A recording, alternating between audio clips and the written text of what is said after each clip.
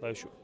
Good morning. We are broadcasting live from Technopark Tbilisi. I remind you, this is the second day of the Creative and Cultural and Creativity Forum, and just in few minutes it will start the first session, which will showcase the cultural and creative industries from Georgia. When we will meet many Georgian entrepreneurs, they will tell their really interesting stories. So stick with us, and as I already said, just in a couple of minutes it will start the first session.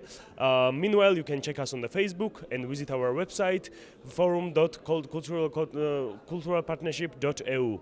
Stick with us. Bye.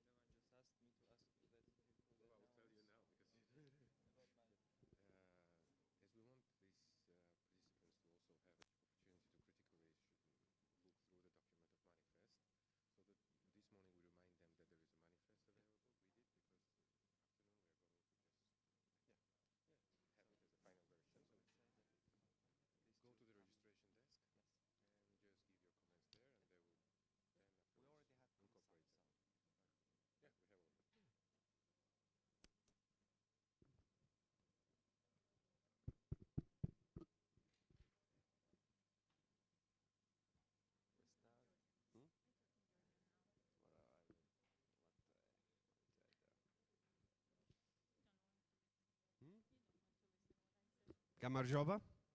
Good morning. So today,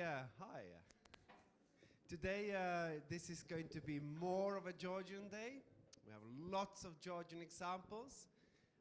That also means we're going to have more Georgian language.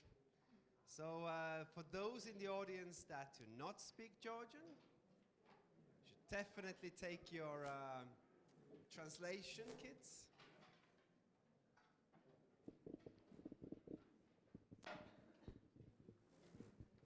We have translation to English and Russian as well. So there's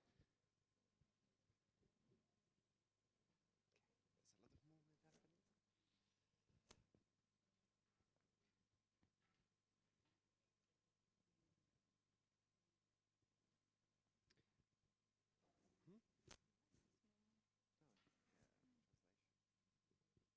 Okay, so I can continue speaking English now because these people understand English, I guess. Okay. So, how did you like yesterday? Did you enjoy the conference, those who were here? So let's try it this way. If you liked it yesterday, if you enjoyed it yesterday, show this. If you think it was very bad, show this. And if you're not sure, so show this. So, did we like yesterday? Oh, very good. Very good. It's like in Gladiator show, you know, what will I do if I do this? Let us introduce ourselves as well. So we are the moderators. There's even one more moderator coming, but so maybe you can start. Salmabit, ვინც გუშინ არ იყო ისევ თავიდან გაგეცნობით, მე გახლავართ ელენე თოიძე, კულტურის პოლიტიკის სამმართველოდან, კულტურისა და ძეგლთვისის სამინისტროდან და თქვენთან ვიქნები პირველი 2 საათის განმავლობაში და პრინციპში მთელი დღეც. მოგესალმებით მეგობრებო. მე გახლავართ ზუიან ჭედლიშვილი. დღეს ვასრულებ ასე ვთქვათ ფორუმის მოდერატორის როლს, ასე რომ ყველანაირი კითხვა, ყველანაირი პრობლემა მოგზანდეთ ჩემთან და ყველანაირად დაგეხმარებით. მადლობა. Sofot, come and introduce yourself. That's our 4th moderator. Go on. Hello everybody again. ქართულად. გამარჯობა. გამარჯობათ, მე ვარ სოფო ვენდიაშვილი, მეწარმეობის განვითარების სააგენტოს წარმოვადგენ. ეს სააგენტო არის ეკონომიკის სამინისტროს ქვეშ არსებული სიტყვი, რომელიც არის. ეხლა ისმის, ხო. მე წარმოვადგენ მეწარმეობის განვითარების სააგენტოს, ეს არის ეკონომიკის ქვეშ არსებული სიტყვი, რომელიც მეწარმეობის და ექსპორტის განვითარებას უწყობს. მე ვარ პირადად შემოქმედებითი მეწარმეობის განვითარების მიმართულების ხელმძღვანელი და ასევე პროგრამა გადაიღე საქართველოსის ხელმძღვანელი და ძალიან დიდი მადლობა მობრძანებისთვის. კიდევ შევხვდებით. Very good. And my name is Ragnar Sil. I'm originally from I was told yesterday that I forgot to introduce myself. So my name is Ragnar Sil. I'm originally from Estonia. I work for one of the organizers, the Culture and Creativity Program of the European Union Eastern Partnership. And yeah, that's me. That's me. I've been I'm working here with the Ministry of Culture for many, many years already to help to draft the new culture policy and also the creative industries roadmap. So I take it very personally what happens in this country. But anyway, we start with the session with highlighting the examples of Georgian creativity, and the floor is yours. დიახ, როგორც ბატორმა რაგნერმა უკვე გითხრათ, დღეს გვექნება ასე ვთქვათ აღმოჩენების სესია და მოკლე პრეზენტაციები საქართველოში არსებული წარმატებული შემოქმედებითი ინდუსტრიების შესახებ და დღეს პირველ საინტერესო და შთამაგონებელ ისტორიას გაგვიზიარებს ბატონი ლუარსაბ ტოგონიძე. ალბათ აქ ყოფთაგან ბევრი იცნობთ სამოსელ პირველს და ბატონი ლუარსაბი არის ადამიანი, რომელმაც თავისი ჰობი, რაც სიძველების და მემკვიდრეობის კვლევას უკავშირდებოდა, წარმატებულ საქმიანობად გადააქცია. გთხოვთ ბატონ ლუარსაბ.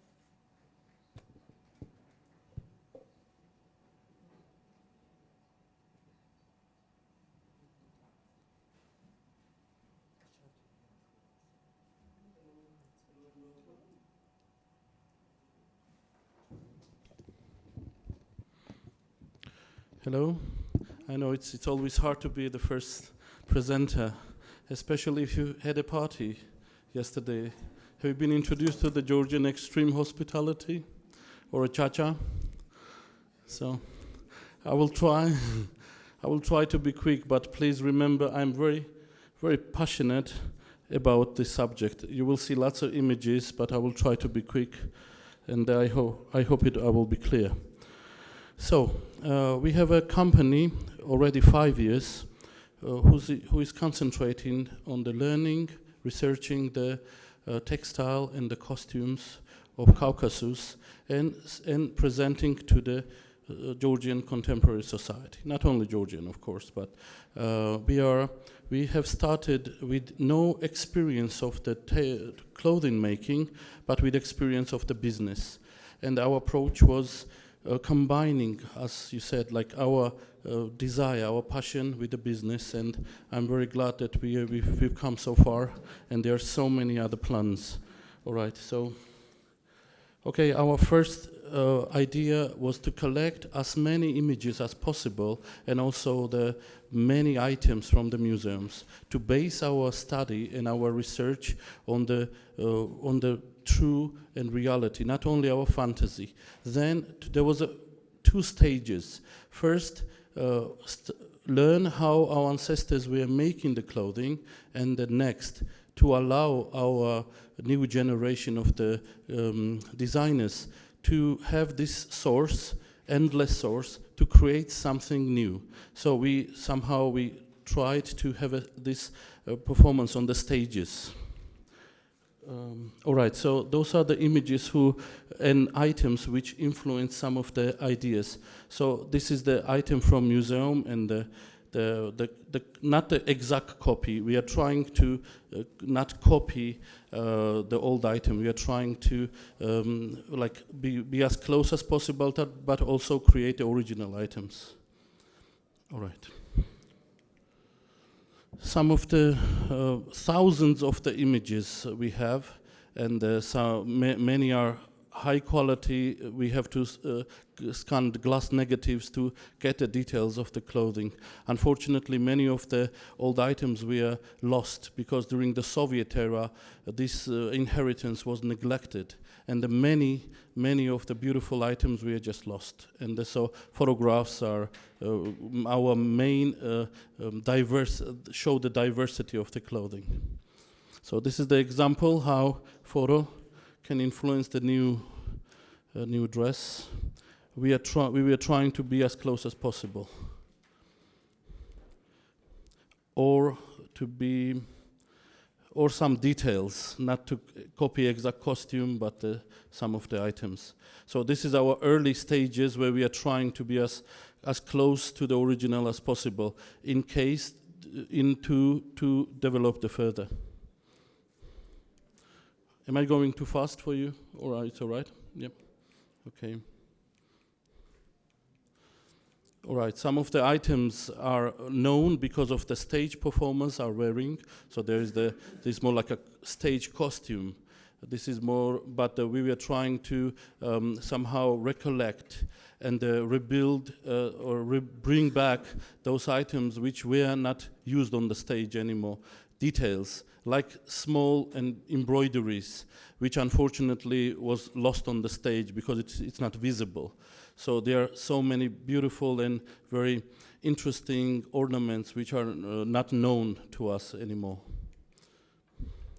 We have lots of photographs because of the Caucasus always was diverse and always troubled. So there were many photographers who were photographing the maybe Russo-Turkish war or some other wars. So, but they were taking pictures of the people, and so there was like a ethnographic research too. So lots of people are asking about the Georgian costume. What is those cigar-looking items? This is the containers for the gunpowder. This is for the muskets. You have to remember that muskets and the gun, like firearms, were loaded for like almost 3 centuries. There were no bullets, so they had to load as like a big gun. So there was like pre-measured amount of the gunpowder, and they were using this in a battle. This detail is little late, like maybe beginning of 18th century, end of 17th century is attached. Dress and the structure is quite old. Lots of beautiful, elegant embroideries. Some of the very funny, peculiar kind of hats, which we don't use it anymore. But there was the time that like you could not leave the house without a hat. So this is like a summer hat with very gentle and beautiful ornaments. I love combining this Georgian warrior image with like very gentle flowers and the decoration. I love it. So we try to somehow rebuild. And good thing about the high quality photography is that you can bring those ornaments back, and that you can somehow like rebuild this like range of the ornaments, which are originals are lost, but the photographs have showed us. This is the Guria, Western Georgia, Black Sea region, very close to the. These are very close to the Pontian territory. That right now the very eastern, northern eastern Turkey, and the Greeks were wearing similar clothing of that time.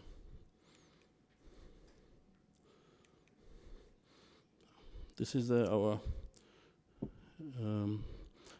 That's what we have done. This is also the Ajarian Gurian clothing. Georgia is small, but as you know, it's quite diverse. Not only the cuisine or the songs, polyphony, you see diversity. You see so many varietals of Georgia. Georgians always tried to, like there is a secret of the Georgian mood which yet to be rediscovered, because you have to remember that we are still under the ruins of the Soviet era, which was quite gray, and that this diversity was suppressed. Sometimes the item from museum or a photograph reveals a secret. For instance, you see the Marjorie Wardrobe. She was the English lady, the sister of the British ambassador in Georgia, and her dress on the photo.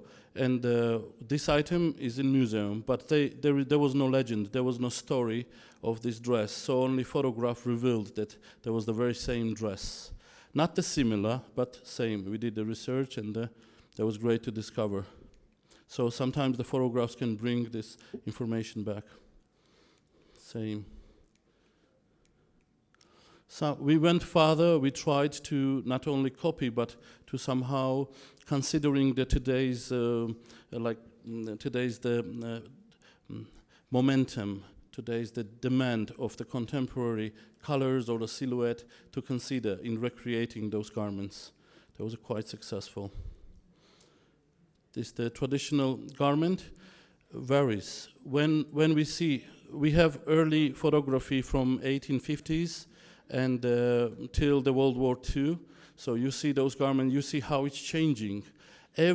Although it's traditional clothing, still follows the rules. There is always renewal, there is always some influence. So some people believe that tradition is like something that you have to only keep this way.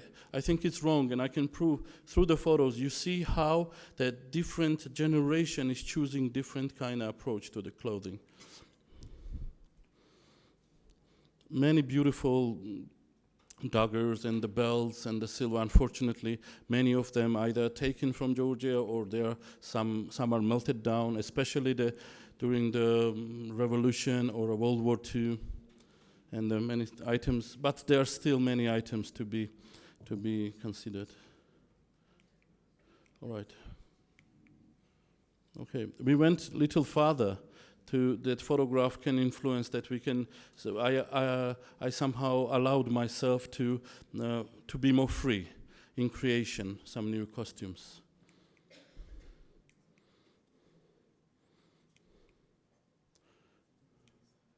There are some garments which are forgotten. For instance, this is the quite early, which is right now Georgians cannot recognize. So this is called kaba. This is more like for the mainly nobles would wear this, which was replaced by the chocha, the other garment. So this was also fun to somehow learn about this.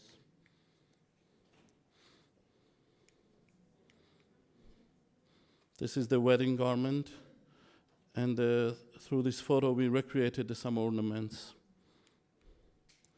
Mountain is incredible. Mountain is like lowlands usually had lots of influences from the east and west, but the mountain somehow kept some of the oldest layers of the garments, and it's always interesting to research. For instance, like to the right, you see our famous poet Vajab Shavela, and this influenced our costume here from Tushetian Mountains, where in medieval clothing there were lots of symbols. We were trying to know more about this, because sometimes the symbols are representing not only the social status or a like province or the season, but some more like a deep, more like religious beliefs. This is the sketch of the Max Tilke. Usually they were using photographs to have a influence, to have an idea. Sometimes they were changing some things there too. It's interesting to observe the source.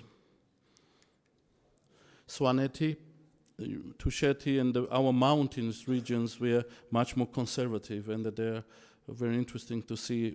I don't know if you had a chance, but a place to see is the museum in Mesti and Ushkuli. It's beautiful and ancient. This is the garment. This is the silver ornament, silver jewelry from that region, Swaneti, which we are trying to recreate. This is the original, and this is the copy. All right, I will go a little quick to see. There are lots of funny kind of pictures, like lots of crazy hairdos, and there's always interesting to observe these photographs. And the beautiful people, beautiful faces. And the 19th century is interesting how the traditional clothing and European clothing go together. Later in the Soviet era, there was more like demonized the past. So there was a neglected, and we lost.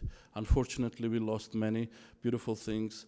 I always envy Japanese too, that they somehow managed that to keep their country going to the ultra kind of new technologies, but also they're respecting the past. I hope we can manage somehow to do so. Who are our clients? Clients are mainly our clothing is popular in the wedding ceremonies. Many clients, really. We did sometimes the shows. Usually the ambassadors or a sportsman, and don't mention please Olympic team. All right, this is some of the not only Georgian famous actors. So this.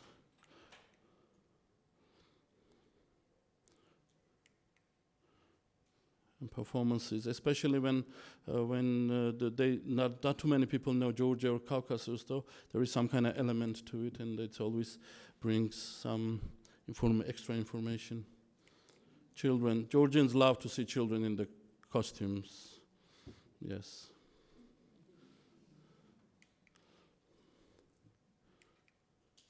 So we have about 50 people.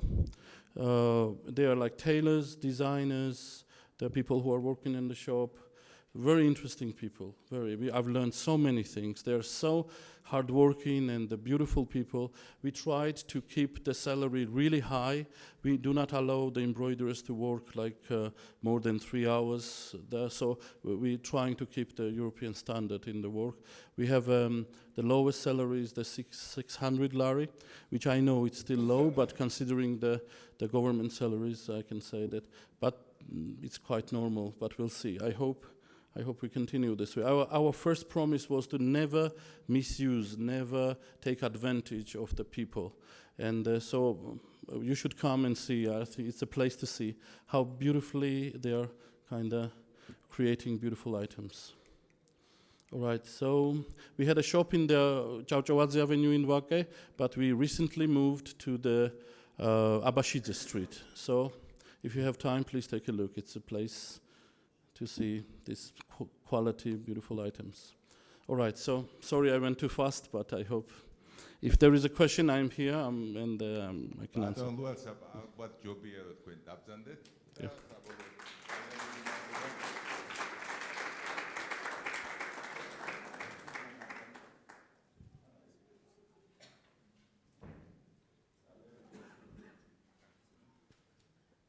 ჩვენი შემდეგი მომხსენებელი გახლავთ ბატონი თორნიკე ახობაძე, სააქციო საზოგადოება მარუსია ჯორჯიას ბრენდ მენეჯერი და ისაუბრებს შემოქმედებითი მარკეტინგის შესახებ. მოგვიყვება თუ როგორ შეიქმნა ვისმინო, სრულიად ახალი და უნიკალური კონცეფციის მატარებელი ღვინის ბრენდი.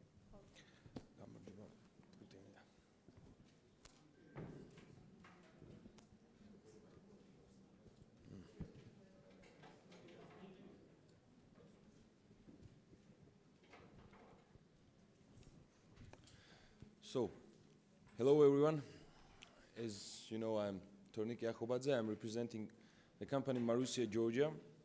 I'll tell a couple of words about our company. So, we are the holding company of two big wineries in Georgia. One of them is Chateau Mukhrani, and the second one is the Georgian Wines and Spirits Company, known as GWS. So, we also represent the part of the global group, the Marussia Beverages, which is dealing with the beverage business all over the world. So we have like Marussia Georgia, Marussia Russia, Ukraine, US, France, and so on and so on. In every country, we produce our own beverage and make the distribution. So in 2015, we realized that on Georgian market was the trend. And the trend was showing that the more urban and more young generation was demanding the domestic product. I'm talking about the wine. So it's not necessarily the age when I'm talking about young. Basically, I'm talking about the mindset. So we came up with the idea to create the new brand and to use this opportunity. So we had like three things to do. Like we wanted to create the innovative brand, which will be referring to the past and looking ahead at the same time. And also we realized that the culture was the bridge between business and society. So we came up with the idea to combine wine and music. So we wanted to integrate the music in every stage of wine production. So as you know, every wine has its own character, and so is the music. So we have created the group of experts, the winemakers, the musicians, and so on and so on. And we have chosen particular music to particular wine varieties. So every wine variety in our range has its own music. And basically it's classical music, like foreign music, but there are also Georgian composers in here. So besides, I can say that there is a tradition in Georgia. In the old times, the Georgian people were singing to the wine, and they believed that this helped the wine to grow and to give the better product. So it's some kind of resurrecting the tradition and looking at it in an innovative manner. So then we created the name. The brand name, as you see, is Vismino. So Vismino in Georgian means have to listen. So also in this word you can easily hear the word Rvino. So Rvino in Georgian language represents the wine. So we think that this name perfectly transmits the idea behind the brand. So after the naming process, we wanted to integrate music in the design. So we denied to use the simple graphical design and tried to create the musical instrument, which has given us opportunity to paint the music. So we were looking for multiple theories. So there was the theories of Goethe, Newton, but finally we have found the theory of Scriabin, which links the musical tone to the particular color. So this has given us opportunity to build the piano that you see here, that is transferred to the label maker. So we are using these paintings on our label afterwards. So to show this process, I will show you the small video to describe everything.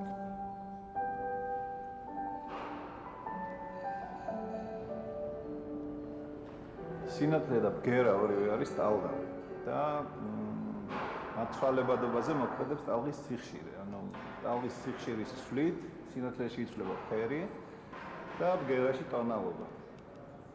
სინათლის და ბგერის ერთმანეთთან დაკავშირების რამდენიმე თეორია არსებობს. ყველაზე ცნობილი არის ნიუტონის და გოეთესი. ყველაზე საინტერესო ჩემი აზრით არის სკრაბინის.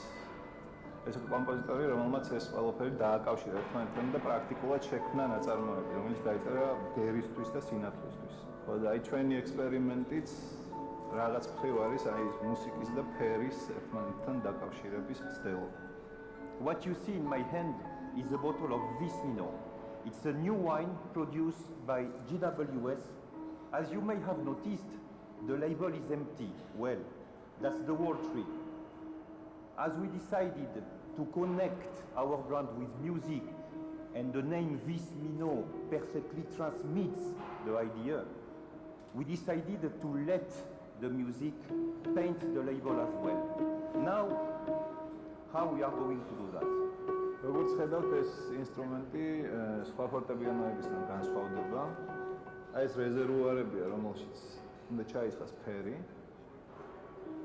შემდეგ აი ამ სარქველის გავლით უკავშირდება ჩაქუჩს და ეს ინერცია, რომელსაც ჩაქუჩი აძლევს სითხეს, მე ინერციით ეს სითხე მიედინება აი მილებში და აი იქით ვეძებთ ნახეს.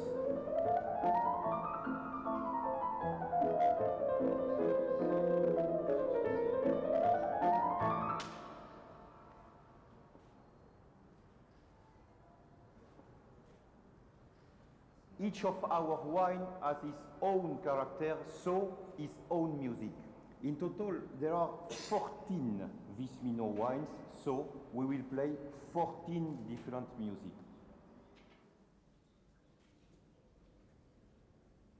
დავიწყეთ.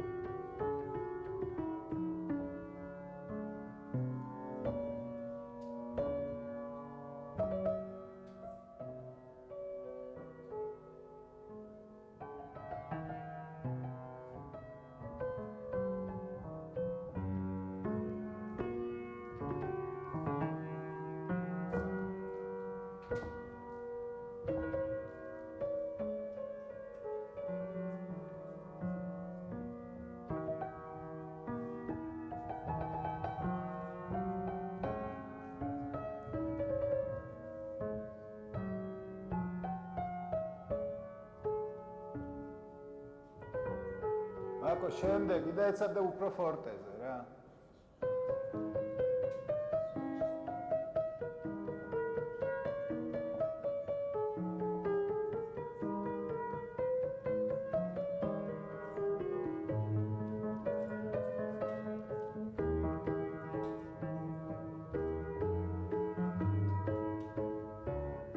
შემდეგი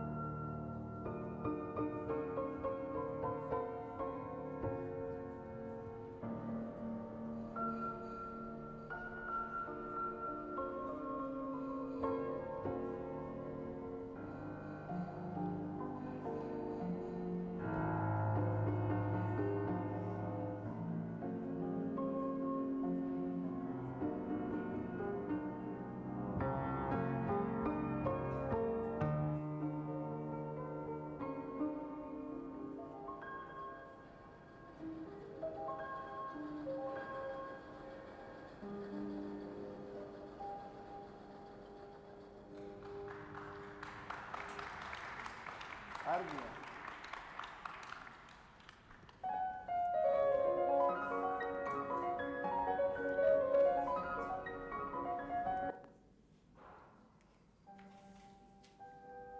So, this is the story of the label making, but the journey of our brand doesn't stop at this point.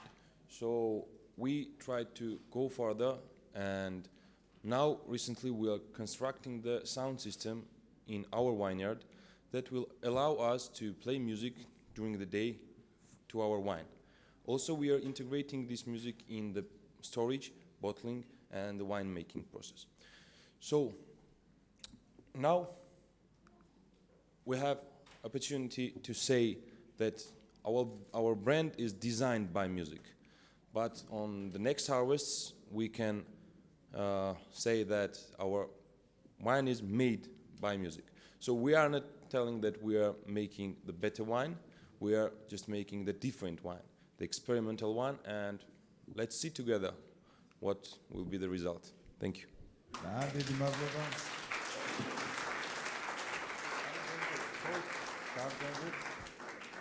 მეგობრებო, ერთი საკითხი მინდა შეგახსენოთ, რაც ძალზე მნიშვნელოვანია, კარგად ისმის.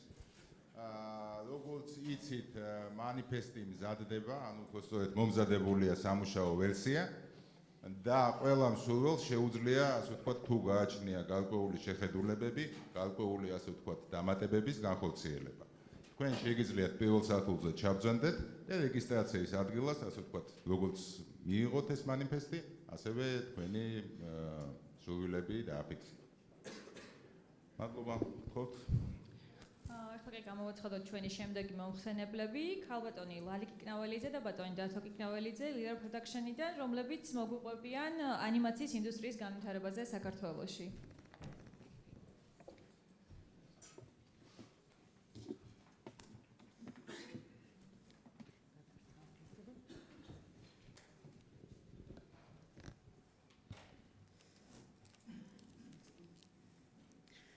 მოგესალმებით, ჩვენ წარმოვადგენთ კინოსაწარმოო სტუდიას ლირა პროდაქშენი, რომლის ერთ-ერთი ძირითადი მიმართულება არის ანიმაციური ფილმების წარმოება.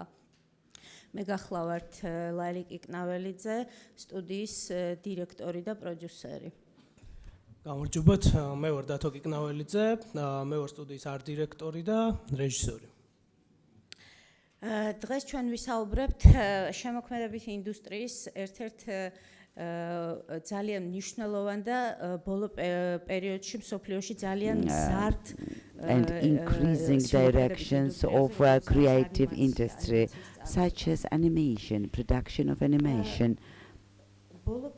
Recently, technological changes of course transformed or promoted transformation of this field.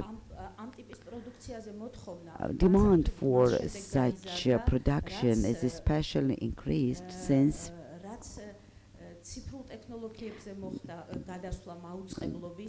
this transition of broadcasting to digital system.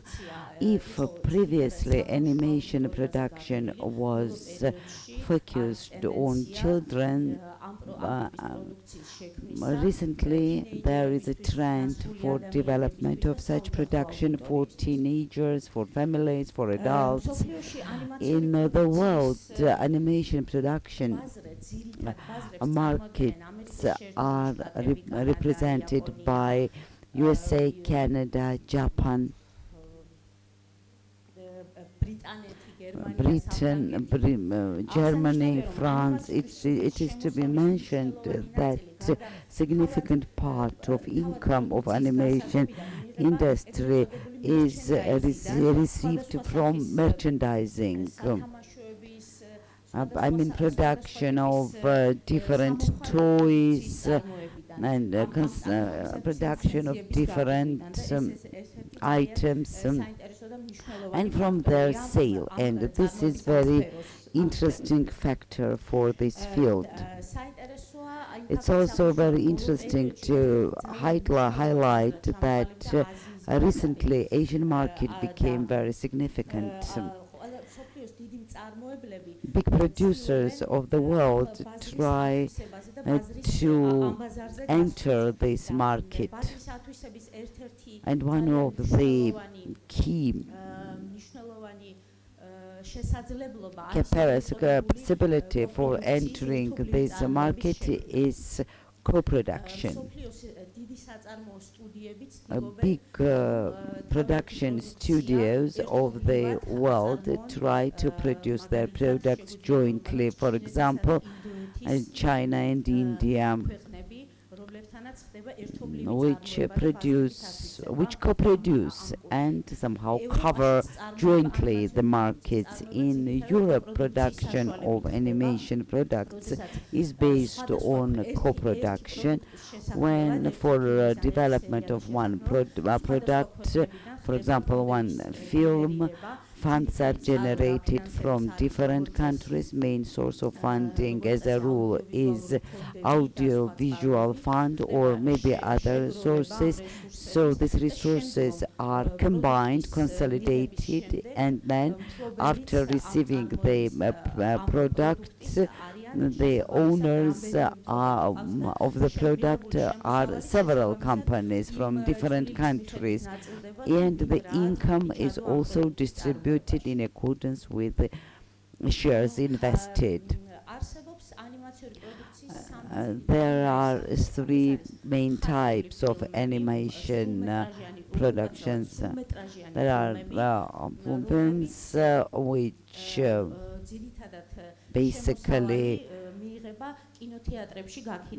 are renting movies, and then author animation, which are non-commercial but have value, and that is animation series. This direction basically is namely the direction which has commercial potential and respectively is very important direction in general if we speak about development of the industry. And also it's very important to highlight that development of animation is very closely connected with the development of the field, like important field like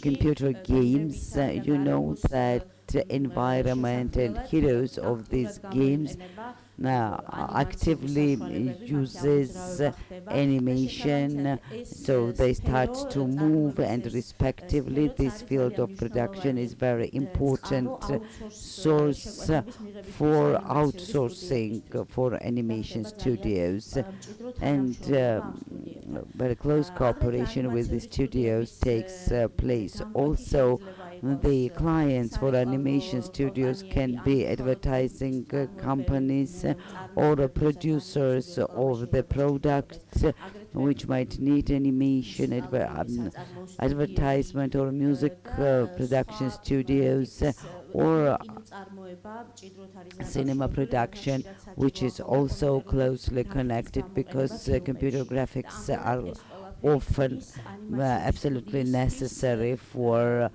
films. So these are potential clients for studios as well. As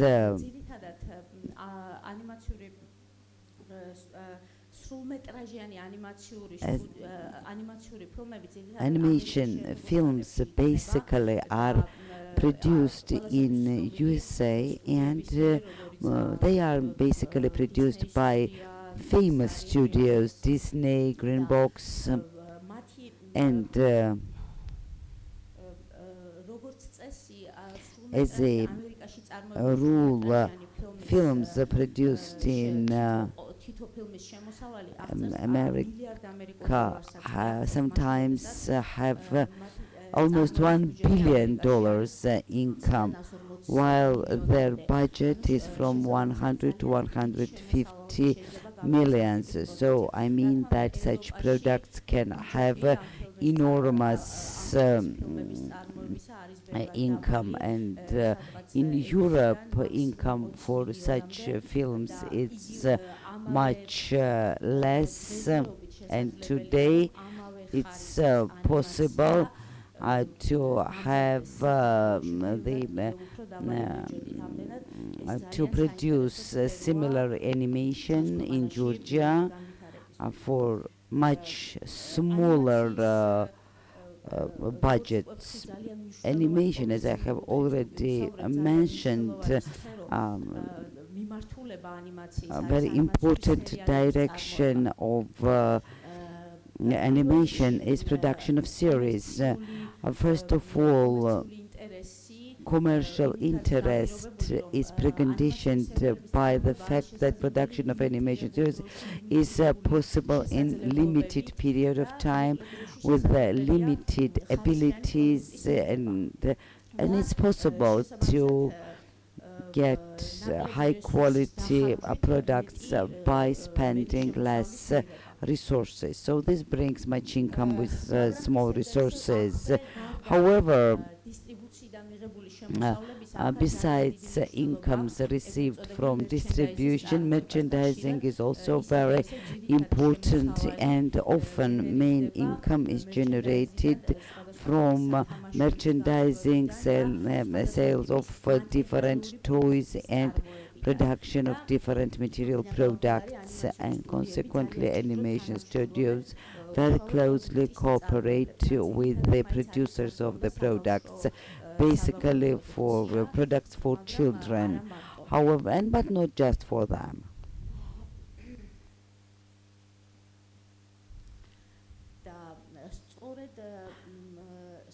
Namely, such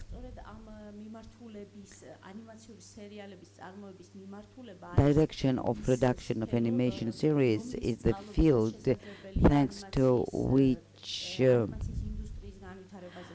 we can discuss development of animation industry, especially in Georgia, in countries like Georgia.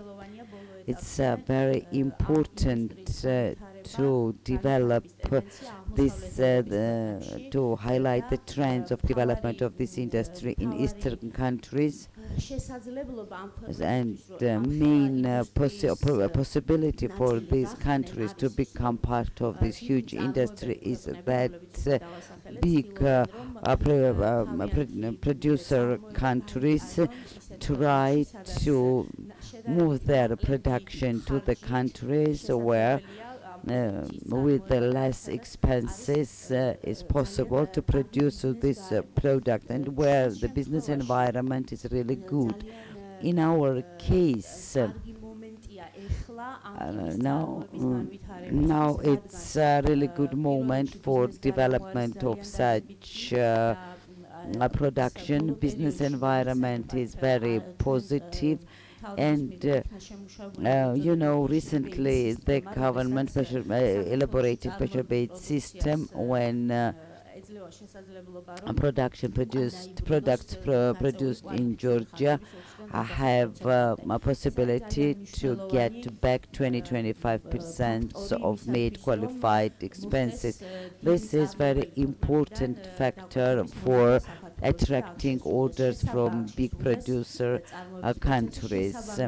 Consequently, in this process, we can develop local human resources, because this is the field where improvement of qualification is linked to production process directly.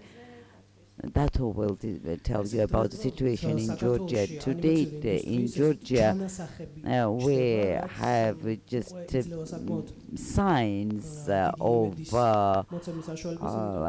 animation, development of animation industry, which is really promising. Now we can say that it's possible to produce high quality products in Georgia. To date in Georgia,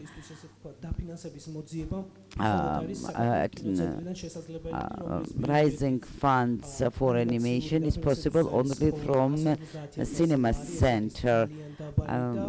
At the moment the budget is 150,000 for for animation, which is too small and gives opportunity just to fund 2 animation films per year, and I think that this budget shall be increased by all means. Also, local channels shall be engaged in funding animation, private businesses and other sources as well, because the production of animation is associated with huge funds. Now I wanted to present a trailer of our animation film, Gino, which is first 3D animation film in Georgia. I believe you will like it.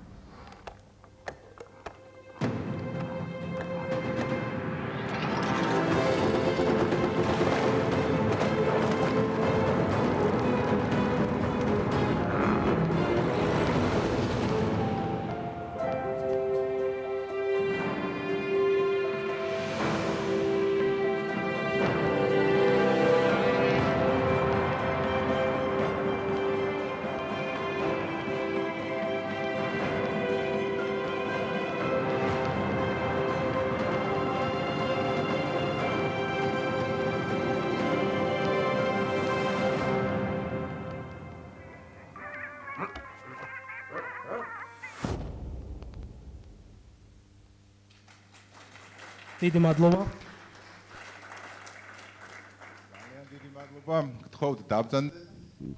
I would like to ask you to sit down. So, time for questions. So, please, if you have questions, if you don't use this opportunity for asking questions, then I will do this. Please, I think that we have very interesting ideas here in Georgia.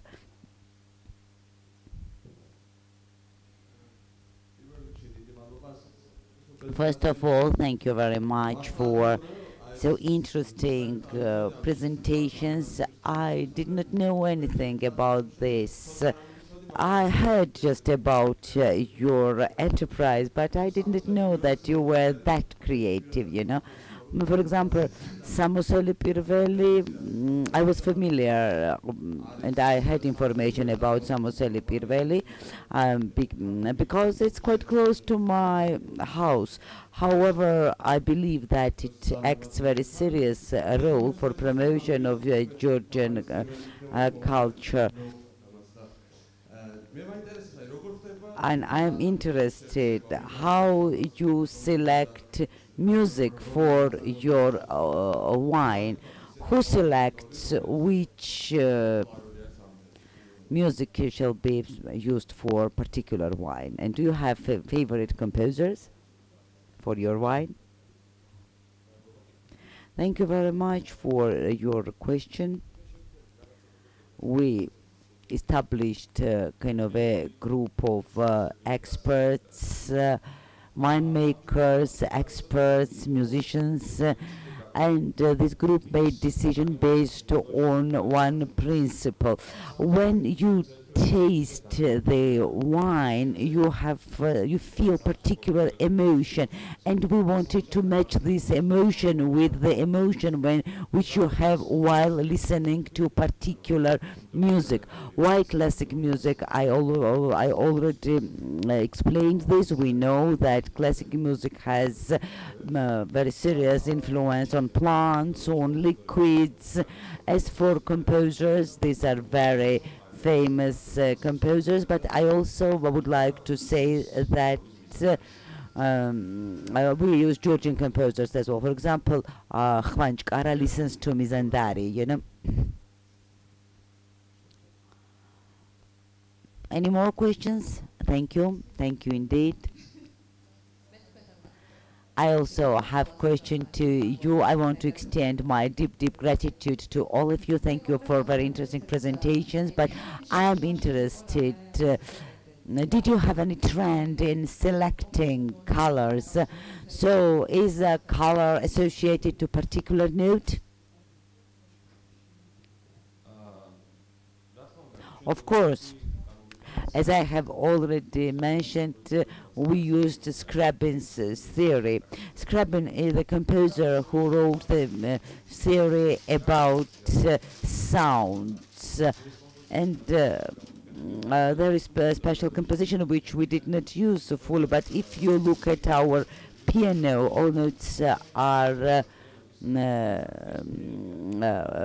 associated to particular vessels, you know, and so we tried to base our production and our brand on scientific grounds, you know. Thank you very much. The project is very interesting. Since I am associated and connected to your company, I have this information, but our society, broad society, does not know about it, and I think that it would be useful if you properly distribute your information. We did not speak about internationalization of your product, and it could be very interesting on international level. Have you thought about it? This, you know. Of course, the idea of this company is not born here in Georgia. There are two founders who spent more than 7 years when we were students abroad, and this idea came to us independently, and then we consolidated these our own ideas, you know. And the fact that internationalization is absolutely necessary, and the more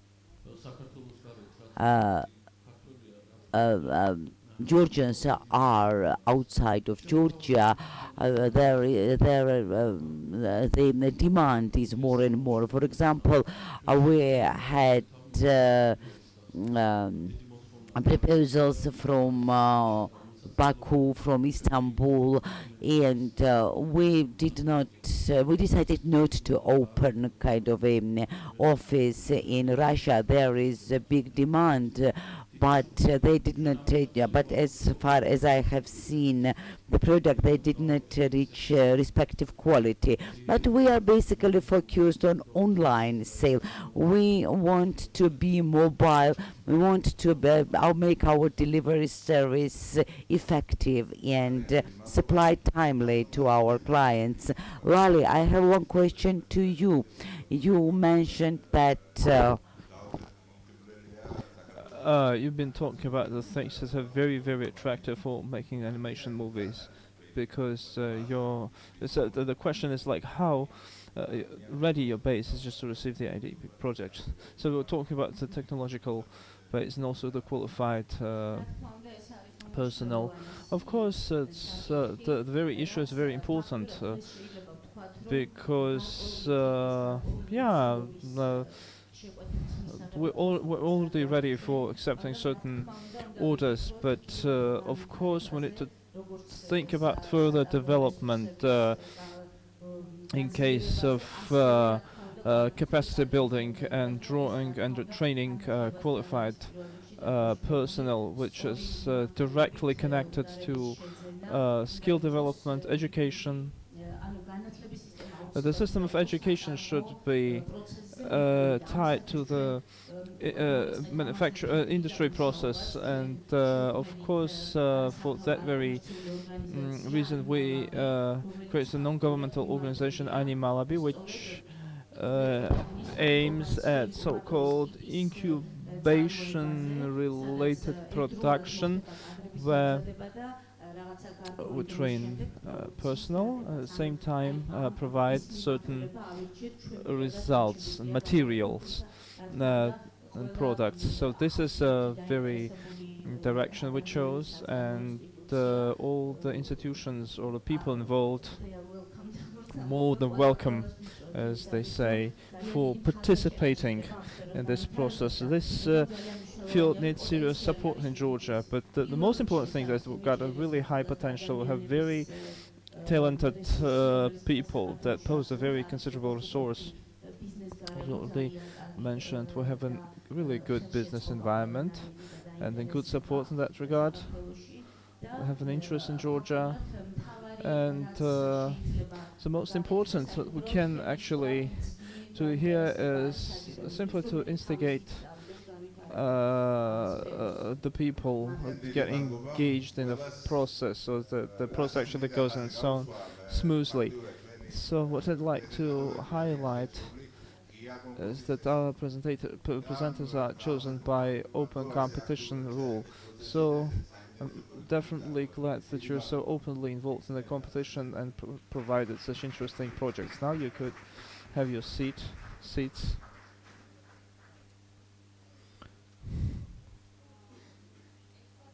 And now, I'd like to ask another group of our presentators, Tornike Adamashvili and Nana Bagalishvili, Civil Initiative Center Tznori Bolnisi Bridge.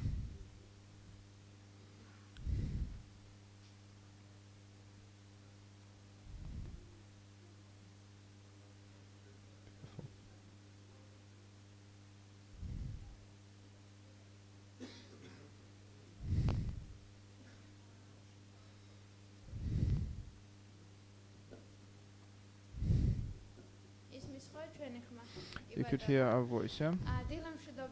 Good morning, everyone. Maybe good afternoon for some.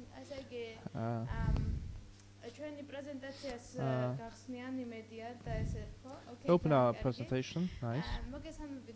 Greetings to everyone. It's been honor and responsibility for us and a challenge to provide the report from Tznori and Bolnisi. We'll talk about all organizations, what challenges we have, what we're doing, and what we can do for the mutual in framework of mutual cooperations. So we present the civil initiative, just the ultimate right place. Tornik is from Bolnisi. He represents the regional movie association. We're going to speak very briefly about what our visions are regarding the development of region, culture development regions. So I would start from the challenges, so that at the end of my presentation I finish with a more optimistic note. So of course I'd like to say that the region so the culture of the region is the unities and folklore, folk music choirs are perceived as the culture. So it's the system and the management of mostly Soviet type in these regions, and we have the lack in HR resources. Municipalities have very little initiatives to get open for the people with critical thinking. The people who start work there for so many years, actually work for many years, retire and then leave their jobs. So like say that new generation's voice is not heard in these municipalities. No budget for independent cultural groups represented there, so the municipality mostly funds their own organizations or agencies, so they're not ready to share the budget resources for the independent cultural groups, which actually creates the monopolized field, which is not contributing to the independent cultural groups. So I'm going to give a floor to Tornike to speak about what's going on in Tbilisi.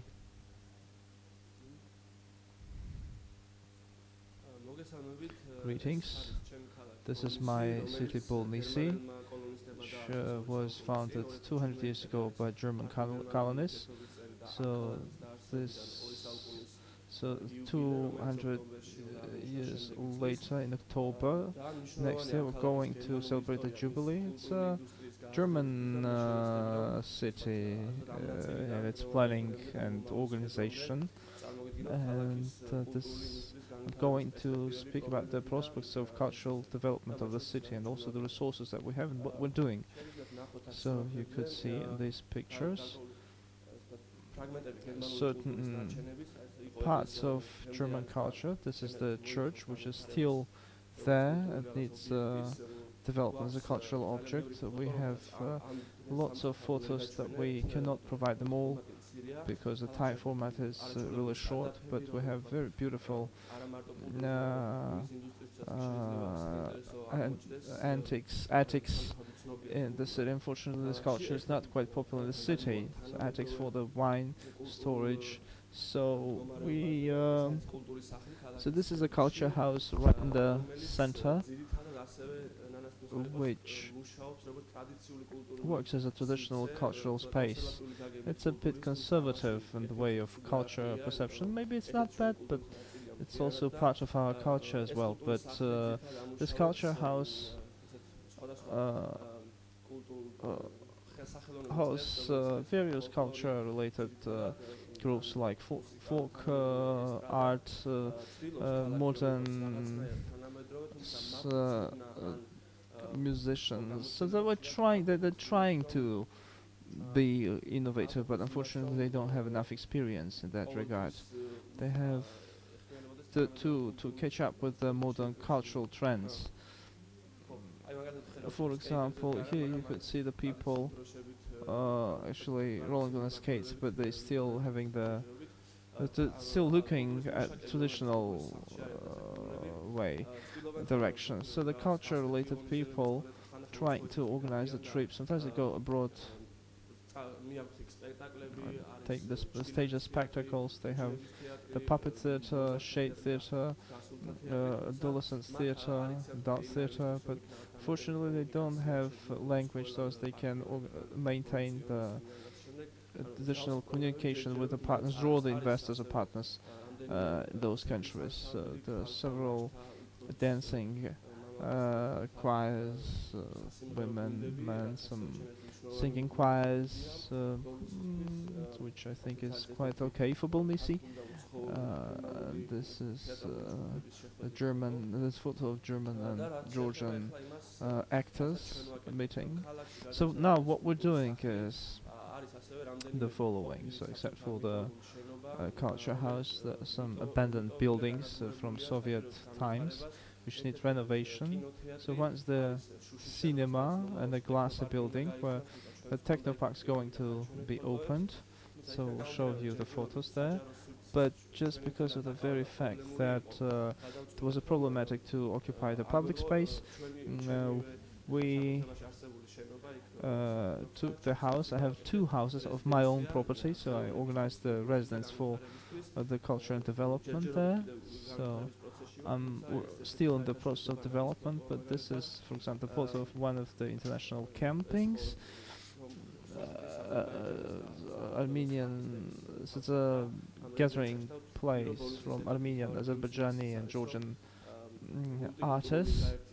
So it's another sense of multicultural unity, and all the ethnic groups are well represented in there, actually live in Trans-Caucasian region.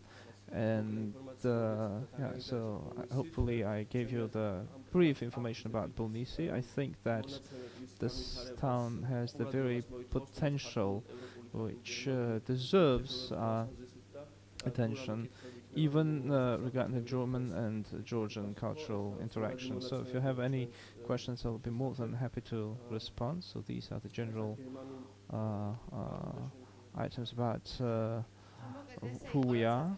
Okay. Yeah, so when we're trying to make a presentation, Tornika really likes his job, and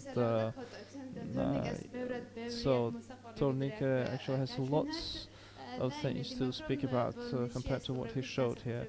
But if you arrive in Tbilisi, it's like a 40-minute drive from here, you'll definitely see his story. The very reason why we get united Snori and Tbilisi is because we have difficulty in these regions to draw enough resources. That's why we're united, me and Tornika, so that we actually get these resources united and actually go faster ahead, because we've been working for 5 years in our regions, and but since that time we've not done any considerable change. Unfortunately, we cannot go very fast to entail our reality. For example, in Signachi municipality there are 14 culture houses, but no management for these houses, because these houses have each managers, and really nothing goes interesting there. So we have one national museum as well.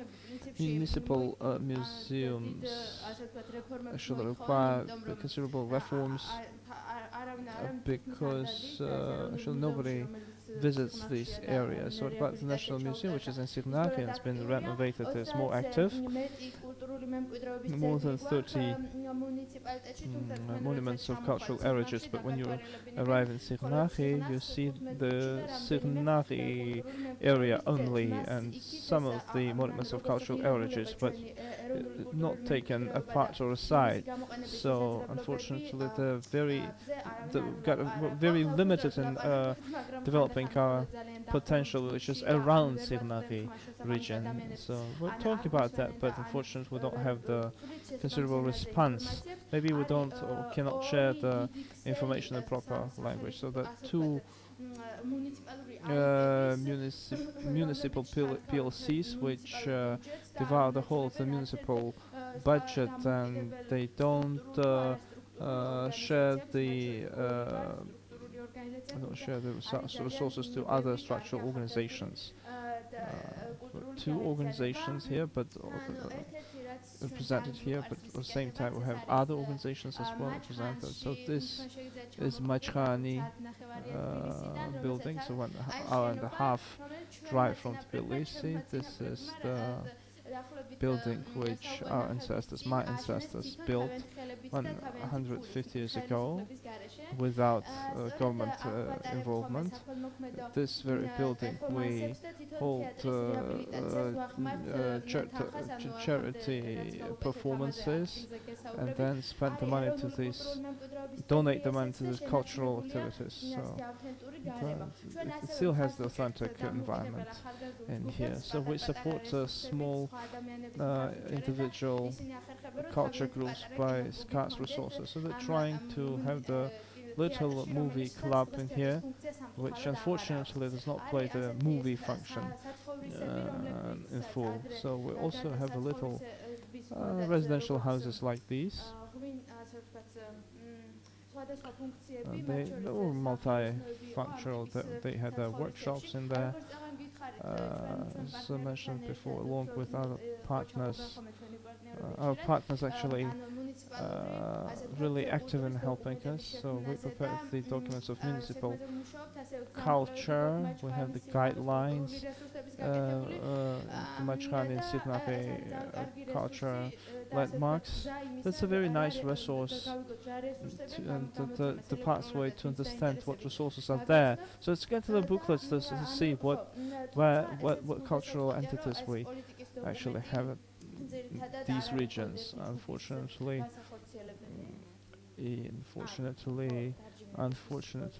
yeah. So just want interpreters just slow down the tone a little bit. But so in Tbilisi, we have really very interesting traditional experience. So it's really well reflected. Unfortunately, I cannot speak slowly, so I need to speak fast. So we're trying to introduce the colorful traits in this gray reality. For example, we really fell in love with these graffiti paintings and street paintings in Signari municipalities. We asked for our friends from Tbilisi, and then the Signari artists actually do this street paintings as well. So the culture houses, as mentioned, they're up to 14, but unfortunately they're not safe for using them for cultural events. As you see, most of them are represent open air because they have an open house space. So when we want to have this gathering, unfortunately we have no possibility for this in-house gathering. So Tsunori, this is a house where I come from. Unfortunately, Tsunori doesn't have this space, closed space for cultural lives. So definitely have to hold the activity, the events in open. Okay, you could see how we can transform this grey reality by our hand into colorful place. We would like this fountain. It was grey, but we collected the porcelain patches and details, so we just transformed that into this colorful fountain. This is a cafe of knowledge. We opened it that we love really because Tornik actually created the art residence and basis of his house platform. As the municipality doesn't have the space like Tornikas, who could meet and share the ideas. For that very reason, we opened the Cafe of Knowledge, which unites four main parts. One is a multimedia library, modern books. So far, we've got only 2 computers for that to find information. We also have a dress code for coming to this cafe to bring books. So we have very interesting books. We have also we have a very low. The price for those books are very low, so you can purchase some of those. So we have cafes. In this cafe, we have very nice cafe and coffee and sweets. Just we have the experience here. So we have of really the interesting, nice interaction, and so we have the days of informal education as well. When we're free, youngsters actually present the movie presentation, so that everything that I'm talking about is not received by any funding, so that all these 4 components which actually under umbrella might amount to maybe 12 or 13,000 USD, more or less. Okay, so but you okay, yeah, but just all the time, so you need to actually follow the limit. But but anyway, yeah, excuse me. We're really thankful for the forum organizers. We're really few. We've got lots of business to do, but we're really thankful for actually a very warm attitude from the Techno Park and from you organizers. Thank you very much.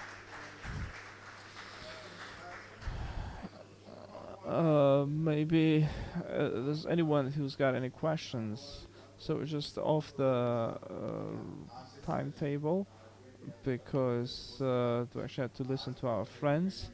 Now we need to actually stick to the limit, and if anyone has any questions, please. Nino Samvelica, EU representative in Georgia. The question to Tornik and Nana, I want to thank you very much for doing this very interesting and important event. I'm really under impression because what you did here was performed by your initiative.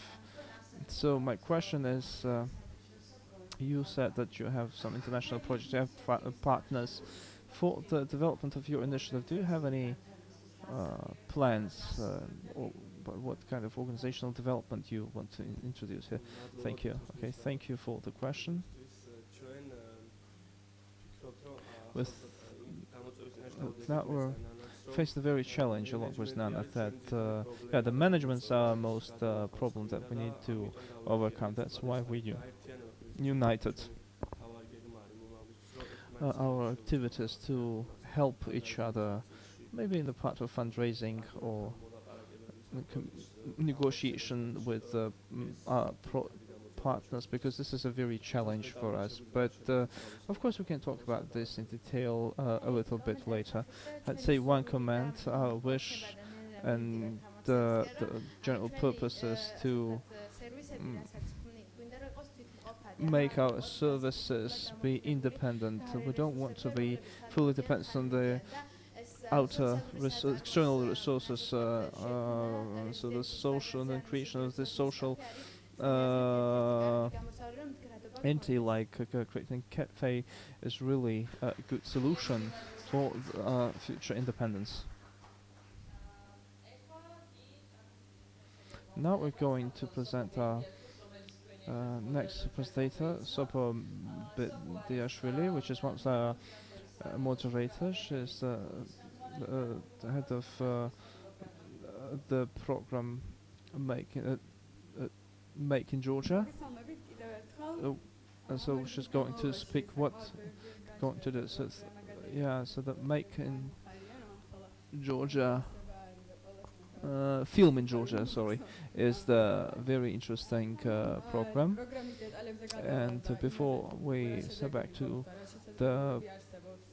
get back to the very possibilities that we have to draw more international experts to Georgia, we'll show you the collage of movies that's been made in Georgia, so that for those people who've not traveled in Georgia that far, this video will give the short introduction about Georgia's movie location and what's been done in this regard in our country.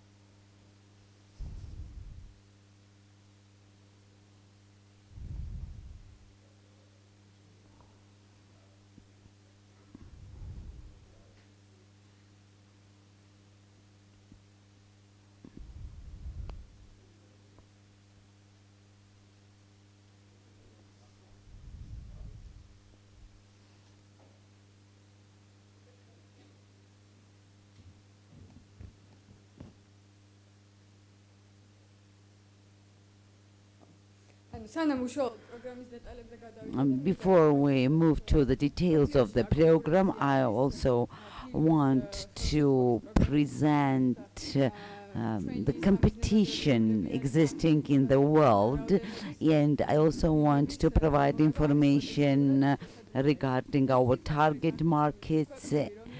So in red we have indicated the countries in which different mechanisms for supporting film industry is provided. This is returning taxes or other mechanisms, other tools which are popular in this industry.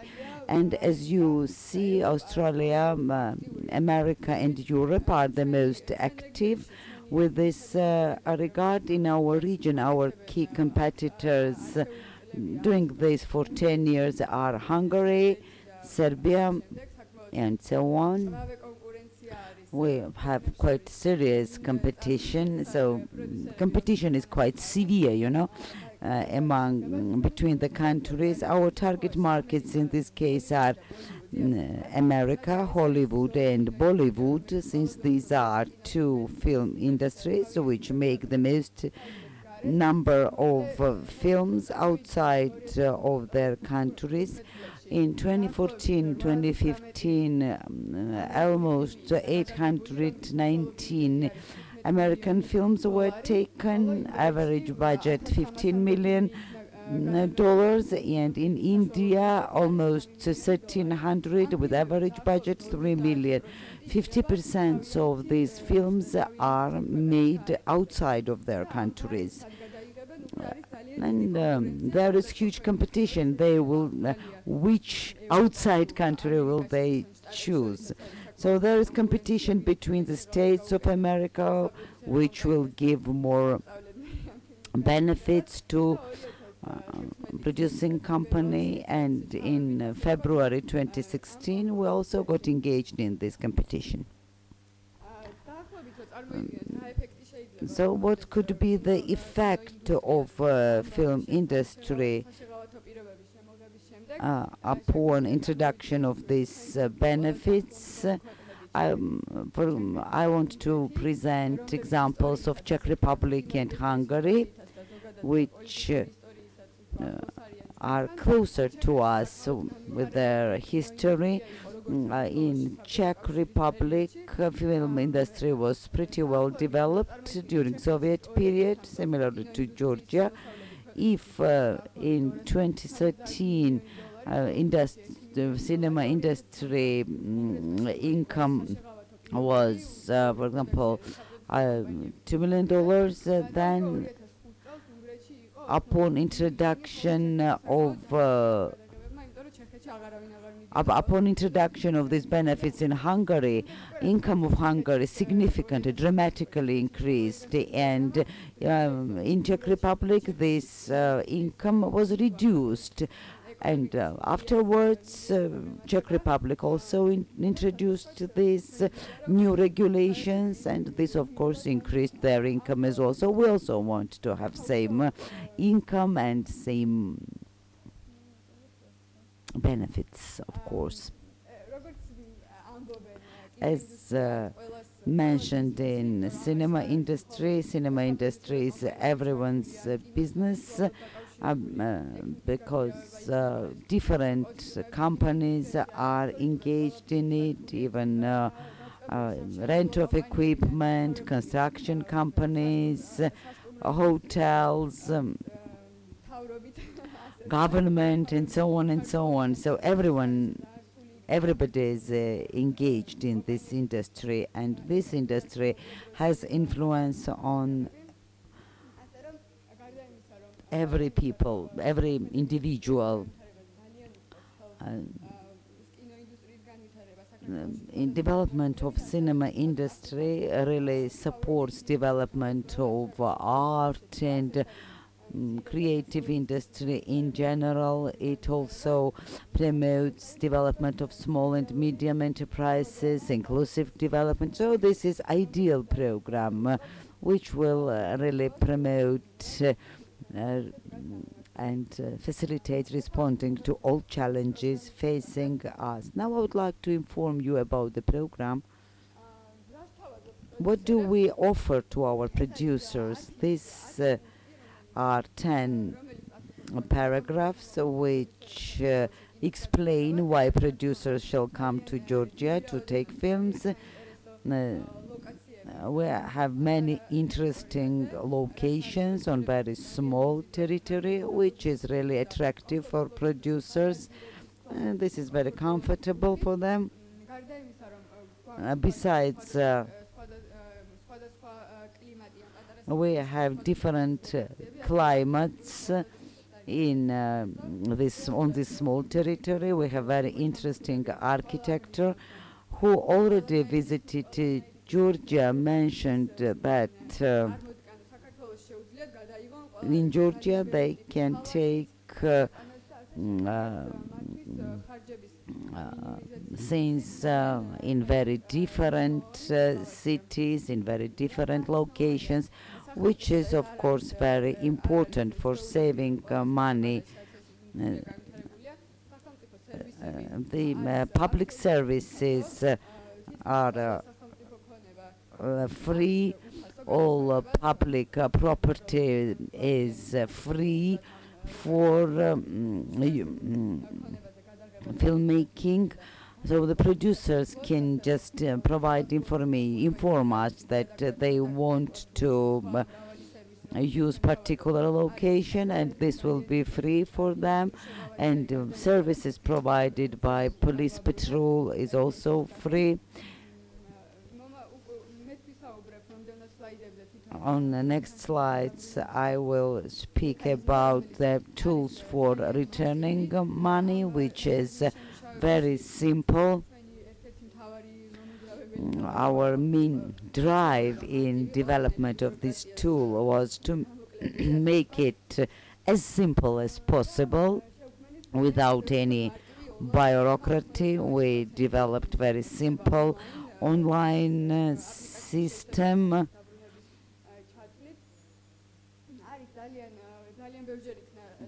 We mentioned for several times today as well that in Georgia we have a really nice business environment in terms of taxes.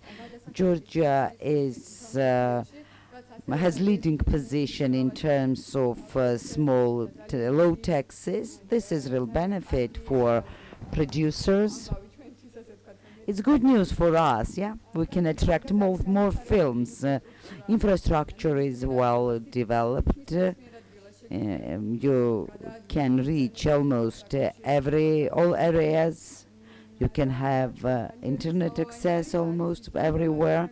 And very important is that Georgian people loves cinema.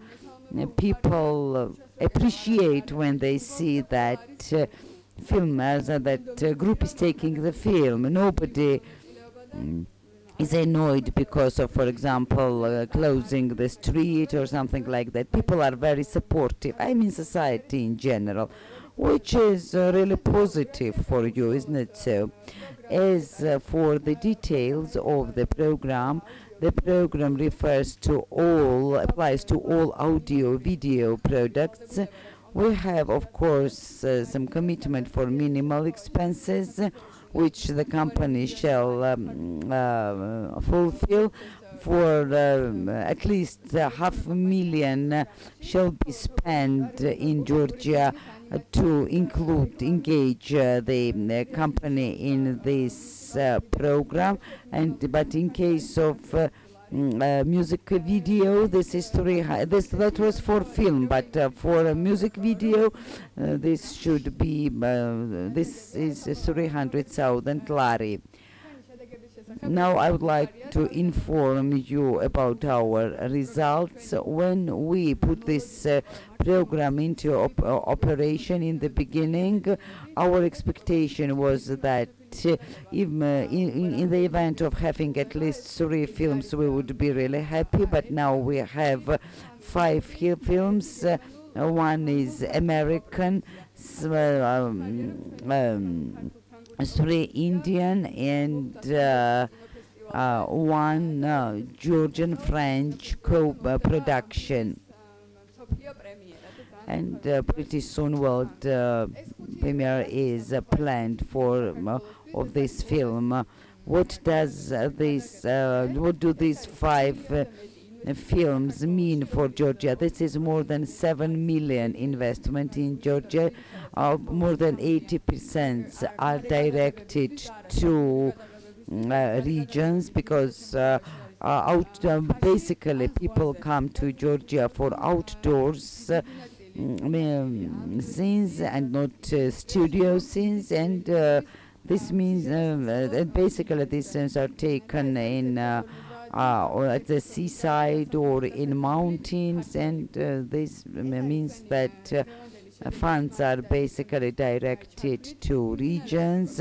We have employed increased number of employed Georgians. India becomes more and more active. We become more and more popular for Bollywood market, and despite of the fact that our target markets are America and India, Europe also becomes active, and we believe that the number of films will be increased. That's all from my side. Thank you indeed. Sopo, you should feel yourself. What does this mean? Dear friends, if there are any questions, please. If there are no questions, so we are a bit late, and let's have a 15 minutes break. 15 minutes by all means, because we are lagging behind, and we'll continue in 15 minutes. Thank you indeed.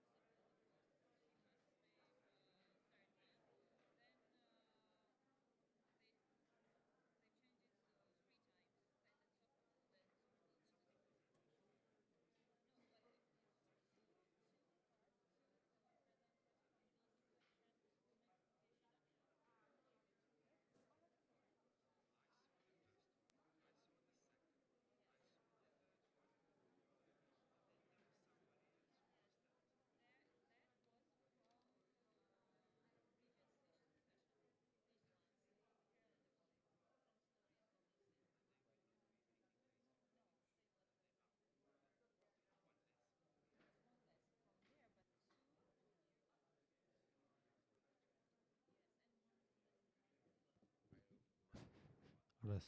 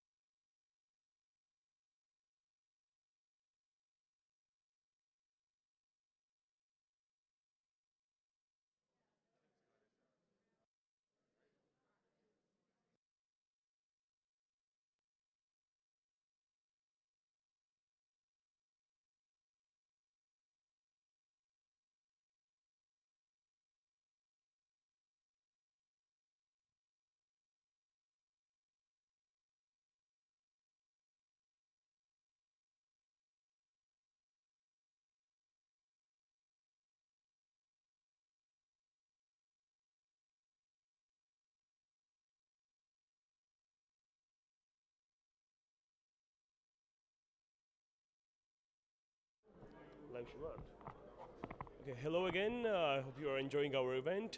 And our next guest is Dato Kiknavelidze. Please present yourself.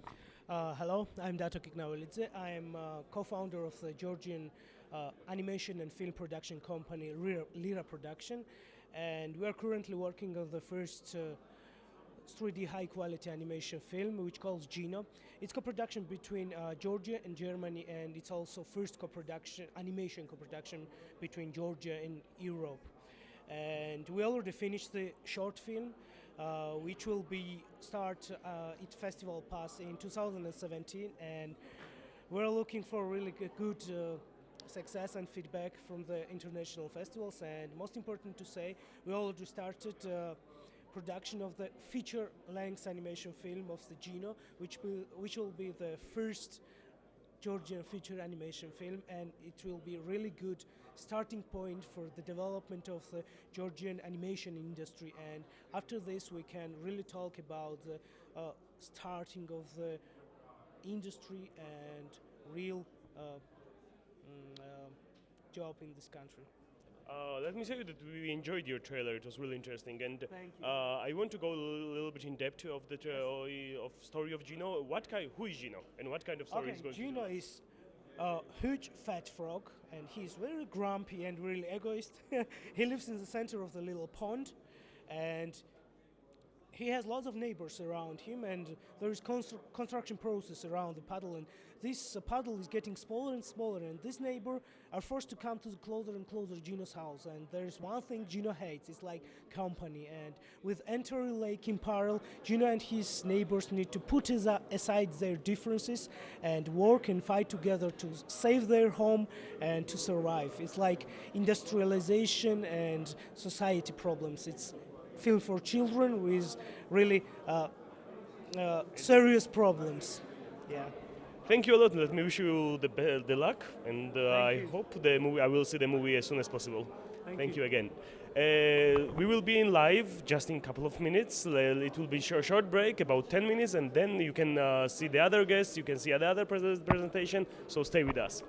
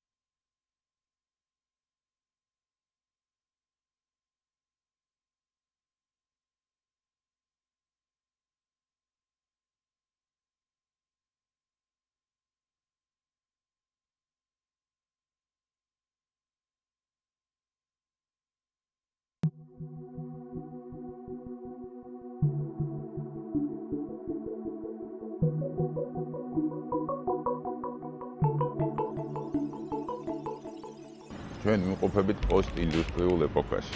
არა მარტო ევროპა, არამედ მთელი განვითარებული სამყარო შემოქმედებით ინდუსტრიებს განიხილავს როგორც 21 საუკუნის გამოწვევების გაძლევის ინსტრუმენტს. დღეს როცა ლაპარაკობენ რაღაც საქართველოს განვითარებას, ძალიან ხშირად არის ხოლმე აქცენტი ტურიზმზე. და ჩემი აზრით, ტურიზმზე უფრო მეტი მნიშვნელობა აქვს ექნება შემოქმედებით და კულტურულ სფეროს და ინდუსტრიას. ნებისმიერ ბიზნესს ჭირდება რაღაცა სახე. და იმისთვის რომ სახე შეიქმნას, ამისთვის ჭირდება ალბათ შემოქმედება. ხელოვანები საჭიროა ყველა სფეროში. ანუ ყველა ოფისში ჭირდება, თქვათ, ის ახალი იმიჯის შექმნა და ის შემოქმედებითი აზროვნება, თუნდაც თავიანთ ბიზნესთან დაკავშირებით. საქართველოში არსებობს ბევრი საინტერესო სივრცე, სადაც შეიძლება დაკავშირდნენ ერთმანეთთან ბიზნესზე ორიენტირებული პროექტები და შემოქმედებაზე ორიენტირებული პროექტები. ინიციატივა სწორედ ხელოვანებში, ახალგაზრდა კურატორებში და აი ამ სივრცის ვიზუალურ ხელოვნებაში დღეს არსებობს. თუ გვინდა რომ ეს უფრო მეტად განვითარდეს, ამას ხელი უნდა შეუწყოთ. ჩვენ რეალურად გვაქვს ყოველდღიური მონაცემი იმისა, რომ ეს ინდუსტრია გახდეს ძალიან წარმატებული, თუმცა გვაკლია ის ელემენტარული ცოდნა თვითონ კომერციალიზაციის და ბიზნესის კეთების ნაწილში, რომელიც ძალიან მნიშვნელოვანია ნებისმიერი ეკონომიკური სფეროს განვითარებისათვის, მათ შორის შემოქმედებითი ინდუსტრიის განვითარებისათვის. ზოგადად სახელმწიფო სტრუქტურებით და ზოგადად ის პროგრამები, რომლებიც დღეს არსებობს, ზუსტად ამას უწყობს ხელს. ბიზნესი და შემოქმედება როცა სინთეზურად მუშაობს, ერთიანად ქმნის წარმატებულ, სასიამოვნო და ეფექტურ გარემოს.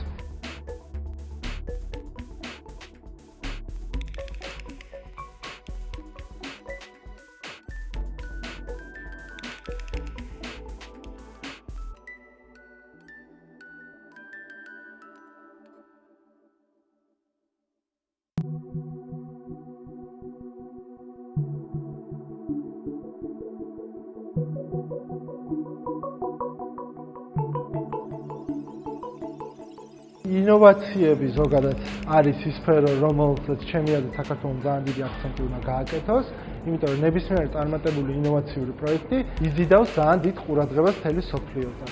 ფინანსებსაც მთელი სოფლიოდან, რაც პირდაპირ მაჩვენებელი არის ეკონომიკური ზრდისთვის, ყველანაირი ინოვაციური პროექტი შეიძლება გახსნილი აზროვნება და შემოქმედებითი ხედვა. ბევრი საინტერესო პროექტი განხორციელდა ამ კუთხით, მაგალითად ერთ-ერთ დავასახელებ კიბერგალაქტიონს, შექმნეს ხელოვნური ინტელექტი გალაქტიონის. კიდევ ბევრი ესეთი სხვა საინტერესო პროექტები კეთდება საქართველოში. დღესდღეობით ისეთ დროში ცხოვრობთ, რომ ფაქტიურად შემოქმედება, ხელოვნება და ტექნოლოგიები რაღაცა მთლიანად ერთად შეირწყა უკვე და რაღაც ერთმანეთისგან დამოუკიდებლად ძალიან რთულია აღქმა ამ ყველაფერს. დღესდღეობით საქართველოში ეს თანამედროვე ტექნოლოგიების და არტის შერწყმა ეხლა იდგავს ფეხს და უკვე არის რეალური кейსები, უკვე წარმატებული პროექტების. ეხლა დავამთავრეთ ძალიან მაგარი ახალი ქართული ანიმაციური ფილმი, რომელიც არის 3D-ში გაკეთებული მთლიანად რეალური მაგალითია ტექნოლოგიების და ხელოვნების შერწყმის. ეხლა იწყებს საფესტივალო გზას ჩვენი ანიმაციური ფილმი ჯინო ქვია და რავი, ველოდებით ძალიან დიდ წარმატებას.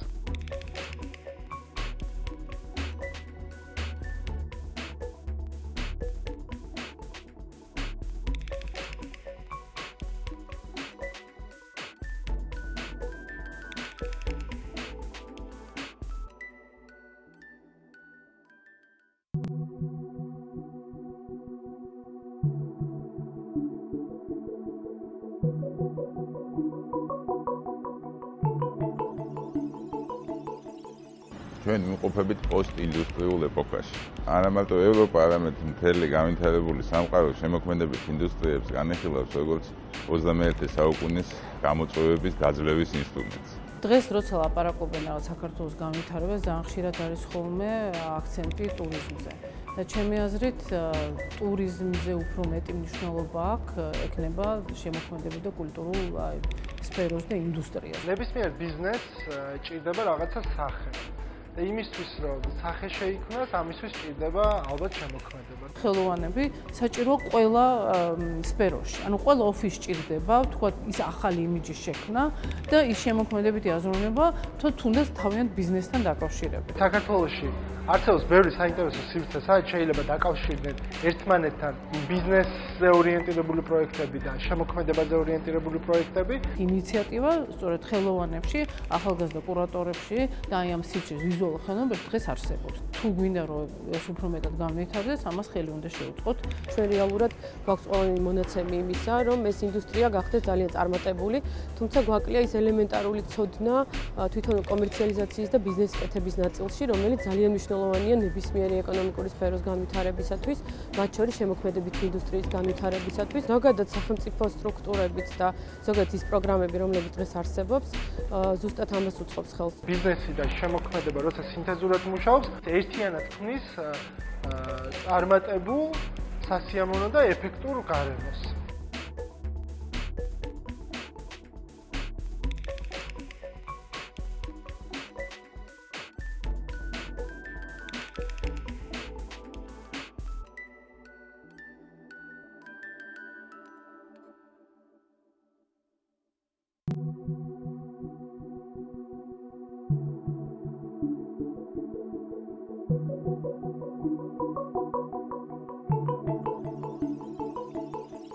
ინოვაციები ზოგადად არის ის სფერო, რომელსაც ჩემი აზრით საქართველოს ძალიან დიდი აქცენტი უნდა გააკეთოს, იმიტომ რომ ნებისმიერი წარმატებული ინოვაციური პროექტი იზიდავს ძალიან დიდ ყურადღებას მთელი სოფლიოდან.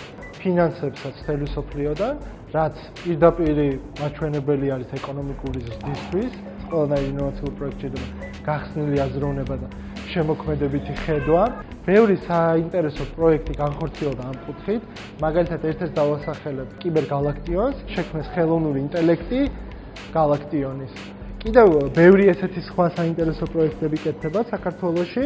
დღესდღეობით ისეთ დროში ვცხოვრობთ, რომ ფაქტიურად შემოქმედება, ხელოვნება და ტექნოლოგიები რაღაცნაირად მთლიანად ერთად შეირწყა უკვე და რაღაც ერთმანეთისგან დამოუკიდებლად ძალიან რთულია აღქმა ამ ყველაფერს. დღესდღეობით საქართველოში ეს თანამედროვე ტექნოლოგიების და არტის შერწყმა ეხლა იდგავს ფეხს და უკვე არის რეალური кейსები, უკვე წარმატებული პროექტების. ეხლა დავამთავრეთ ძალიან მაგარი ახალი ქართული ანიმაციური ფილმი, რომელიც არის 3D-ში გაკეთებული მთლიანად რეალური მაგალითია ტექნოლოგიების და ხელოვნების შერწყმის. ახლა იწყებს საფესტივალო გზას ჩვენი ანიმაციური ფილმი ჯინო ქვია და რავი, ველოდებით ძალიან დიდ წარმატებას.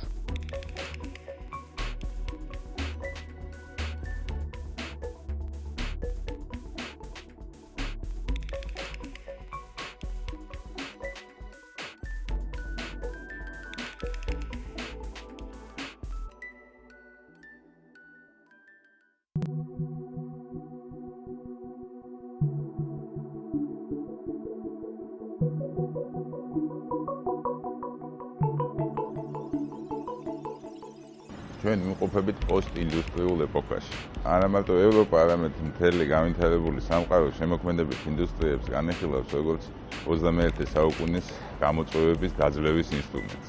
დღეს როცა ლაპარაკობენ რაღაც საქართველოს განვითარებას, ძალიან ხშირად არის ხოლმე აქცენტი ტურიზმზე. და ჩემი აზრით, ტურიზმზე უფრო მეტი მნიშვნელობა აქვს ექნება შემოქმედებით და კულტურულ სფეროს და ინდუსტრიას. ნებისმიერ ბიზნესს ჭირდება რაღაცა სახე. და იმისთვის რომ სახე შეიქმნას, ამისთვის ჭირდება ალბათ შემოქმედება. ხელოვანები საჭიროა ყველა სფეროში. ანუ ყველა ოფისში ჭირდება, თქვათ, ის ახალი იმიჯის შექმნა და ის შემოქმედებითი აზროვნება, თუნდაც თავიანთ ბიზნესთან დაკავშირებით. საქართველოში არსებობს ბევრი საინტერესო სივრცე, სადაც შეიძლება დაკავშირდნენ ერთმანეთთან ბიზნესზე ორიენტირებული პროექტები და შემოქმედებაზე ორიენტირებული პროექტები. ინიციატივა სწორედ ხელოვანებში, ახალგაზრდა კურატორებში და აი ამ სივრცის ვიზუალურ ხელოვნებაში დღეს არსებობს. თუ გვინდა რომ ეს უფრო მეტად განვითარდეს, ამას ხელი უნდა შეუწყოთ. ჩვენ რეალურად გვაქვს ყველანი მონაცემი იმისა, რომ ეს ინდუსტრია გახდეს ძალიან წარმატებული, თუმცა გვაკლია ის ელემენტარული ცოდნა თვითონ კომერციალიზაციის და ბიზნეს კეთების ნაწილში, რომელიც ძალიან მნიშვნელოვანია ნებისმიერი ეკონომიკური სფეროს განვითარებისათვის, მათ შორის შემოქმედებითი ინდუსტრიის განვითარებისათვის. ზოგადად სახელმწიფო სტრუქტურებით და ზოგადად ის პროგრამები, რომლებიც დღეს არსებობს, ზუსტად ამას უწყობს ხელს. ბიზნესი და შემოქმედება, როცა სინთეზურად მუშაობს, ერთიანად ქმნის წარმატებულ, სასიამოვნო და ეფექტურ გარემოს.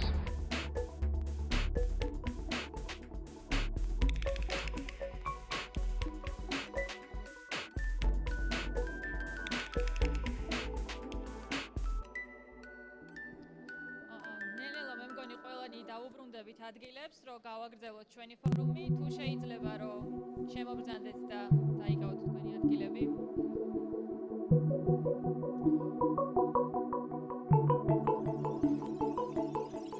ინოვაციები ზოგადად არის ის სფერო, რომელსაც ჩემი აზრით საქართველოს ძალიან დიდი აქცენტი უნდა გააკეთოს, იმიტომ რომ ნებისმიერი წარმატებული ინოვაციური პროექტი იზიდავს ძალიან დიდ ყურადღებას მთელი სოფლიოდან. ფინანსებსაც მთელი სოფლიოდან, რაც პირდაპირ მაჩვენებელი არის ეკონომიკური ზრდისთვის.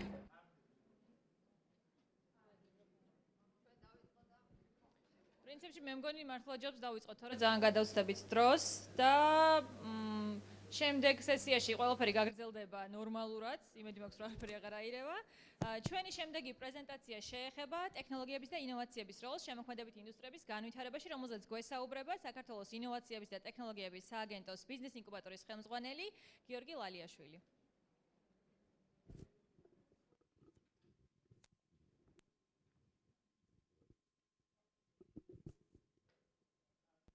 მოგესალმებით, მადლობა წარდგენისთვის.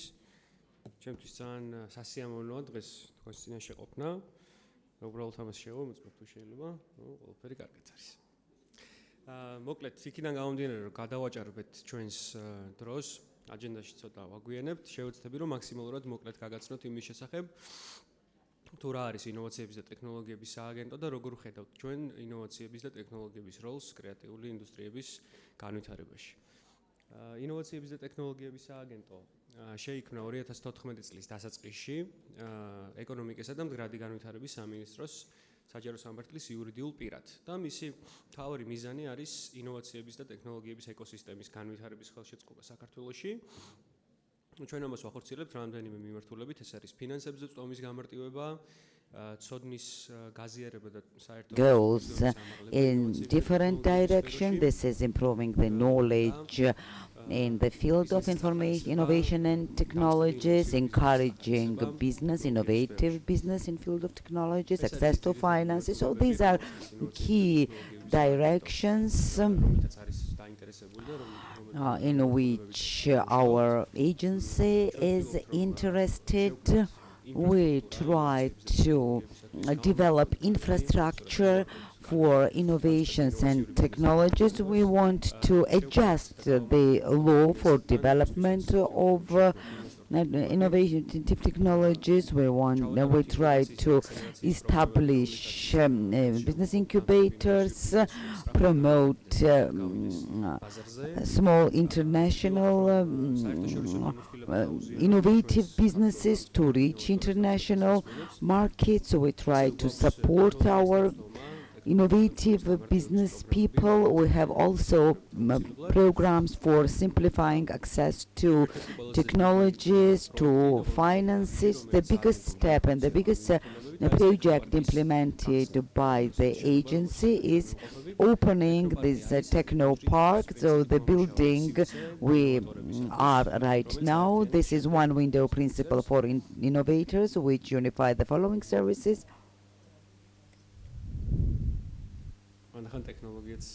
Sometimes technologies also do not operate properly. So what are the technologies and how they support new and beginner business people? This is access to professional mentors. We have network of mentors which consists of 80 persons. They are innovative entrepreneurs, experts, experienced people. They are people who, by sharing their experience, support beginner business people.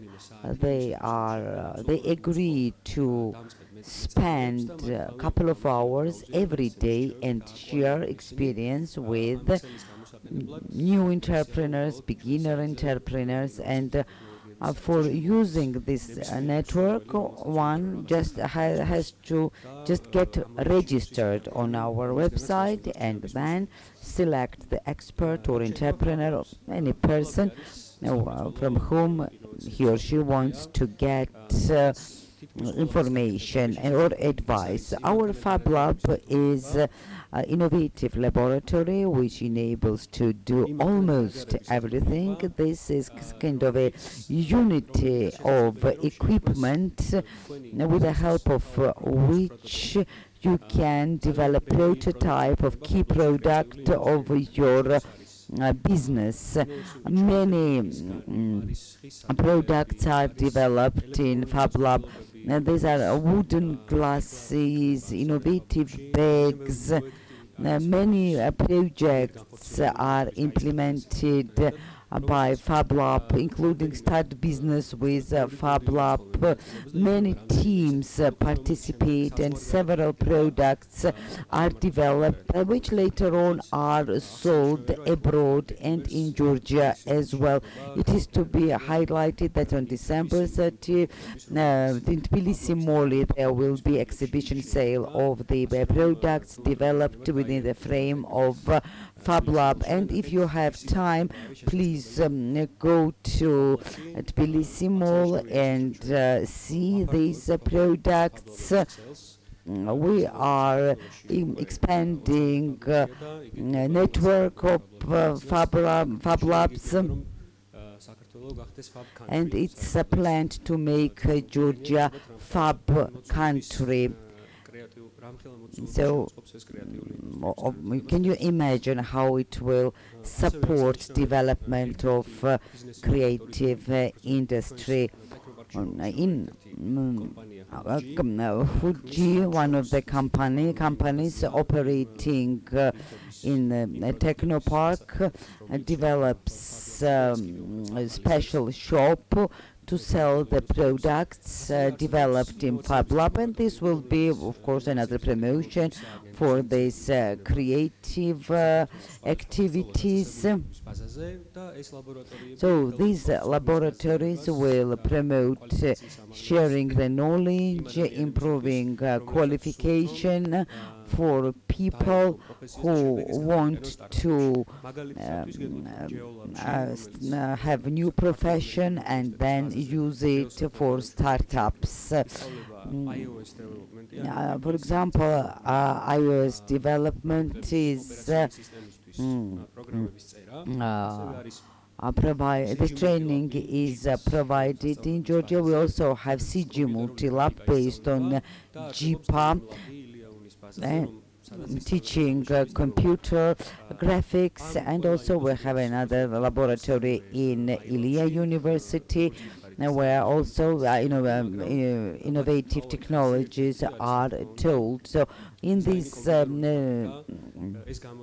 of course, these labs provide different trainings, but basically they give information about new technologies, they give knowledge about computer graphics. Also, we shall highlight Startup Georgia, which is one of the biggest projects for simplifying access to finances. First round of Startup Georgia is finalized, and Innovations and Technologies Agency was leading this technology component of this project, where 20 startups were financed and up to 100,000 lari funding was provided, and the state had 5% share. This is a type of investment, and then obtaining these finances in the next rounds is possible for startups from different industries, of course including creative industry, because this is one of the key priorities for our agency. And with this I would like to finalize my presentation, because I don't want to take much of your time. If you have questions, we are ready to answer them, or maybe after presentations I can provide detailed information about our activities. Thank you very much for your attention. Thank you, Georgi.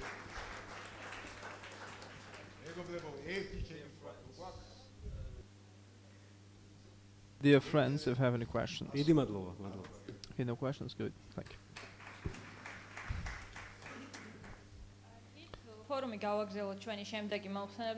Okay, so we'll continue the forum. So Koka Nikoladze, violinist, Norwegian Music Academy PhD. He's talking about the development of creative instruments. Mr. Koka, please.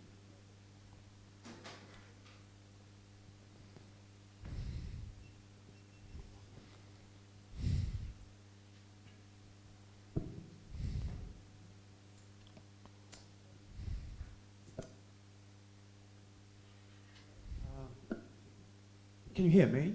Oh, wow. Okay, Smith. I'll switch to the English mode here. Assume most of us understand English, and yes, okay. So my name is Koka. At the age of, until the age of 21, I lived here in Georgia. Then I moved to Germany to study there, just for a couple of years. And now I live in Norway, in Oslo. People are curious, and when you move out from your apartment, when you move to a different country, your neighbors become, after a while, your neighbors become curious on what you do and how you are. And my mother has received quite a few questions regarding that. And then, imagine the situation: my mother is going somewhere, she meets her neighbor, and then there is a question. How is he? And then another question, what is he doing at the moment? And then, you know, there's this little thought bubble on top of her head, or a thought cloud, and she sees the following, or she remembers the following.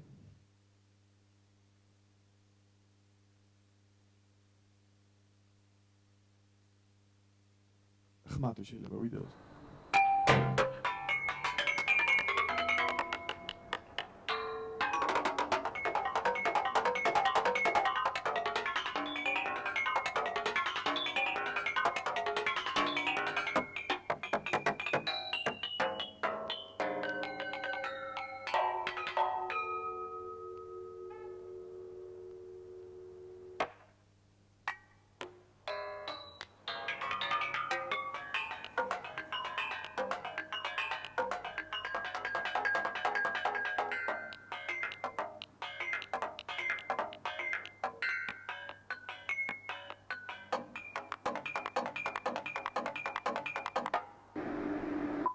And then there's another bubble, and she sees this.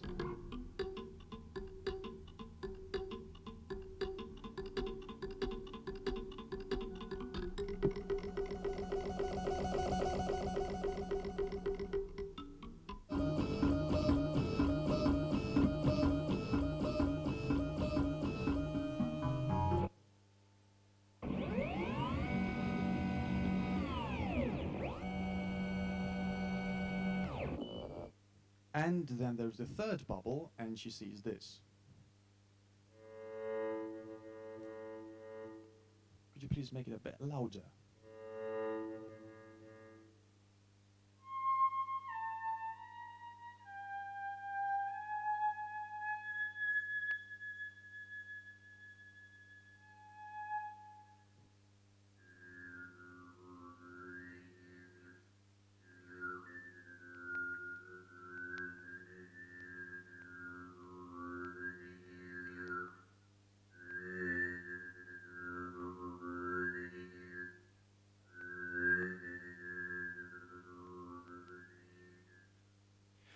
All right, so to the question, what is your son doing? She normally responds, thank you, he's fine. Well, I studied composition, but I can't really say that I'm a composer because, you know, in between composing music, I do some other stuff which is normally classified as weird, at least by people surrounding me. And I don't want to really call myself an artist because I don't really know for what that stands for today. And so I'm stuck somewhere in between. At the end, my mother came with a fantastic term. In Georgian, it sounds sherekili. If you translate it, I think it's translated as a weird person, as like a crazy guy. So yes, that's who I am. Now, after moving to Norway, I did my best to study as good as I could, and then to develop, you know, commonly known workflows, composing music, get like accepting commissions from different ensembles, then, you know, writing music on the piece of paper, and then having it performed on the on different concerts, etc. But in between composing music, I've always been making some little, you know, DIY projects, mostly hardware, some piece of code as well, but mostly hardware. And then at some point, I needed to make a small plastic box for one of my, you know, just to try out one of my strange ideas. And I went down to the local hackerspace called Bitraf. And when I went down there, a guy called Jensa, he opened the door, and I asked if I could if I could pay someone to produce this, to 3D print this tiny little box for me. And I think Jensa was on some kind of a weird, creative, playful mood. And he was like, why don't you make it yourself? Come here, sit down. Do you know any 3D modeling program? Like, I said, no. Do you know SketchUp? Yes. Well, that is a 3D modeling program. Do you know how to use a 3D printer? I said, no. oh, I'll teach you how. Just do your model quickly, like this and this and this. And then he taught me how to use a 3D printer in 10 minutes. And so I made my first 3D printed thing in 15 minutes. I never intended doing that, but it somehow happened. And after that, I got poisoned. So I started making things, and I can't stop.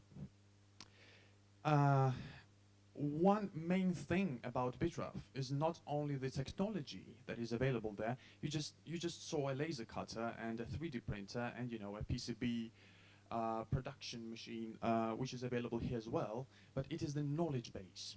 The most important thing is that there I'm surrounded with passionate creative people, which are not necessarily artists or musicians. So there is Torbjorn sitting next to me, and he made he just randomly made a sleigh with a real jet engine, and his next project was some medical equipment precisely made on a CNC machine, and then at some point he also made some sex toys. There is a guy sitting in the other office, Elias, who is developing programs for 3D printers. There is Regina, who is making costumes, and there is Trygvis, who is an expert in electronics. So at any moment where I have a question, a weird question, which sometimes, sometimes you're ashamed to ask some questions, there I'm not ashamed of asking any questions. I just ask a question and I get my answer. So there I have a feeling that I can develop my projects way quicker than anywhere else. So I just made and made things. In the daytime I worked at the Academy of Music, working on my PhD. There I earned my salary, and I went to Bitraf and I spent my salary on the materials, and I made my projects. And this was one of my first projects. I just really wanted to make a beat machine, like a mechanical beat machine, just for my aesthetic satisfaction, and so I made one. Then I wanted to show it to my mother and my friends, so I made a small video about it and uploaded it to my Facebook page, and this is how it looks like.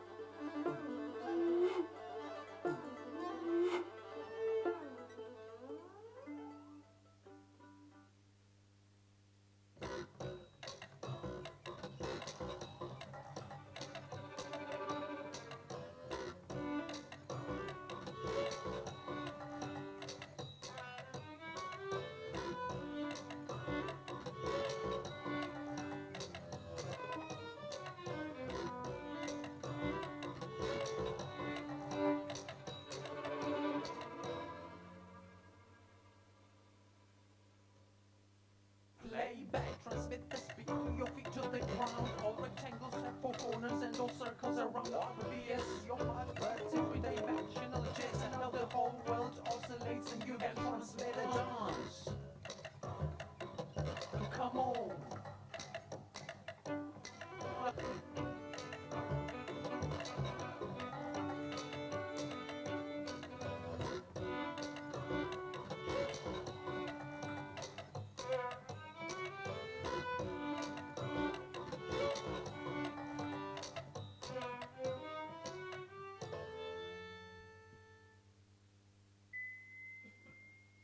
that was the beat machine number 1.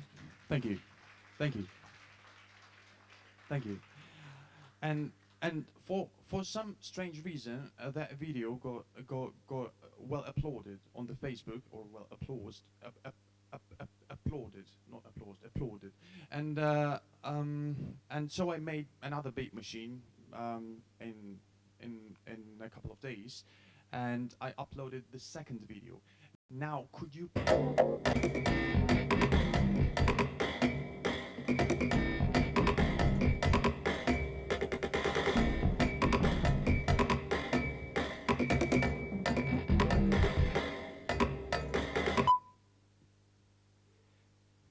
Thank you. And I'm keeping saying this. Like the next morning, I thought that my Facebook account had been hacked because there were like really many comments and views and likes and stuff, and people were randomly getting in touch just to say that they like it or they want to buy it, or just wow, like wow or hi, or like, and that was quite strange.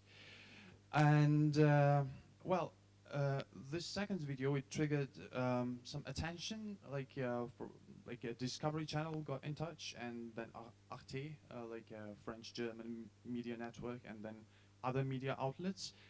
And I saw that, I somehow felt that people were excited about this kind of project. So I just kept making similar projects. Here is one more. I'll just skip one. This is a soundtrack box. It's a wooden box with some springs and saw blades, rubber bands. This is a soundtrack box. That's what they said. So you don't have to repeat it. It was made to produce soundtrack for a feature film.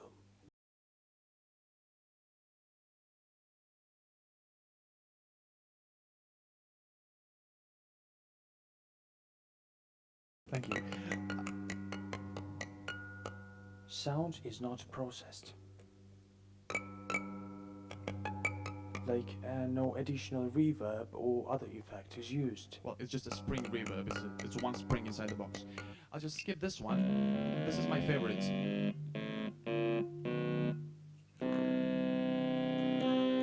It's just one stepper motor. The sound comes from the motor itself. Nothing else. It's the acoustic sound of a motor, which is spinning there.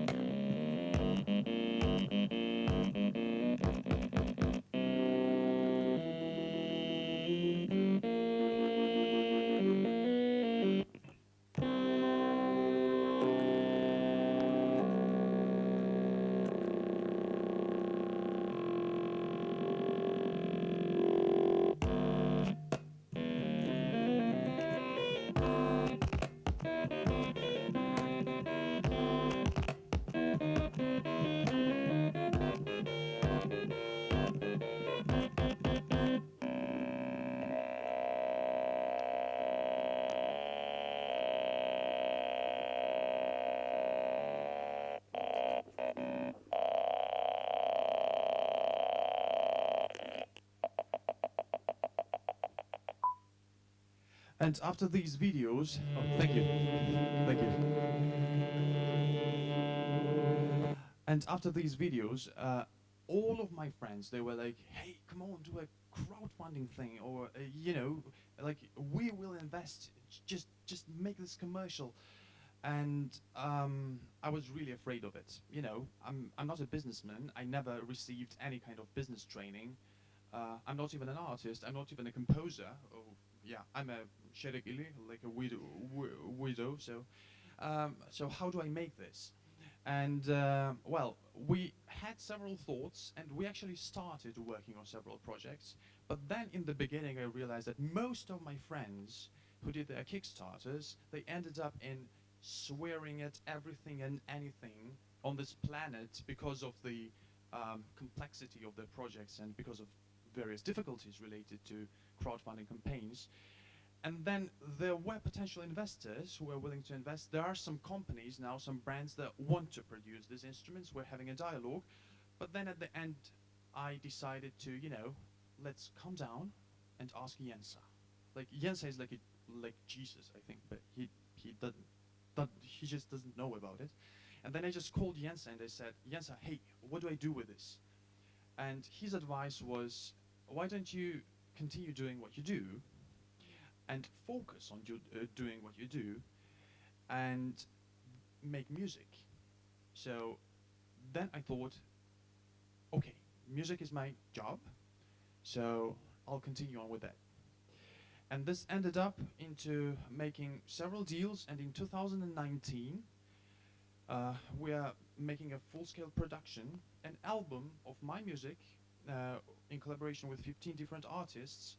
I'm going to build 15 completely different musical instruments for this project, and that is going to be a commercial project I'll make.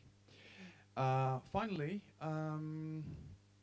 this kind of gave a little impetus or a little spark to forming a small but a very impressive community. People are trying to reproduce these instruments. They are trying to make their own versions of them and posting them on the internet. So for now, I know up to 8 teams or collaborations which try to replicate them, and some of them are really successful. All of these projects, if not all the 95% of them, are going to become open source. And I hope that this will also support the development of this community. This was my story, and at the end, I guess, was this a warning or was this a dead end? A warning, nice. So we have 10 more minutes. Let me tell you about, okay, no. So I'll leave you with the video. This is just the most recent project, bow sensor. I got my first education as a violinist, so I graduated as a violinist, and then at some point I just put it aside. And then I thought, hey, I really want to get back to playing a bowed instrument, but, yeah, it was very complicated. So I decided to make a bow sensor for a laptop so that I could play a laptop as a bowed instrument. So here is a bow sensor. And at the end, I'll say thank you.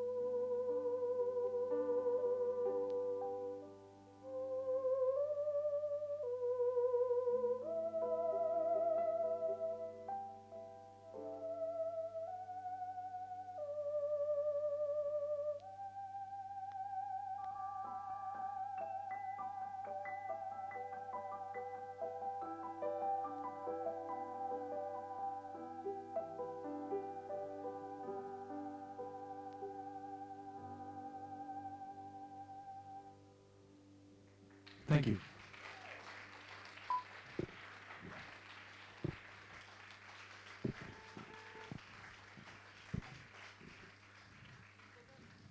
დიდი მადლობა გოგა.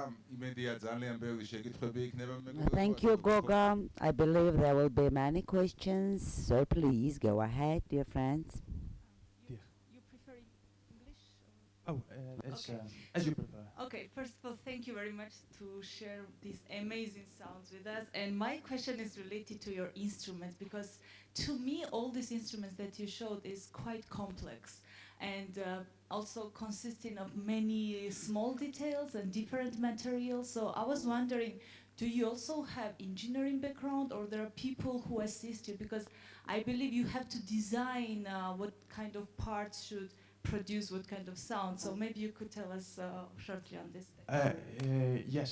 Well, first of all, the complexity is just the result of creative labor, which I love. You just spend many hours on experimenting, like trial error thing.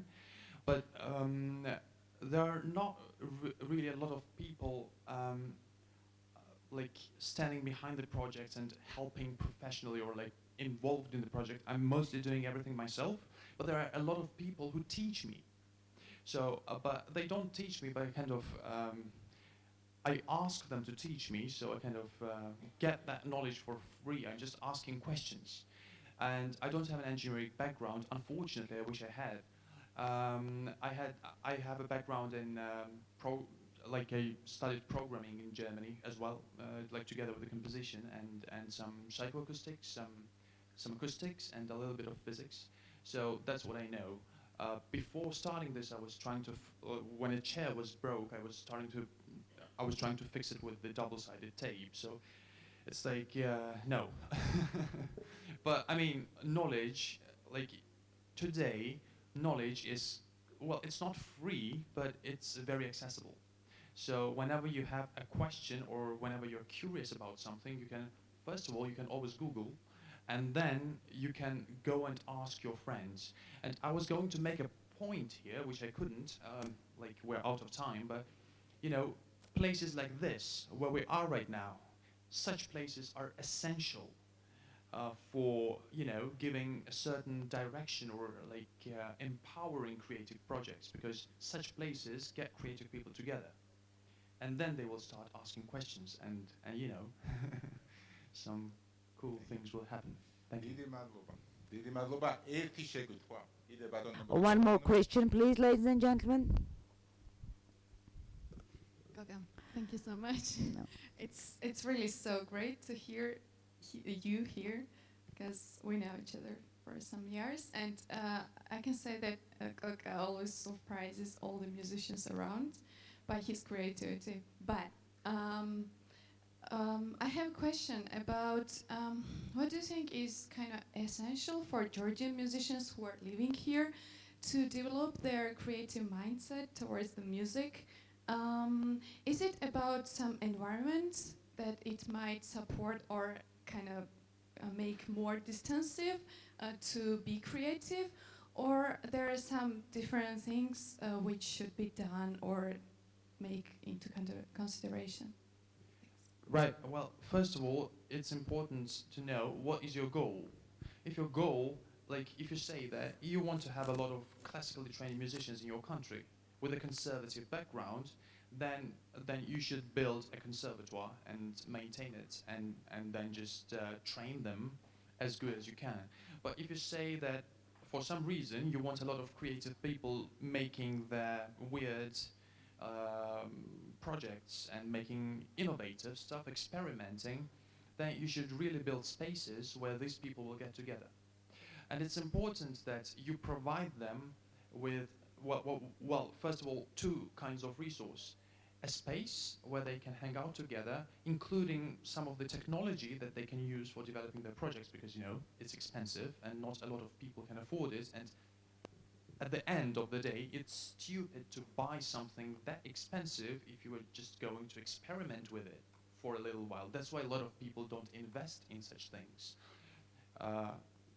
And then the second thing is important to provide them with the sufficient funding.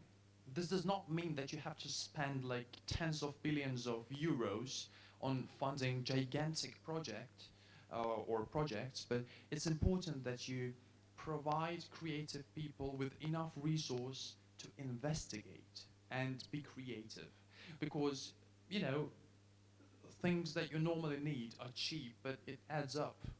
So it's sometimes very difficult for I have friends, and to me as well, it's sometimes very difficult to invest in my own ideas because I'm not sure what will they be at the end. So that's kind of a painful waste of family budget, you know.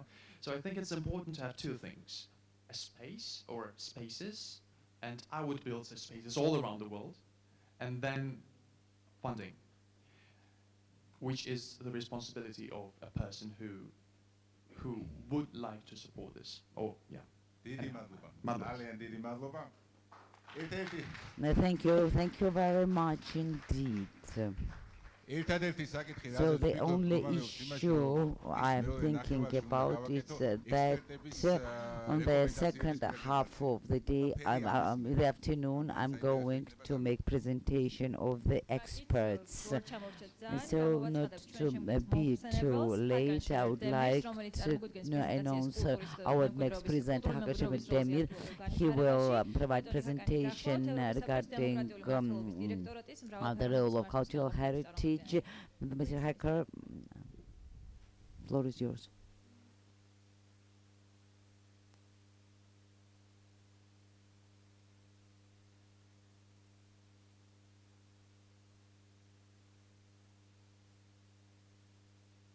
I can use this, yeah. Well, good morning, almost lunchtime. I don't know how creative I can be after all these presentations, but I think I'm going to shift the discussion to be creative in more an international intergovernmental sense, and how we work in our field, working with all layers of society. So I work, I don't know how this, yeah, I work with Council of Europe. I'm based in Strasbourg on the Managing Diversity Division. Oops. This, okay. So what we do, basically, we work with heritage, cultural heritage, diversity issues, and our focus is well-being of communities. When we talk about well-being communities, we talk about improved quality of life and living environment. So we look at as a whole package. And we consider this as fundamental human rights: access to heritage, access to cultural activities for all. It's a fundamental issue in our work. By improved quality of life and living environments, we refer to community life based on active individuals, so like yourselves, that are very creative and actively involved in communities, and community through free and democratic participation in a process of development. I was asked to talk about cultural role of heritage in the local development process. So it's the center of our work. So when we talk about development, inevitably we talk about who is involved in development for who, who's benefiting, and who's actually making decisions. So our approach to a democratic development process is based on sustainable use of local heritage resources, especially at the time that we're dealing with economic crisis across Europe or around the world. When we look at the resources, what we traditionally consider resources, economic resources, oil and coal, etc., now it's shifting towards the human resources, and what we have, consider our heritage, our identity. So we're focusing on that. And an important part of it is the equal access to these resources by fair distribution. So we try to stay away that these resources are not just benefited by specific group, elite, or the powerful in those places. So two concepts that I like: heritage and development. And when we talk about heritage in our work, it's an interesting publication that you might want to look at, Heritage and Globalization. They describe heritage as a social and political construct. So over the time, it changes. It's not a static notion, it's dynamic. So when you look at even here, the idea of heritage 40 years ago, 50 years ago, and today, it's evolving. And then you are representing that in different ways, the way that you understand the world today in your given place. And it reflects and validates our identity as nations, communities, families, and even individuals. So that individual creativity adding into community life is essential for positive social change. I'm not going good job with this, but here we go. And when we talk about development, again, the question is, what kind of development? Development for whom? And who decides and who benefits? So we cannot just jump into this pool of development and then try to progress by any means, and not considering who's living there and how and what kind of resources you have and how you use those resources. I want to give you a couple examples. This is a town in Romania, Viskri. It's a fascinating place. It's a Saxon culture. In the 90s, the Saxon communities left. Now they're minority. And the Roma communities, there's 420 people live there. And about 85% of the population are Roma communities. And in Viskri, it got our attention because the pejorative image of Roma communities across Europe, and when the Saxon community left, and when they asked the Roma community who were working in the field to come to their houses, and it was a big reaction because no one wanted them. They said they're going to come and destroy these beautiful built heritage sites. But for the last 20 years, it's also a World Heritage Site. And the Roma community actually took over the place, and they are rehabilitating the whole town. And they developed a very interesting economic structure that when you go and visit there, it's in Transylvania. When you go and visit there, and it's actually the pejorative image of Roma is transformed. So I would advise you to go and see. It's a fascinating place, and they have a very interesting understanding of local development. When we visited them, we were talking about, am I directing this to the wrong direction? Because that's not working.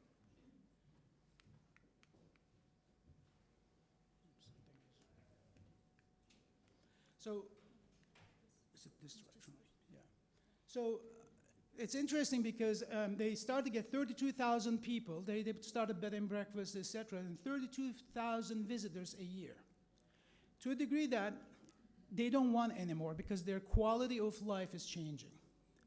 So we're working together now to understand that how they maintain their lifestyle, quality of life, which changes from community to community, but still benefit from tourism. So they use heritage as a local resource for economic income, but at the same time, and they're rehabilitating the old place, and they're giving a very positive image of Roma communities across Europe, around the world, but still they arrive to a threshold that people do not want to have more tourists because they have animals coming from the mountain, they have non-asphalted roads, they want to maintain that, but that's why people go there.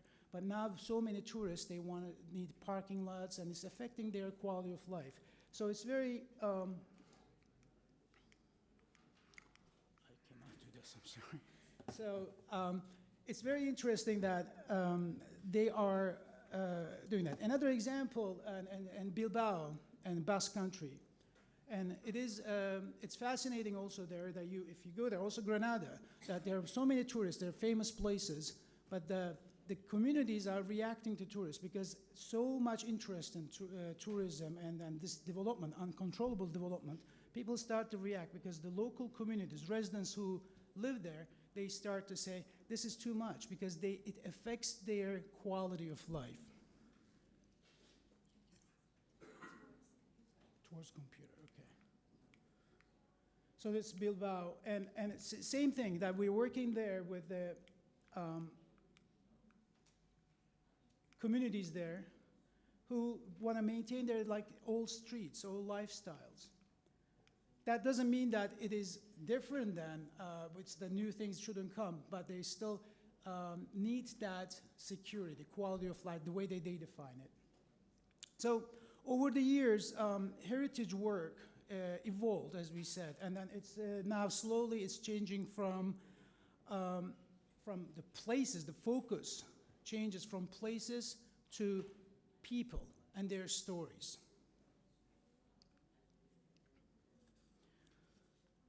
And especially this region, Caucasus has played a very important role. I mean, about late 90s, Georgian government requested an assessment of their cultural heritage sites, and then that's started a big reflection process on the Council of Europe. And that reflection shifted, like in the past, it was focusing on monuments. So people would go traditional classic heritage understanding. You will look at the monument and how you rehabilitate, etc. Or towns or territories. Now it's shifting more and more that who lives there, what it means to them. And that reflection created different programs and start to treat heritage as a tool for urban development. And I think that Georgia is a very good example for this, and it affected the way that we think about international cooperation or cooperation activities. That we had South Caucasus program here, Kiev Initiative, and currently we're running a project with 4 other countries called COMUS, which is community-led initiatives. So the shift also comes into, another publication I would suggest is called Heritage and Beyond. You can find it Council of Europe website. That defines our approach to heritage in a very innovative way. So you're talking about innovation that you rightfully present here. So this is more institutional, maybe different level, but it's definitely linked.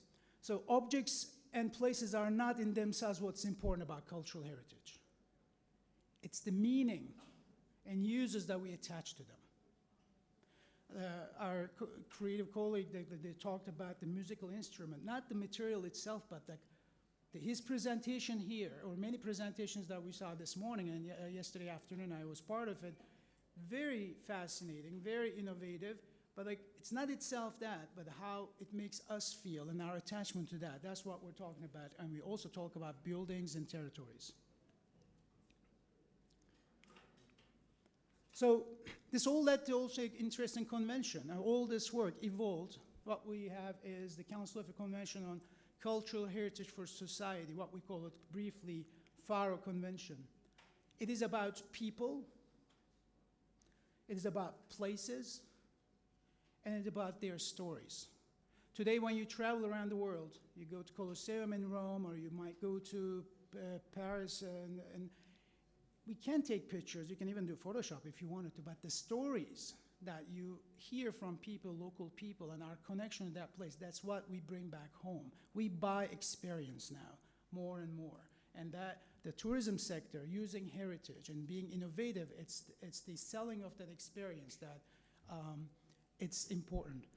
The day before yesterday, we visited Fabrika, which is a very innovative place here in Tbilisi, and then the first thing they said, they're trying to sell an experience, which is, in my opinion, very on the right track. So in an organization like Council of Europe, works on human rights and a democracy and rule of law, it's a natural that this evolution also took place. So in our field, we often talk about culture as key words, heritage, and multiple identities, diversity and dignity of the people. And the multiple identities is very important, especially for the managing diversity part, because we all belong to different subgroups, subcultures that we, when we discuss each other, we find commonalities. So our work, essentially, what we what we call it heritage-led work, place-based or community-based initiatives. So I would encourage you to contact our colleagues they're in the room, but in Comus project in Georgia, that we introduced a very interesting methodology that they are working with it. And so it's the heritage work that opens the door and links to many issues that you will face in your work. So the Comus project, I'm not going to get into much in the Comus project because you can go to the website and talk to colleagues. This is community-led urban strategies in historic towns. It's one of the examples that we deal with. It's the concrete implementation of our approach, which this project offers a methodology for community moment. We put the community in the essence of heritage work. And the experts and authorities become natural partners of it. It's considered as heritage as a resource and deals with relevant issues around heritage. And it's important thing that it works with the layers of society and encourages synergy between all disciplines.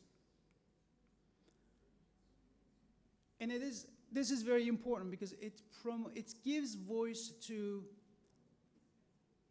various communities that when we talk about arts and culture and heritage, if it's not inclusive, if some groups, if we don't consider all parts of the community, let it be it's an ethnic groups, it would be LGBT groups, it would be people, elderly, children, this kind of approach that tries to include all those aspects of society. Otherwise, somewhere in the line, we get stuck.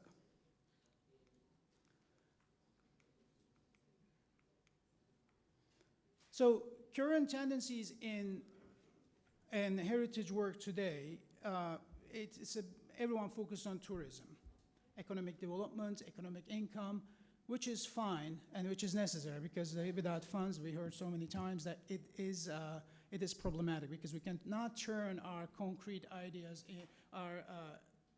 philosophical or good ideas into practice. But there's an important part which we also have to work through is the democratization process, how we can use this in democracy. It shouldn't become it shouldn't be dominated by a specific group. Let it be a majority group in that country, it'll be the elite, so it should be spread out, so everyone should have the right to practice their culture and access the resources. So that is very important, and whatever we do in our work, we try to emphasize that. And this brings up the issue of diversity and community resilience, because the communities, with all the changes happening today, with the migrant crisis and refugee crisis and people moving from one place to another, we have to consider these issues, because what we think is we come up with a general idea, but then the new group arrives and we have to rethink about everything. The idea of they will integrate into what we do is being questioned big time right now, because it's constant negotiation. A negotiation of what we call image negotiation. When I arrive here, what I see, my idea before I arrived here, and people's idea about me, when we meet, the negotiation starts, and then we leave here with different ideas. So that's constant now, and with the mobility and the social media, it's becoming more obvious. So we focus on social development, but also in economic development, social development. So heritage, role of heritage is about redefining and redesigning relationships in the changing world, and forming a new management and governance models. So I would encourage you to think about, in your work, how to connect heritage and creativity, creative industries together, because your field is in need of heritage, because it's the past and today, and heritage field needs your work to be able to express itself, to connect, to make the connection between generations. And I would like to leave you with essential, maybe key words that I would like to remind again. When we think about development, we have to really think about development for whom, who's benefiting. So we just don't do it in the sake of development, but we really consider who lives there and who is going to benefit from this. And thank you for inviting. And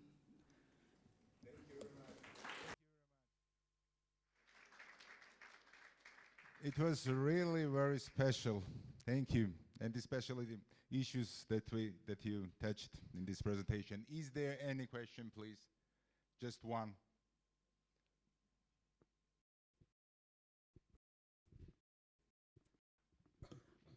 Well, first of all, thank you for your presentation. I will ask a question in English. My question concerns cultural heritage.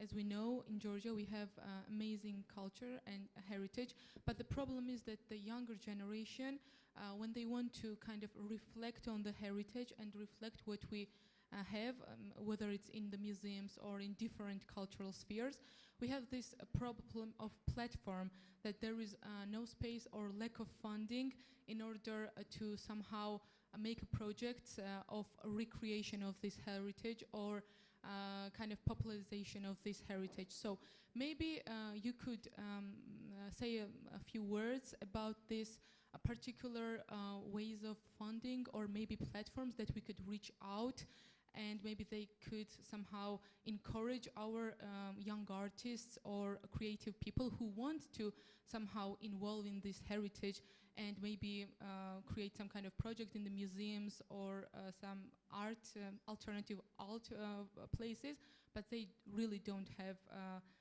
funding or encouragement. Thank you. Something like I think we all share that integrated approach to this field. That no single field can survive by itself and find funding. If you look at the heritage issue from the classical investment point of view, most of the investors are the governments. International organizations might support some. So, and seeing the priorities and culture and heritage is not on top of the list. We have to be very realistic. So it's essential that we look at the heritage field and a cultural field and cultural creativity from an integrated approach point of view. What we do in our case, we introduce methodologies that really sustains this kind of work. There are funding sources, the Creative Europe in the European context, but in the regional programs, embassy funds, etc., we can share that information. But it's, I think we had a 2-day workshop here last 2 days. We often talk about funding. The important thing is not just getting the funding, how do we spend it properly, then it sustains our work. That's why field of heritage needs creative people, because it has to redefine itself. But the creativity field and the cultural field needs heritage to understand the past, to interpret for the new generations. So finding the space, sure, and then I think the Comus project is quite interesting, that you can actually take what you would consider a building that you don't need anymore. I think Dusheti has a very interesting example, and at Chiatura we're working with, they have very interesting example that what they consider wasn't heritage all of a sudden became very interesting, and the young people play a very important role. And I, again, encourage, for the sake of time, to contact our colleagues. They definitely know the Georgian case much more than I do, and they will be more resourceful. Thank you very much. Thank you. პრინციპში ბატონი ჰაკანის პრეზენტაციიდან გადავართ უფრო რეგიონების განვითარებაზე და რა ინსტრუმენტები შეიძლება არსებობდეს ადგილობრივი განვითარების წახალისებისთვის და ვთხოვთ ქალბატონ თამარ ტალიაშვილს თბილისის development. Tamar Taliashvili, Minister of Culture and Initiatives for regional development initiatives.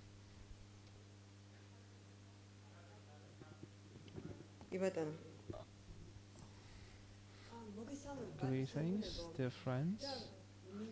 I'd like to congratulate you with such a successful forum.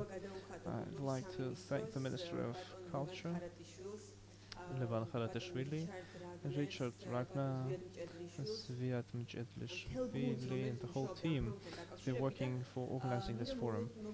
And congratulate you with this forum, and myself, because I'm really proud looking at Tbilisi municipality logo here. So that means that we're also the contributors of this wonderful forum. As far as you know, in Tbilisi, economic forum is going on for now, and one of most important panels is creative industries. Yes, since 2014, the Tbilisi municipality priority was creative industry encouragement, and I like to thank our committed friends, Ministry of Culture, Creative Europe, Creative Georgia, and organizations, various organizations, Tbilisi Cultural Center, and of course that artistic field representatives, brilliant representatives from our creative society, which have been direct participants of this project. Personally, I do believe that creativity is the foundation of culture sustainability, and the culture itself is the guarantee of sustainable development of a nation and civilization in general. So that's why the very space, the platform that's been created is extremely important. So the very topic is important that I'm going to talk about. The very collage I'm going to represent here, the very activities which are carried out by Tbilisi municipality and Tbilisi City Hall and Tbilisi Council. And like to say that alongside with the Ministry of Culture, Tbilisi City Hall is one of the major contributions of Tbilisi city cultural life. And very briefly, I can lift those very important events, let's say, activities which take place in Tbilisi and have quite a loud outcome, not only in Georgia but on international scales. These are the Jazz Festival Tbilisi, the Festival of Classical Music in Tbilisi from Easter to Christmas, and we'll have festivals like Umbrella, Kolga, Umbrella Photo Festival, which have been watching on observing the slides and found very interesting slides from the photo festivals. Also the art festival, Paint for Georgia, Art Gian, International Youth Festival at Gifon, Tbilisi Movie Festival, which finished last week. It was very interesting and was providing interested society the achievements in the movie industry, Fashion Week, Tbilisi Fashion Week, and others. So throughout the last year, Tbilisi municipality contributed and funded 46 free theatre projects and premieres, 40 important editorial projects, various art projects of 56 projects, various importance, 6 very interesting projects in Georgian design. Also, like to say that since 2015 we established Tbilisi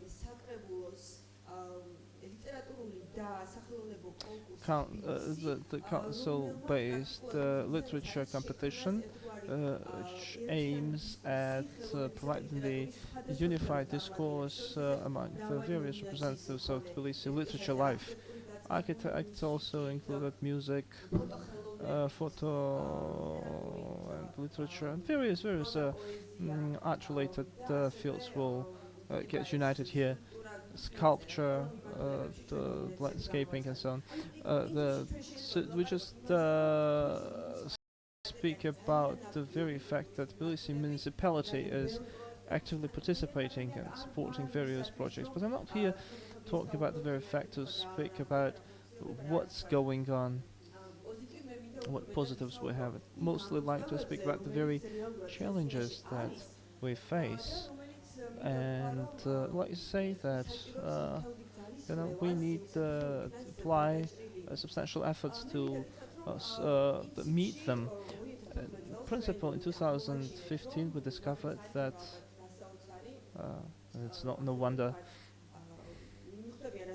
And actually, my colleagues from post-Soviet countries understand what I'm talking about. We realized that the municipal objects which contain libraries, museums, art schools and so on, practically were represented in quite decrepit condition with the post-Soviet management.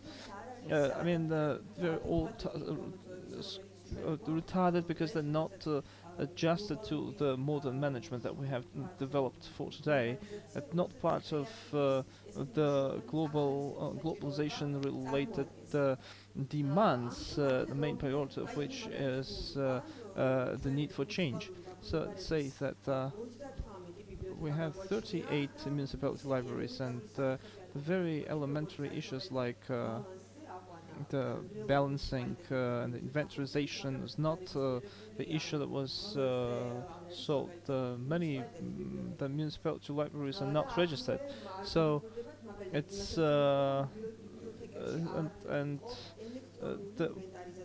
was no electricity inventarization, no database, electronic database prepared in our libraries, and that's why we've been working for the very fact to organize the electronic database creation.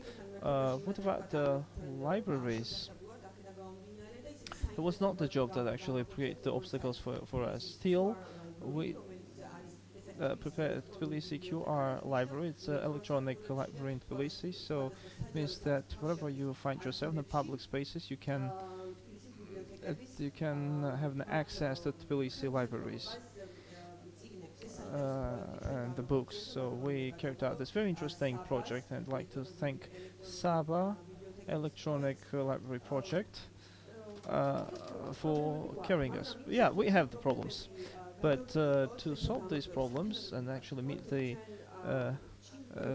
challenges, we need not only the making elemental steps, but we need a system, developing system and vision, and providing and conducting systemic reforms. For that very reason, we need to develop the Tbilisi systemic strategy. And for that very regard, the Ministry of Culture of Georgia made a very serious, considerable step. So up to 25 stretches has been received by Georgian government, and been really seriously involved. Lots of work's been done, and so on, based on the very database and the vision that's been created by the Minister of Culture. We're ready to start work. Thank you, Mr. Zviad. Thank you, Mr. Ragnar. We had meetings about that day before yesterday, and now we're going to work on developing cultural strategy. And I'd like to use this platform to apply with all the stakeholders who think or have any vision, initiatives, and advice, pieces of advice. We're open to call on you to join this unified platform around developing this cultural strategy in Tbilisi. I don't want to speak more because my presentation is not like that of Caucus or those very interesting creative people, because I have to talk about problems, but I'd like to say that, and actually finish my presentation on a positive key. Several days ago, I received a very interesting message that the mechanism of detention that was a barrier for citizens of Georgia to receive the visa regime, for and the framework of visa liberalization is already fulfilled. So the positive steps been made. So in case, even if, so that the getting closer to Europe will be interesting for the very fact that more collaborations, more projects, and more creative projects will spring up, and all the agencies and public houses, libraries, art schools, libraries, all of these institutions are creative hubs and incubators for creativity. We need to create the very space in these institutions, which this infrastructure that will draw young people and create the atmosphere for the creative people, the very network for giving them the possibility to realize the interesting projects. So thank you very much. Wish you a productive day of today. Wish you the beautiful day for tomorrow. We know it's going to be the younger day, the creation day for younger people. Thank you, organizers, and wish you all the best. Thank you. Special thanks for you that you're the lobbyist in the city level for culture and creativity. Thank you. Now we can switch to Hunts area urban cultural project for drawing the urban development project stakeholders. Thank you. Urban cultural projects, a tool for increasing and developing audience. Greetings. I'd like to say that I'm definitely happy to see the Caucasus art projects to our area. So for Hunts area, representative art area, I'd like to speak about the urban projects as increase the creative projects. I'd like to speak about art area. So here are the people present here who have no good knowledge about art areas. Art area is the cultural project that incorporates three media. This is the internet channel, YouTube, Facebook, our page, and the creativity field. So that by creating these media channels, art area gives possibility of our viewers and spectators to get involved into the creative process. I'd like to say that mostly human-oriented and individual-oriented approach, and not on the spectators as general. We'd like to come up with the fact that we're accessible media source, and our spectators should grow along with us. It's a very important process. So that we definitely maintain the urban projects with these people. Very briefly, I'd say that of course art area is a relevant field to the culture. We're made up of various directions and made up of various activities like activations of various activities, festivals, activation of culture, and authorship programs. We don't have journalists, we have authors who create the authorized channels and programs, and are very competent, quite competent people in their fields. Now I'll talk about the urban projects and urban spaces. We use this as a means to increase our auditory, and we use various events both on its own proper urban area, and we have a very interesting urban area which we're going to talk now following slide. At the same time, we actually go off our limits, exploit all the districts of Tbilisi and open air, and we hope to reactivate our job in this direction as well. What about the art area property and its space? You see, art area is located in all districts, and Plechanovi district, the Dodobashica 10. This is the brownfield area with the old thermal power plant existed. It's in a very bad condition, but who knows that for creative people it might be even it is attractive for us, and this is what we can actually exploit in this direction.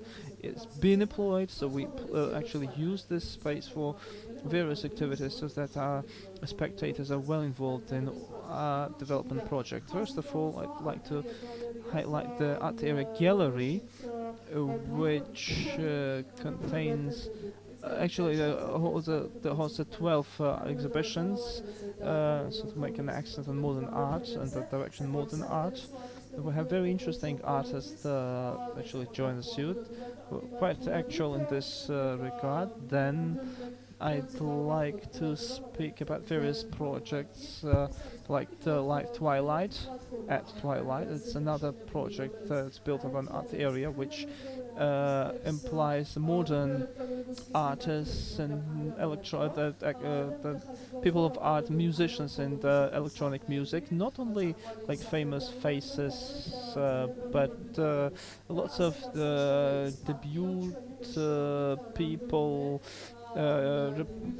come up here, so the various debut artists that actually are that incorporate with the famous recording studios, because these kind of activities are already recorded and placed on communication channels. So we have the access not only to Georgian activities, but the users, but internationally, because we're definitely active on the international level. So there's another project like Street Academy. Street Academy is the alternative, as a source of alternative education. I'd say very briefly about the name, because the Street Academy in the Soviet times was associated with the bad condition adaptation with the street. It was the criminal aspects, but we said that this association is not with the past but with the education. You see how many people are joined with us, the leading professors, teachers, lecturers, people with interesting ideas that actually have very interesting topics to share with us actually join us, and of course the access is free. And it's very important that the access is really free.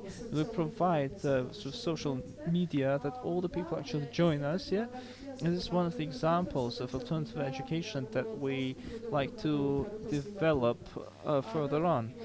And they've been the first who actually started to share the lecture cycles, and now they're right popular in many circles.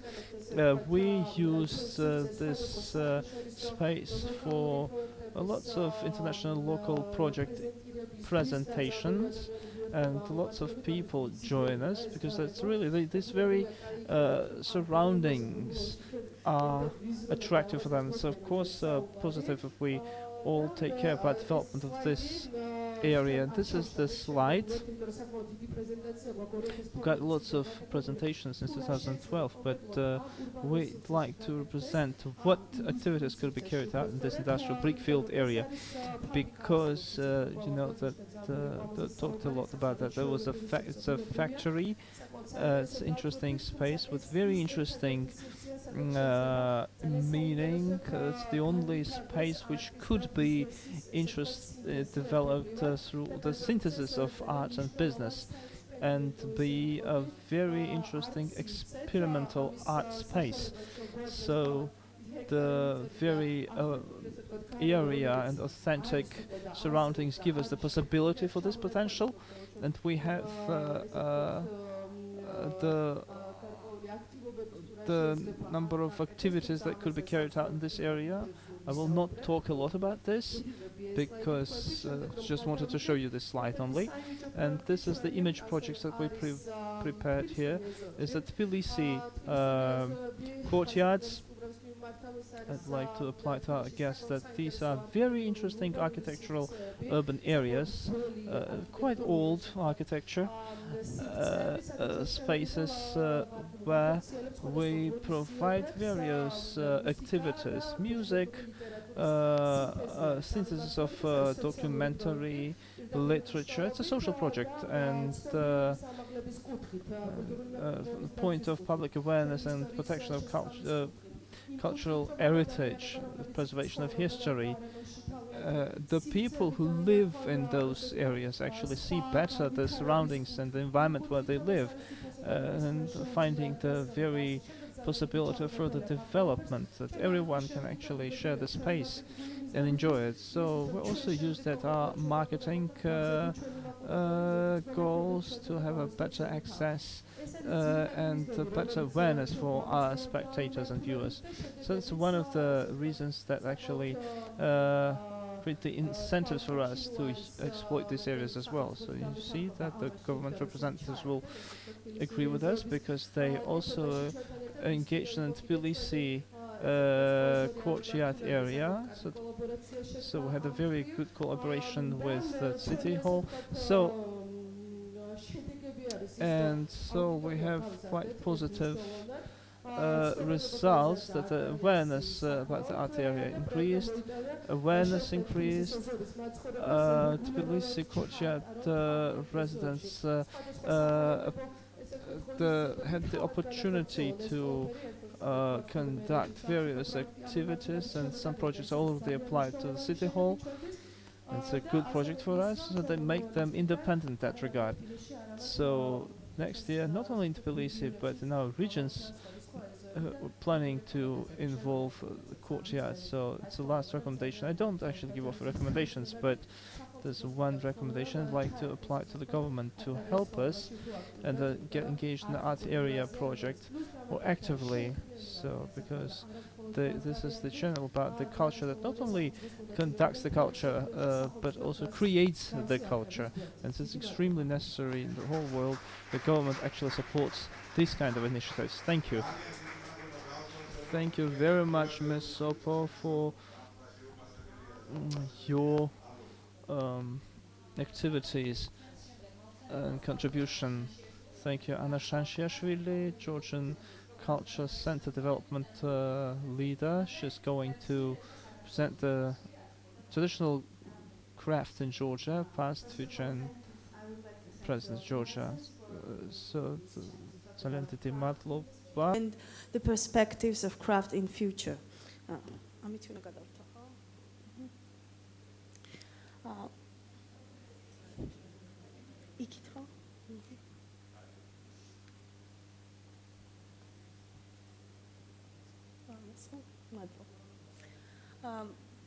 Just to make a very short overview,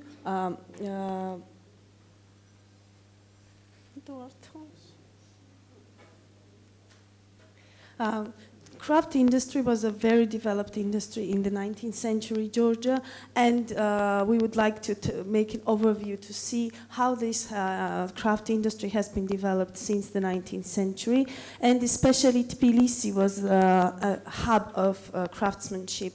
It was a special center not only for Georgia but for the whole Caucasus. And you can see a few pictures. There was the big industry and chain of workshops in the center of Tbilisi, old Tbilisi.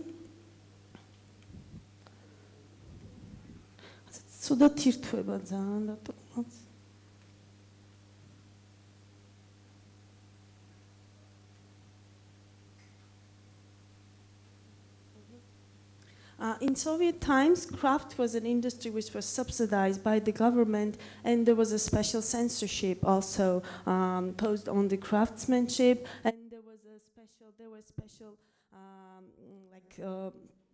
ideas behind that which tried to create new Georgian culture, which is national in terms of form and socialist in terms of its content. And there were used wide use of national costume details, and also the medieval ornaments and patterns, and there was a very special phenomenon which is also connected with the Soviet times, that all these crafts items, they became souvenirs, and this is what we are dealing now with when we're talking about crafts in nowadays. So what do we have today?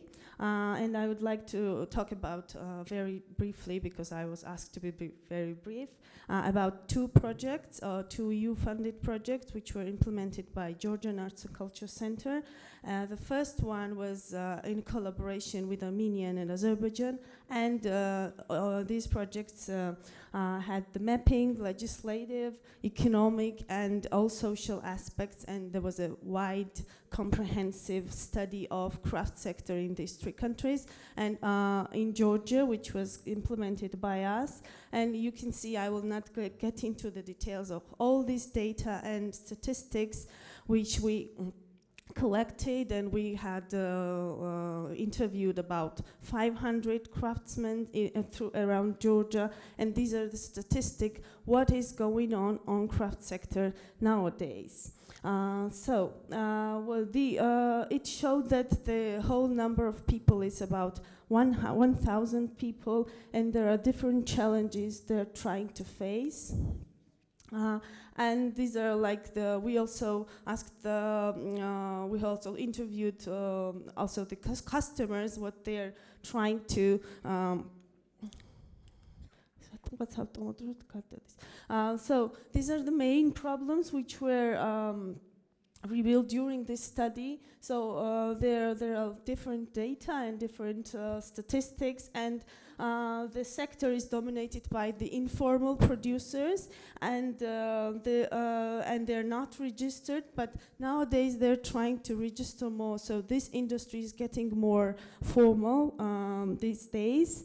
And this study helped us to have this chain of all this industry throughout the whole chain of the value chain.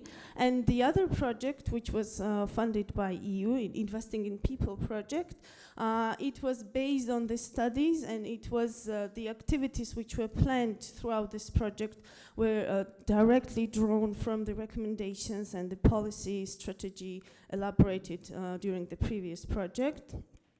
And this project, to have the short overview, had one very important issue. It was the establishment of Georgian Craft Association, which is the platform which brings together all craftsmen in Georgia, and a small grant program, which is very important in terms of regional development, and trainings and workshops throughout the regions, which were directly targeted to product development, which is very important to develop this sector as an industry, and International Craft and Design Fair, which was held in Tbilisi. Georgian Heritage Craft Association has about lots of members at the moment, and I would like to say a few words about the small grant program. You can see the grant program, which was targeted to regions mostly, encompassed the workshops, so it was directed to craft workshops.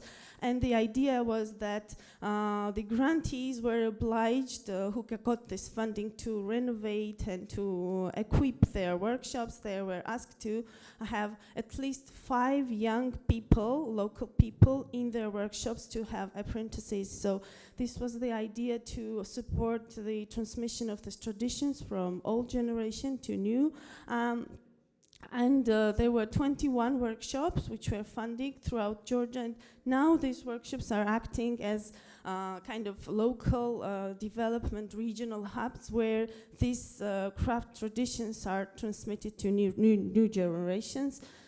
This is one example from the mountainous parts. A lot of these workshops are located in mountainous regions, and mountainous regions are like most fragile and very important keepers also of these traditions.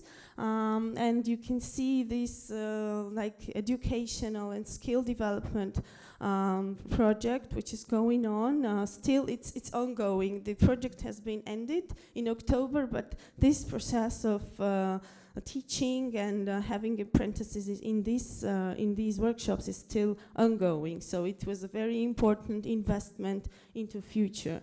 So one is also in Racha, in the mountainous parts. This one is very special because it's located in IDP village in Tsarovani, and he's also an IDP, the one who teaches, and he has about 50 young people. He's very demanded teacher, so everybody wants to be his apprentices. So it's very, it has a very important impact on this IDP village. This one is one example of like ethnic minority workshop in Pankisi Gorge. And lots of other examples. We can have just a quick look. So our project was mostly targeted to the regions. So all these workshops, different fields with different people. Most of them are, of course, women, because women are the leading gender in this sector, as our study showed out. It's in Lower Swaneti as well. And there are a lot of other examples to show. It's also in mountainous part. This is very important because this is the only craftsman who is maintaining this tradition, because Gori, which was famous center of craftsmanship in the 19th century and also in the beginning of the 20th century, and now he is the only one who is producing these glaze ceramics, which were typical for Gori, and he has now apprentices, so we hope that this tradition will go on. Also, silk making was very developed in 20th century, and now it's just one or two people who are practicing silk. So this is one workshop in Signari, and a lot of other examples. This is the kind of, to sum up the impact of these projects. So these are the numbers, the income. I want to have more emphasis on how this funding, which was coming from many other sources, but the main donor was European Union.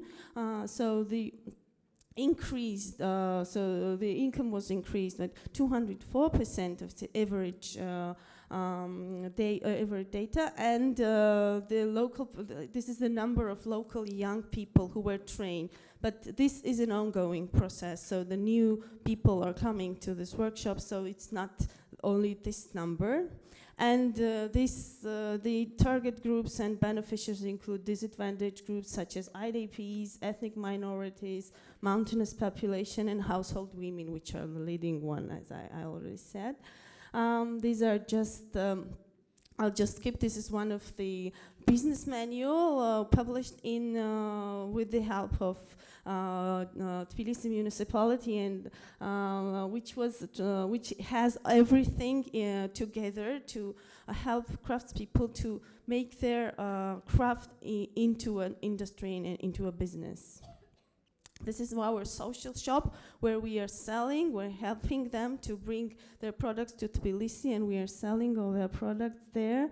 This is one big activity which was planned in our project, which was also supported by many donors, and it is important as it had together craft and design, because it's very important not to separate, like with the direct line, all these two sectors, because they are very much interrelated. So this brought all of these people together. So this is how we see the future, to bring craft and design closer to each other, to bring tourism and craft together, and also to get more integrated into the creative cities and all other international networks which are connected with craft and design.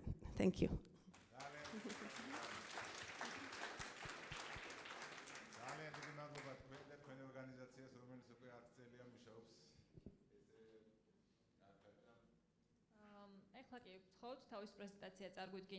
I'd like to ask Mr. Beka Garibashvili, First Deputy of the Shetigam Gebele, to provide his presentation.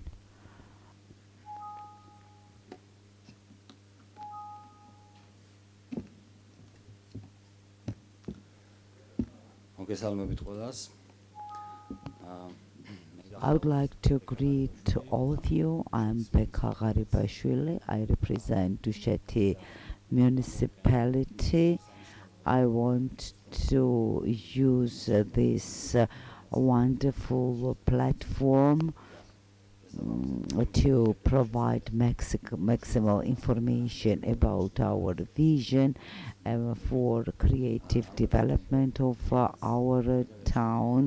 I believe that the most of you do not have information about Dusheti municipality, and I would like to provide you with this information.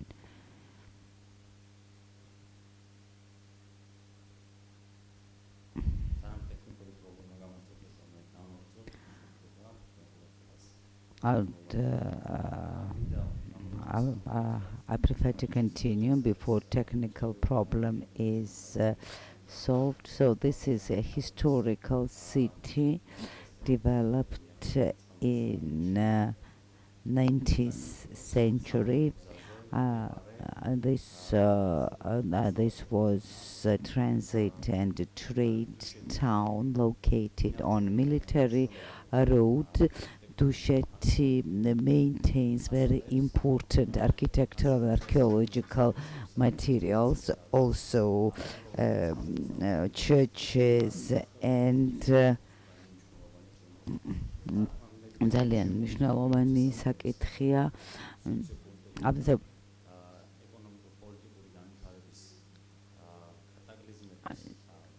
I mean, this town has some kind of footprint of different changes developed in Georgia during this period, but the town has very important cultural heritage. 96 cultural heritage monuments are existing in the town.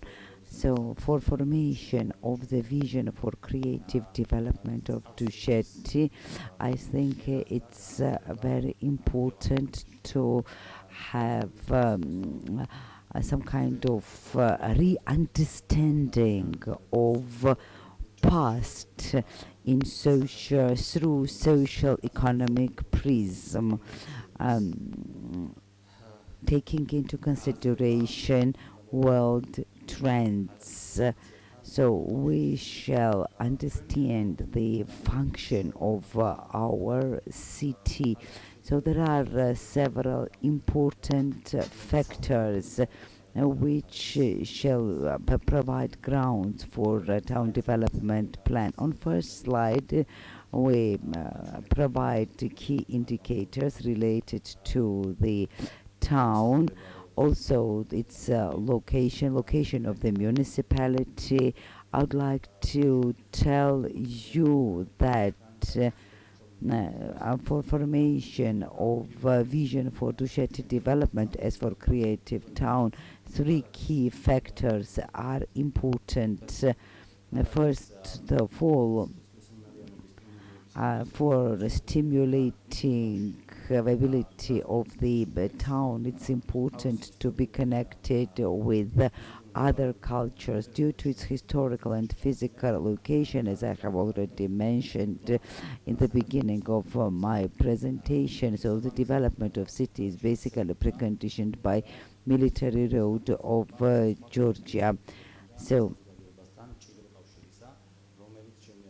this in my opinion shall be even more developed, and it will give additional stimulus and additionally encourage development of the city. Second factor is being close to capital city. We can also use this for economic stimulation.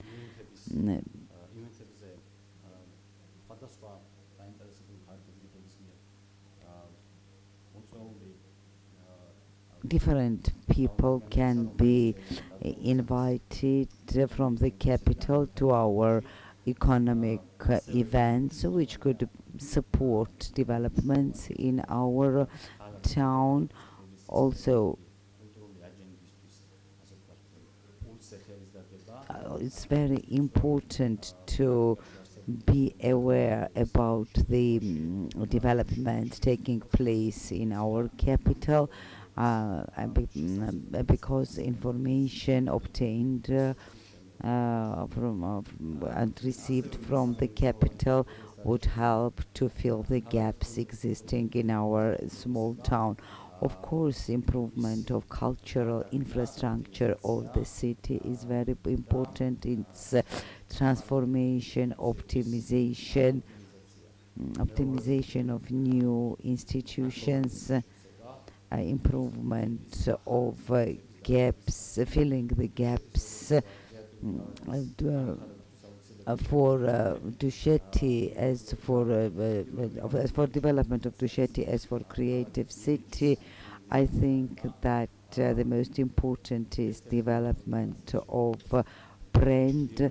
One of such directions can be a function of the North Gate of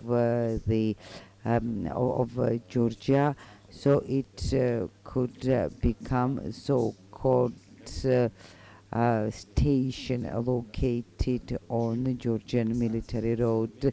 There was historically the station as a northern gate to Georgia, and the museum can be established there, and this function can be restored. Also, optimization of museums, theaters, cinema, and ensuring maximal load to these cultural sites, improving infrastructure, for example, developing public spaces for exhibitions, catering,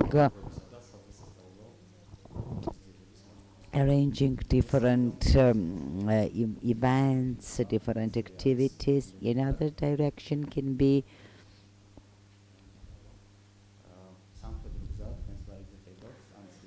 military road. I have already mentioned this Stanция, which means station, and all this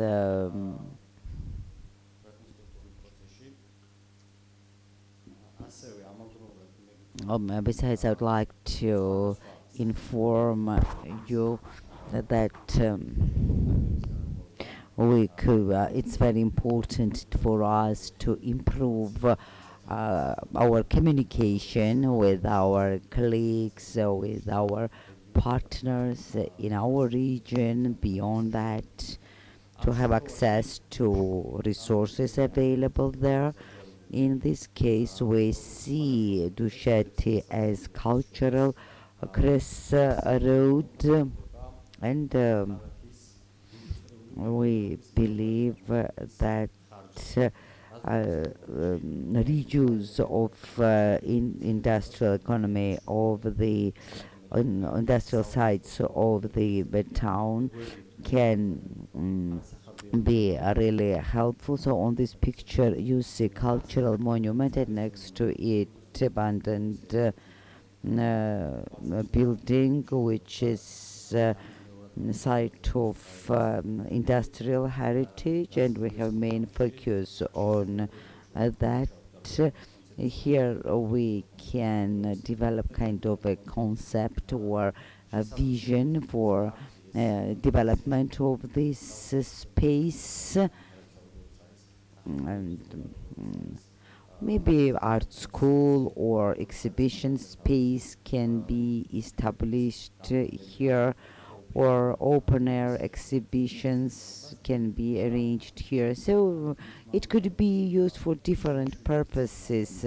So Chilashvili's castle, which you see in on the picture, and one of the monuments of industrial heritage, could somehow be seen as a whole concept and could be used for very important purposes. Chilashvili's castle and museum and materials available there could also support development and functioning of this industrial site, industrial heritage, and it can somehow attract youngsters, and it can support development of a proper educational and employment environment, and with that promote or maintain youngsters in the region. I would like to tell you that in Chilashvili's historical castle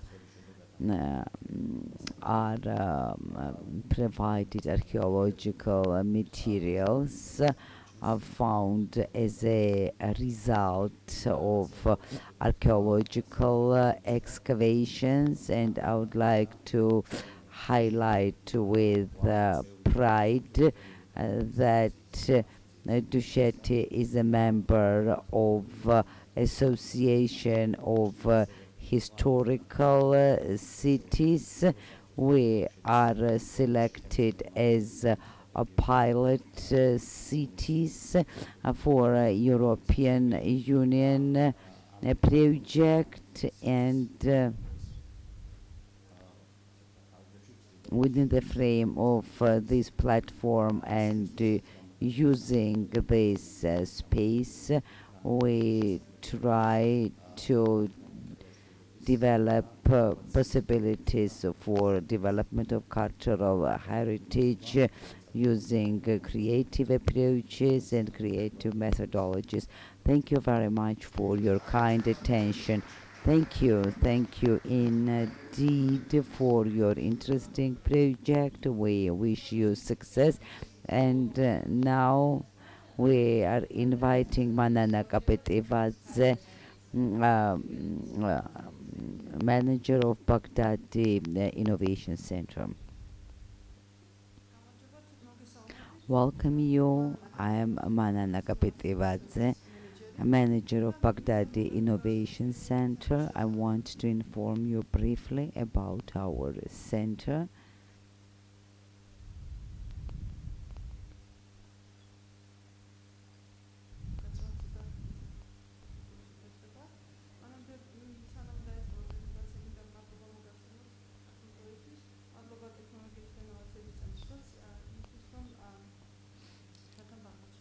In Baghdadi, we are very happy to have such a successful project, successful center. Our center was opened last year, and our Minister of Finances opened this center together with Governor of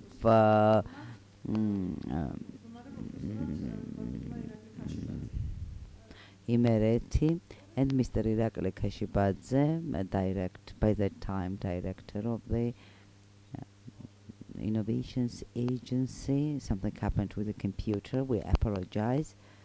Some technical problems.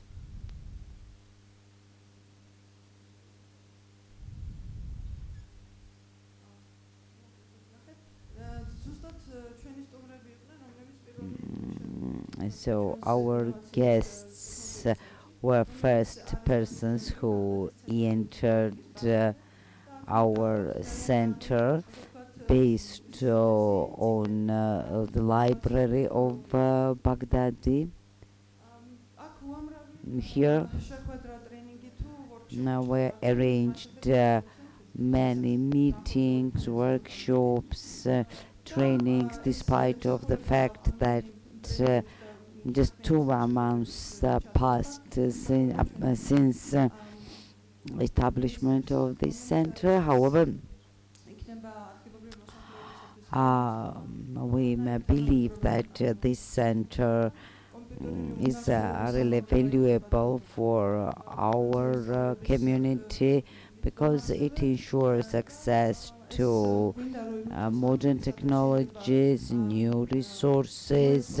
So we want this to be the place where the meetings with the business partners can be arranged, where people can work together on joint projects in our center, and modern technologies like 3D printer and so on are accessible. Also, Lego robots. Children appreciate them and do several wonderful things. Upon opening our center, we used to go to different municipal centers and made presentation of our center. We wanted teachers and students to be aware of our center, our programs, what we propose to our people. We have already carried out 27 trainings and up to 150 children and 80 adults are trained, including librarians, for example, and these people obtained new skills, computer skills or others. Simply, we see that there is a lack of number of students in our center. This is due to not having heating in our center, and since it's already cold, our so parents try to avoid bringing children to the center, but in spring we believe that the situation will be changed and many children will come and participate and be trained. We also provide trainings to adolescents, adults as well, as I have already told you. We told blind typing, we taught blind typing as well, which is absolutely necessary for example, public servants. Peace Corps volunteers cooperate very actively with our center. English language teacher Ari Hars and Ryan Haskell, also employee of our fund. They very actively participate in planning and facilitation of the training, and children love their trainings. They also help beginner business people to finding grants. We also carried out programming and freelancing training. Also blind typing training here, Code of G, a lesson of Lego robots for children. This is the best for all children. Children are so creative that they developed even electronic guitar, which plays actually, you know.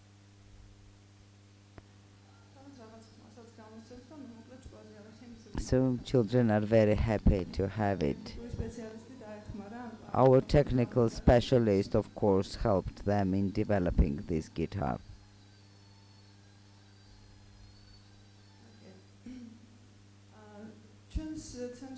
In our center, we always used to have many children. I have already told you some children rush to our center as soon as lessons are over. One child even said that, I rather prefer to come to Innovation Center than to school. Then you can also go through our plans on our website, or so any person. This information is public and anybody can see it.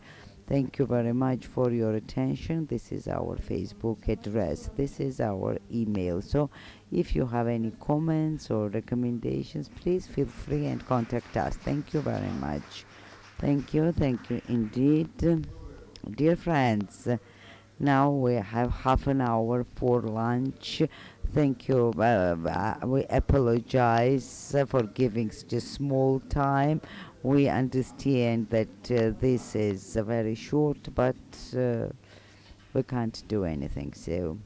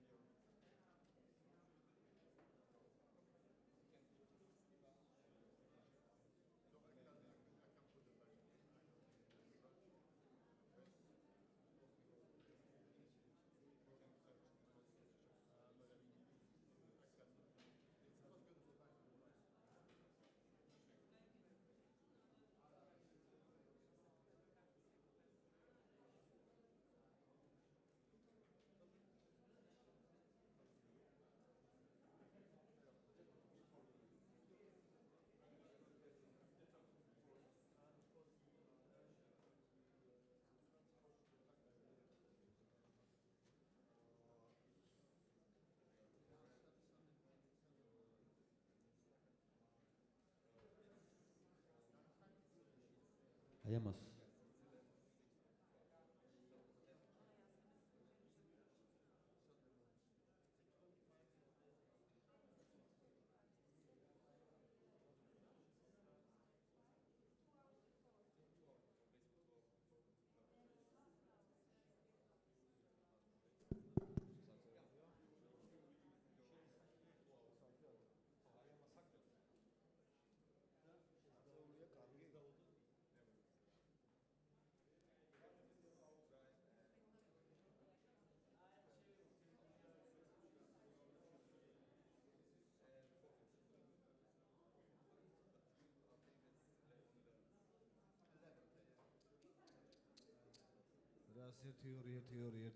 Theory.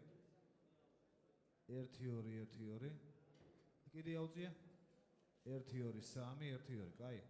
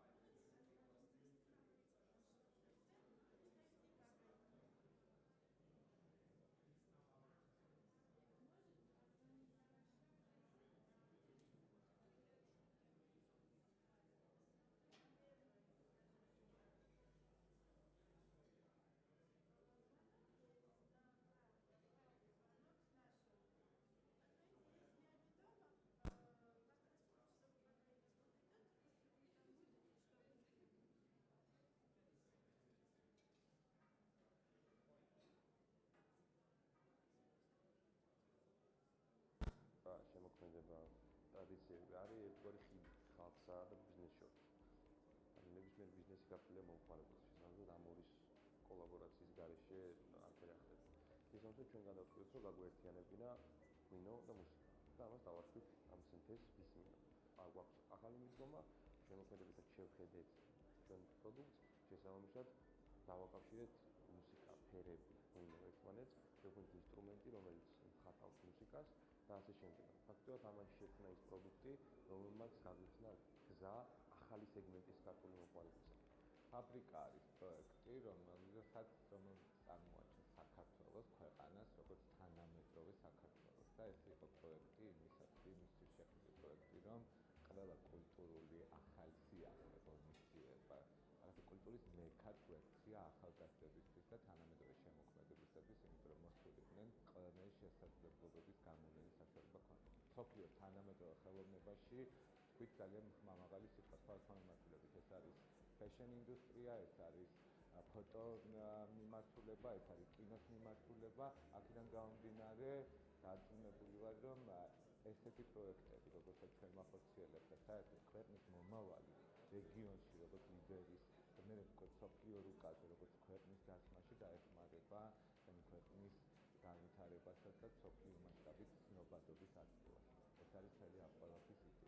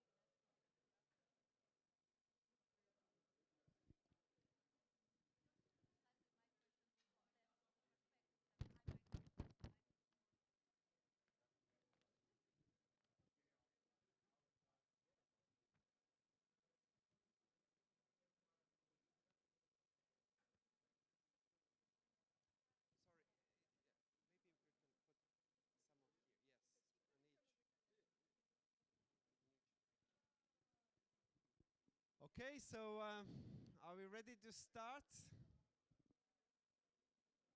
Well, those people that are in the room are ready to start, yeah? That's a stupid question, isn't it?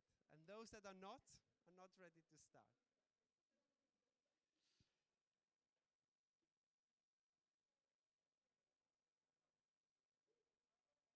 The news is, I don't know if it's a good news or a bad news, that this is, we're about to start the last session. It's the last part of the last part of the speeches. For those that are already tired, this is a very good news. For those that would like to get more, that's a sad news, so it's depends on the perspective. We still give 1 more minute to get everybody in. Gogi, can you get everybody in? You can use force. Just pull them in. Just carry them in. Yeah.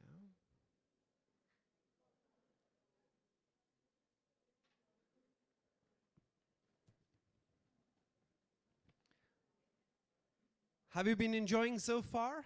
Did you find the examples that we brought to you inspiring? Do you believe now that this country is absolutely full of potential, creativity, energy? Well, I always find this question quite stupid, to be honest. And it's interesting, everywhere I go and every time I give an interview, that question is asked.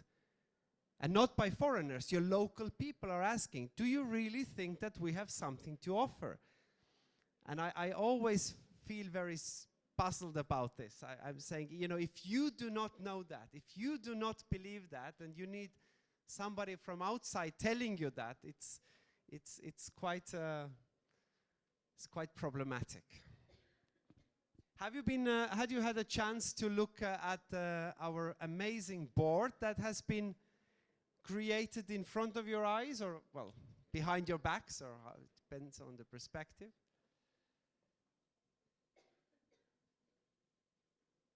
This is a real art piece, and the good news is that this will stay here in Georgia. We are not going to dismantle it. We are not going to destroy it.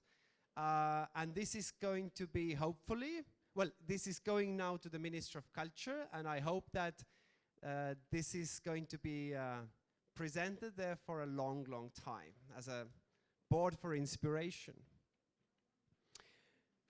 Anyway, let's move on. People will still come one by one. I'm extremely happy to give the floor to the next speaker. Now, this speaker, not surprisingly, I know for a very, very long time. We have worked together in many occasions. When I was in OMC group, OMC, that's the European Commission working group on creative industries. I had a chance to be a chair of that working group for quite a long time, and we worked there with Christina. We have been working in many other occasions as well, advising cities and governments and alliances and different places. So she is really one of the key experts in Europe when it comes to developing creative industries. And in addition to just knowing a lot about this, why Christina's example is so inspiring is that she, you know, there's not much of her, as you can see, but in that person, there is so incredibly much energy that she is a thriving force behind setting up a one of the first creative industries developing centers in Europe, in Portugal, and which turned out to be an amazing success story. So we were very lucky when Christina joined the Culture Creativity Program as an expert, as a non-key expert, for developing a roadmap or a study on creative industries in all 6 Eastern Partnership countries. Now, she has been visiting all 6 countries. She has received a very interesting picture, and by the end of February, she, together with local experts, is going to present the very first comprehensive report on the potential of developing creative industries in all 6 Eastern Partnership countries. That's something. Now, Christina is not ready yet to tell us all the secrets of what we can find in the report, but she's going to give us a little trailer, a little teaser of what we should expect. So the floor is yours. I think all the people who wanted to hear you have found a way to the room. Yes, please. So, well, first of all, good afternoon. It's really a pleasure to be here and to have the opportunity to take part in the Creative Georgia Forum. So I'm very thankful for the invitation. This is the first forum of a total of 6 that will take place precisely in the 6 countries that are part of the Eastern Partnership Program. Forums promoted by the program, Culture and Creativity, in this mission of raising awareness and discuss the potential of the creative industries. It's also the first time that I will share in public this joint report on creative industries process. So I have a complex mission, yes, for the report, but also because it's after lunch moment. So I need somehow to keep up your attention. So I want to propose to take you on a road trip through these 6 countries somehow. 20 minutes, so it will be brief. Because that's exactly what I did alongside with colleagues, and you will see them immediately after. And so because we try to understand the dynamics. And of course we traveled by plane, but it really felt like a road trip. Because all the adventure and discovery elements that we usually associate to a road trip, they were there. And I have to tell you that, well, coming from Portugal, which is also the other extreme of Europe, with also other neighborhoods, I would say, I really felt throughout the road trip how far and how close, how common and how different. And this is true from me, that was coming from the other side, but I also felt in between these 6 countries, how far they are from each other, how close, how different and how common, all at the same time. And starting up, but by the way, all the pictures that you are going to see were taken by me on my mobile, rushy, sometimes not focused, sometimes they are not the best, but I try to use locally produced photos. So I am not alone, and I've been working with 2 colleagues, Mikola and Sviat, local experts from the region that have the contacts and have the knowledge from inside. Ragnar has already presented me. I've been working for the last 4 years in the creative industries, development in Portugal, but also at European level. And before and besides that, I've worked a lot with the cultural sector in terms of policy analysis at national level, but also with the European Commission in terms of funding, evaluation, cultural capitals, and a lot with networks and networks creation on mobility cooperation. So our mission for this report, because this is important to set the framework, and as we interpret it, and I have here Ragnar and also Tim that might help me discussing this. It is a very short term, as you have realized. We are supposed to deliver at the end of February, and actually we have started in the summer, or actually in autumn. So it's a 6-month trip, let's say, mission, and we interpret it as very pragmatic process, not an academic research or study, and the intention is somehow to have an eye view over the territory and over the sectors, or the sector. And at the same time, and probably was mentioned already, there are several subsectorial studies that are being conducted, also country-wise. There's also a process of studying how to develop creative industries in regions and towns. So this is totally complementary.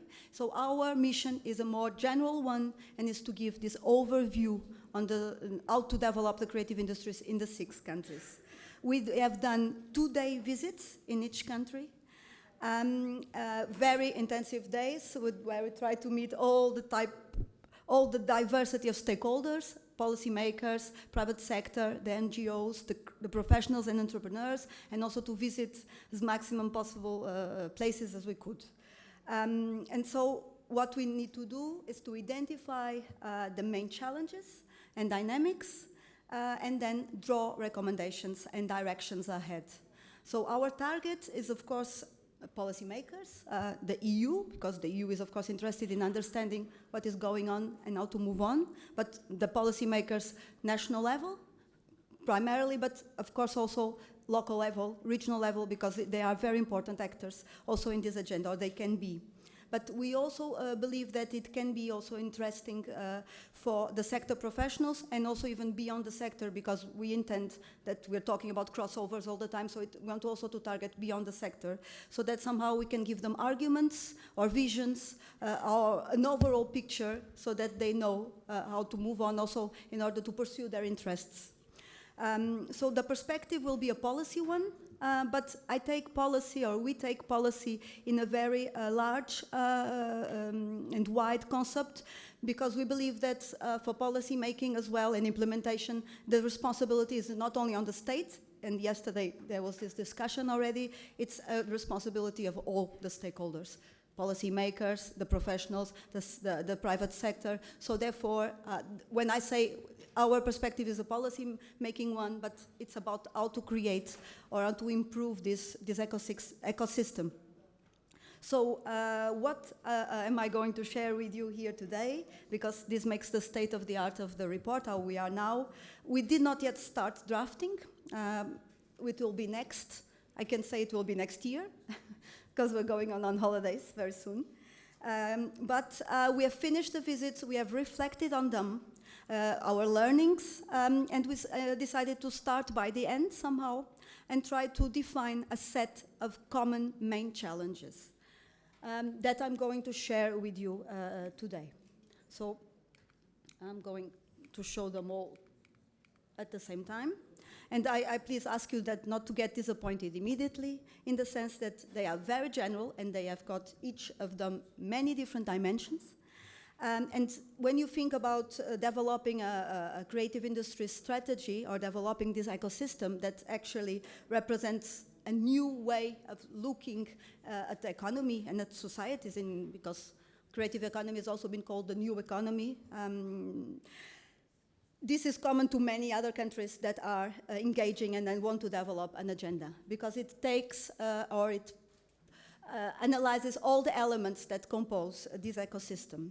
One thing that I wanted to be very clear from the beginning, and today 20 minutes won't allow, is that these challenges are common to all of them, but in each country they do translate very, very differently.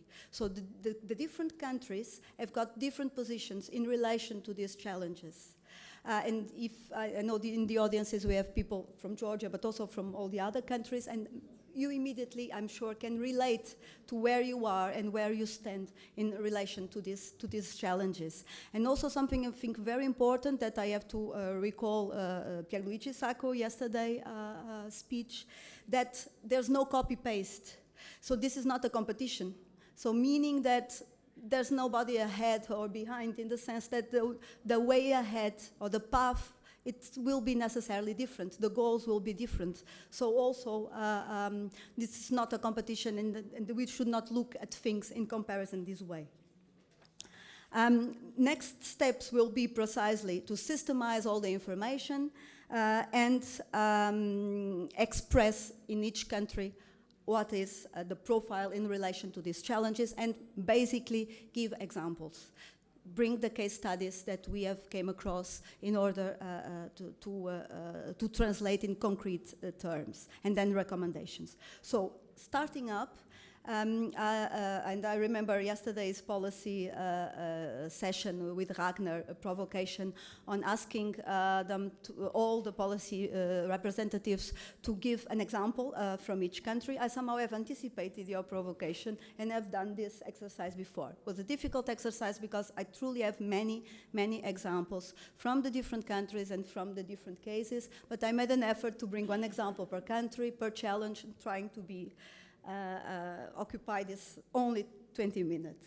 So this is the first one. We're talking about a very complex challenge that is recognizing the transversal character of the creative industries, and at the end I will tell you about the case I chose, that is the Film in Georgia Cash Rebate Program. It has been presented in the morning, so it will be easy to come forward with an example. But what do I mean by this, and how do you think it is a challenge? It goes immediately to the very beginning of the yesterday's session again, and the questions of Ragnar on how to attract the attention of the cabinet, and what about the internal tensions? Because this lack of recognition of the potential of the sector and this transversal character comes from internally from the sector and also externally. So starting by internally, it is a sector that not all of the stakeholders identify with. So it's an agenda that divides a lot, actually, the sector. Because it encloses really many disciplines, many activities, many professions.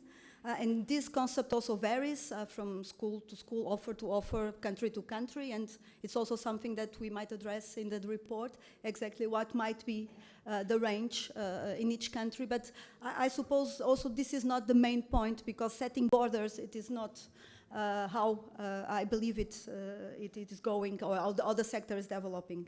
The different stakeholders do not identify all with the agenda, especially because the gap between, or the dilemma, economy and culture is still a big tension.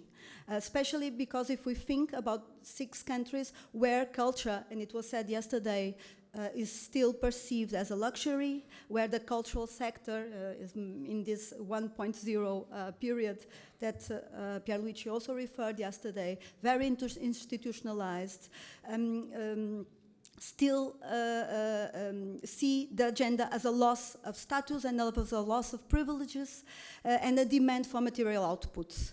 And a profit, and to become profitable, and which is actually not really attainable, as Pierluigi Sacco said, because their main value is the immaterial one, because they can be food for thought and food for contents, but they see a change ahead in terms of organizational models, and they resist this change. On the other side, if we think about the professionals, the independent sector, the social society, the NGOs, if you want, this is very weak, very poorly organized and very atomized, and also was caught in between many big changes in this region and in this very recent past. So the changes were very fast, and they also have difficulties in identifying themselves with such an agenda that seems to put the focus on the material and on the economic. And even those that have no problems with profit making, the companies, the designers, or the audiovisual, or all those ICT that easily connect with profit-making models, they also are very atomized and not organized collectively. So the whole sector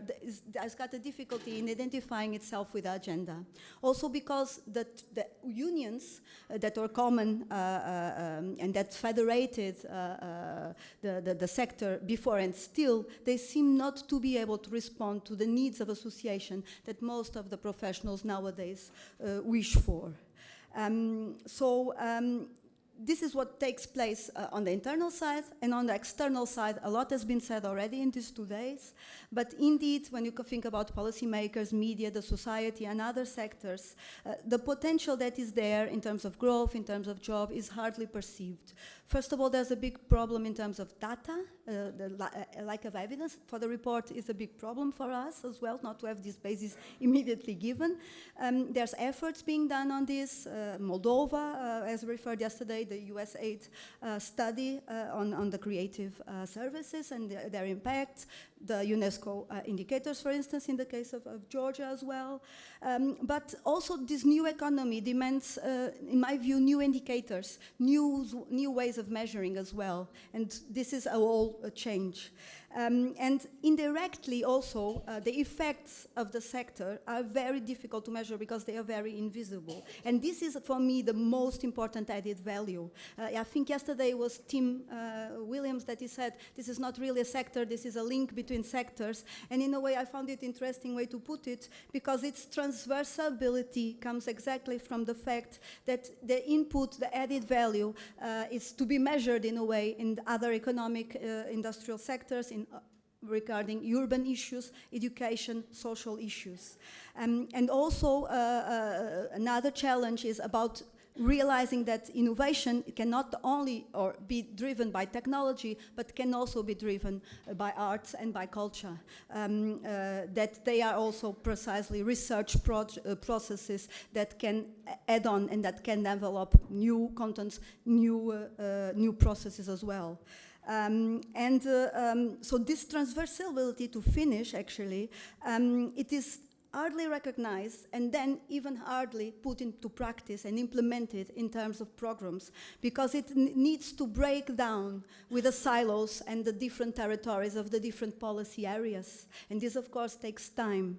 So beyond the simple, and that we have already acknowledged, the acknowledgement of this, of this impact, of this potential, we need still many specific policies, specific and joint programs that actually might well target the value of the sector. And the film in Georgia is one of these examples, simply because, and I'm not going to explain the program, and it was done already, but because it articulates, it's a joint initiative from the economy with culture, with the Film Commission and the Innovation Agency, and at the same time, it's sees the whole picture, and Sophia showed the whole value chain, and now it touches many different stakeholders, because it's about attracting investment, it's about developing, giving jobs and opportunities of work for the professionals, production, but it's also about promoting parallel activities and services, it's about tourism, it's about the image of the country, and so on and so on.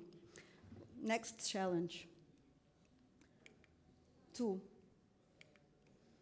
So here is about still policy, but setting up participatory policies and platforms. And this is also very wide when I put it, because as I said in the beginning, this is for me not only about building up a policy, and that is done as a one-off event, it's about building up a process of participation that is never ending, it is continuous. And it's about, particularly in this region, bridging the big gap that we find most or in all of the countries between the state or the government and civil society. That is, we feel a lack of trust in both sides. So this participatory culture that was also yesterday referred by Pierluigi Sacco, and I thank his intervention because it gives me a lot of opportunities to frame what I have prepared. It needs to be developed if we really want creative industries to thrive. So on one side is about the state recognizing that top-down policies are not enough, because it's not only about the document or about the product, but it's a lot about the process. And on the side of the role of the state, and I cannot now systematize, it's also work not done yet, but there's a lot in terms of regulations that need to be done, and I just quote very briefly in terms of facilitating tax-wise, how to create a business, how to open up a business, but also an NGO. To facilitate this process is also about copyright and protection, about export and import. If we talked about with publishers, and this is crucial to them. This is about broadcasting and media. So this I'm talking about regulation, and there's a lot to be done in this field in order to be the state to be a facilitator at this level. Then I brought the example of Ukraine here and about the development of the process of the cultural strategy. I'm going to be very brief, could take some time. You know very well the process because the Eastern Partnership, Culture and Creativity by Ragnar, they have participated as well. And it was about building an alliance, a process that started already in 2014. And involved many discussions, different sectors in the different regions, involved different types of stakeholders, and it was about gathering the sector, informing about the benefits of the sector, but also developing visions and also measuring needs. So it also served in terms of monitoring and evaluating. I'm not going further because really I understand that I need to move on. But the point was about the process was done, and I was very happy for yesterday listening to the representative of Ukraine saying that now there's a roadmap and an action plan being done, and that there was also a creative industries department being created because you need to see consequences because otherwise this trust that we're trying to build doesn't evolve, can be very fragile if you do not make effects out of the policies and out of the discussions. But this comes long term, and of course the sector is very impatient. To finish, because there's also another last dimension in here, is about building up platforms, because it's not only about policy making or defining and participate, but it's about building platforms, because we need to build spaces, whether they are clusters or joint structures, where we activate collaborations and meetings. Because as I said, there's a big gap between the creators and the professionals themselves and the state, and there's not much in between actually, so it lacks intermediaries. All this space needs to be fulfilled by many intermediaries that can voice the sector, that can represent it. And that can unite and gather actually all the stakeholders. Moving on to an easy one that was very much referred, and I could not at all find only one example because I found examples in all countries, the creative hubs and the need to build on what is there. I have to tell you, and well, I start by us, Smart in Baku, Fabrica in Tbilisi, that some of us have already will visit today and have already had dinner. Just maybe moving on to Imaguru in Minsk, Shazopis in Kiev, here for a shower of fresh ideas, Impact Hub in Yerevan, and iHub in Chisinau. I was really very amazed by the profusion of creative hubs I found in these 6 countries. Recent phenomena, but majority private initiatives. So I was really very impressed by the capacity of the different entrepreneurs and artists to put forward their projects and to have this initiative, because I was told that, well, entrepreneurship was kind of very difficult in former Soviet countries, but nevertheless, I found a lot of energy and a lot of entrepreneurial spirit in these people I meet there. So this is about infrastructures, of course, because it's about renovating old quarters of towns, occupying abandoned buildings, and step by step making use of them. And also making them alive, because there's a lot of events that are developed in order. Also, it's also part of the business model. Yesterday we have listened to the Estonian example that is a 10-year example, so it's a totally long-term story. But nevertheless, similar processes are emerging in these 6 countries, and these are places to work, yes, but also to meet, to learn, and to interact.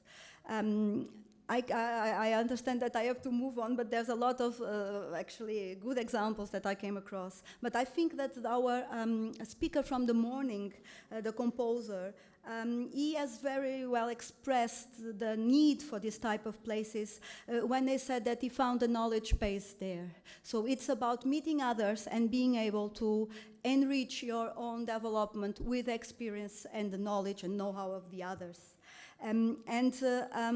Last, in terms of infrastructures, of course, these places were needed because it needed professionals needed more versatile, flexible type of spaces. but also because cultural institutions are closed to them. And also even when I've heard a lot about difficulties in using the spaces that often are available and are not used in these cultural institutions, because the region is actually rich in terms of theaters, in terms of opera houses, in terms of museums. There might be an issue in upgrading, but film studios, for instance, but they have space that often can be available, but that operators tell me that they are expensive and that it is not an easy negotiation. So therefore, there's also here a gap that needs to be bridged. And also, just to finish, so that you are aware of the diversity of the phenomena, let's say, this is a lot about ICT, of course, crossing with other creative industries, but it's also about arts. I can tell the example of Yarat Contemporary Center in Baku, or also Y Gallery, for instance, in Minsk, which it's an arts project, the arts experimentation hub that's also needed, and also with capacity building and education dimensions. It's also about social entrepreneurship. Some of the hubs were very much looking at social entrepreneurship, the case of the impact in Yerevan, Chasopis in Kiev. And it's also about urban development. So it's a very big potential that, in a way, I would say that it is there already. In Portugal, we have done it totally the other way around. They were built by the state or by the city councils, a lot of investment. The buildings are perfectly renovated, huge investment, but there's nobody inside.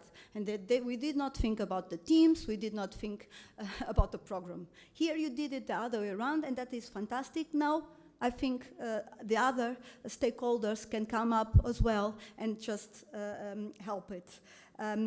Because they need to connect between each other, with the community, and also with the territory, and might be an interesting ground, for instance, for these public-private partnerships that I know that in the region are just starting in terms of legal basis, and that probably in this area it is also something totally new. Well, next one. I hope it will be easy and fast. It's education and skills. I've heard a lot about how education institutions also need to move on in terms of universities, schools, confronted with this new reality and the need to open up, to be closer to society and to institutions, and to have a more practical type of knowledge. But I was also questioning them, but how then it comes that you have such good ICT qualified professional musicians. This means that somehow the school system cannot be, the film, for instance, school cannot be that bad. The point here is another associated type of skills that are also needed and that need to be integrated in the curricula. I found here interesting initiatives a bit throughout the whole region. Some of the bigger dimension, more formal, more official, less official. Here I chose just to bring you the case of Tumu.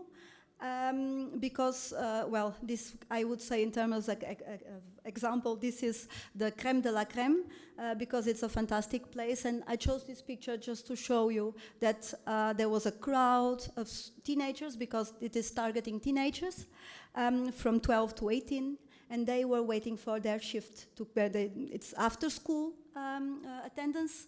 They have 2 shifts, possibility for 2 shifts, and they were waiting for the second shift, and we had to be escorted in between them to be able to get in before the gates open. So, well, I cannot go into much detail in telling you about Tumu. It's very interesting. They have already 4 centers throughout Armenia, and they actually the kids have, or the teenagers, they have the possibility to learn and to be in contact with tools, to learn with professionals and be mentoring. And there is a path and a methodology that is very clear, but it is very, very interesting. And then on the top, there is an incubator where some of these students might afterwards be working, but already because they have constituted companies.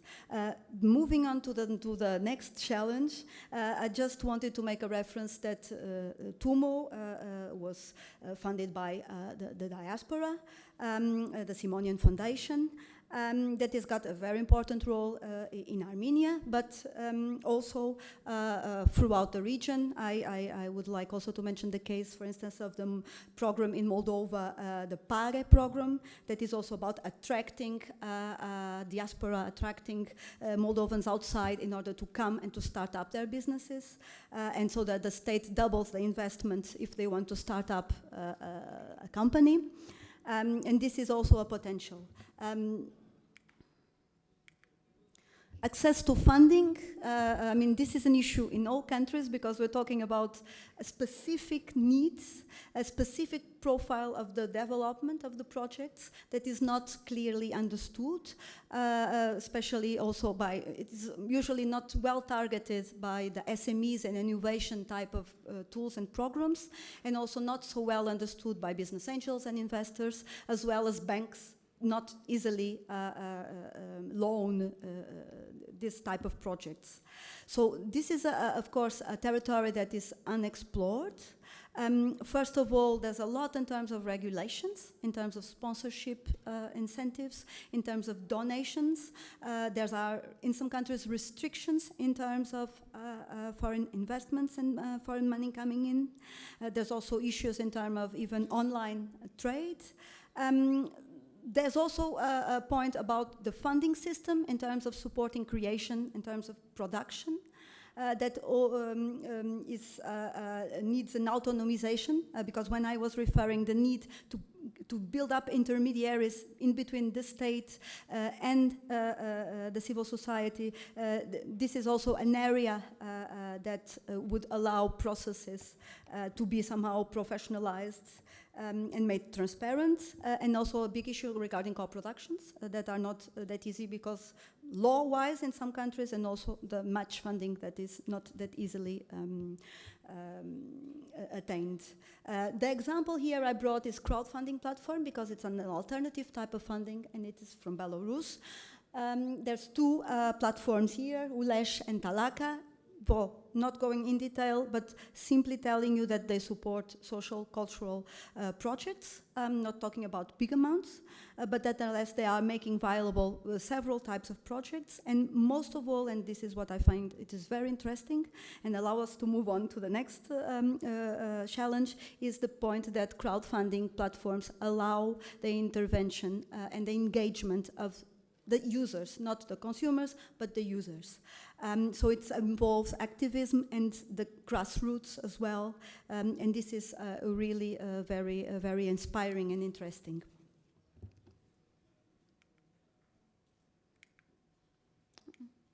Yes? Okay. Audiences and markets. We talked a lot already also about creating a demand. And usually we tend to concentrate on offer and on production, but we tend also often to forget the demand and the audiences. And of course, in this region we have countries with different sizes, with different markets, and the issue resonates differently. I brought the examples from Azerbaijan because I also wanted to bring some small-scale fashion example as well. I found in Azerbaijan interesting projects that could be examples from what was also discussed yesterday, that is how to not upgrade, but how to make traditional crafts and arts move on. And add design and add brand, brand them and also build up stories around them. Interesting cases regarding jewelry, scarves, carpets, weaving, but also music, and Mugham jazz, for instance. I brought just this simple example that is a showcase of designers, of fashion designers, concentrated in only one shop. And there I found Azerbaijani designers, but also Georgian designers, Ukrainian designers, from what I remember from the full shop. And this is, I think, a very interesting example because of that. I would also like to bring other examples that I think are crucial for this issue, that are media platforms and media, because media can play a very important role in terms of disseminating, in terms of building up audiences, and in terms of promoting the market for the audiovisual sector. And this is a crucial area where I can also talk about from my experience in Portugal, because it tends to be very monopolized and only giving opportunity to very few ones. And this is also the case here. So it's a channel that is crucial, language-wise as well. And there's interest, I mean, we have heard in the morning about our Arteria from Georgia, but also City Dog from Belarus. So there are several cases of very small-scale experiences, but interesting ones.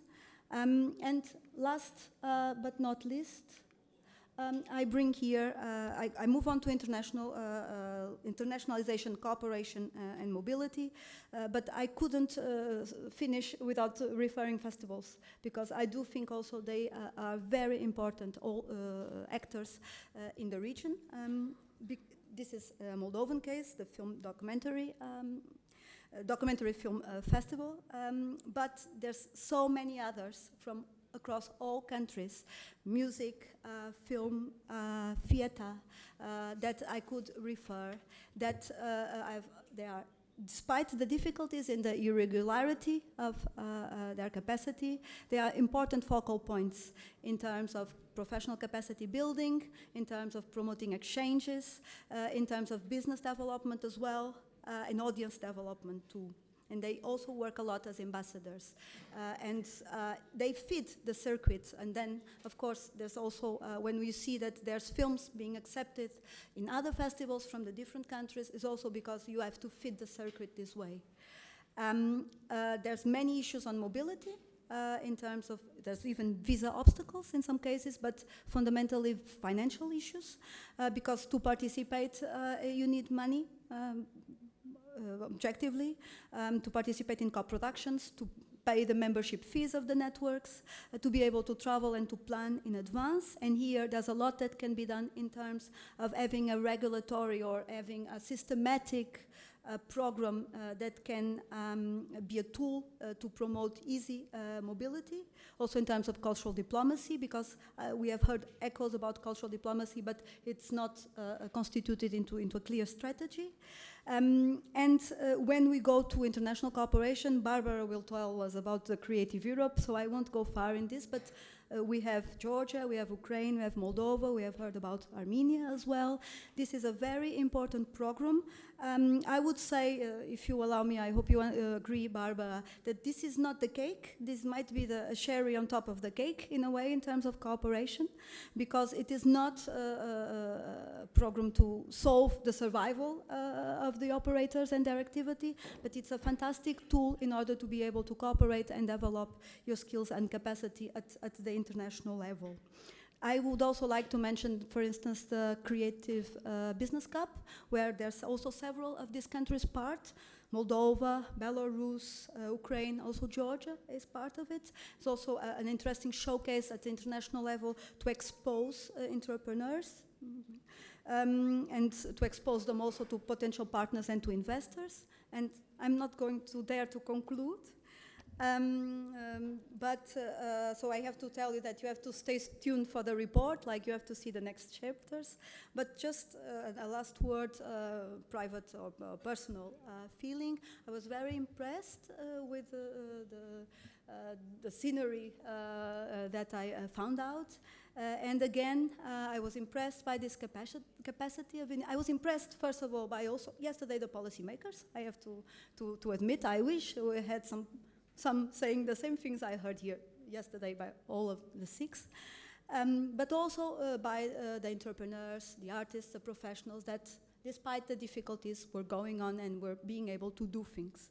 Maybe, yes, maybe trust and self-confidence, like, as I think Ragnar started, is also needed, but you should not have any doubts. Thank you very much.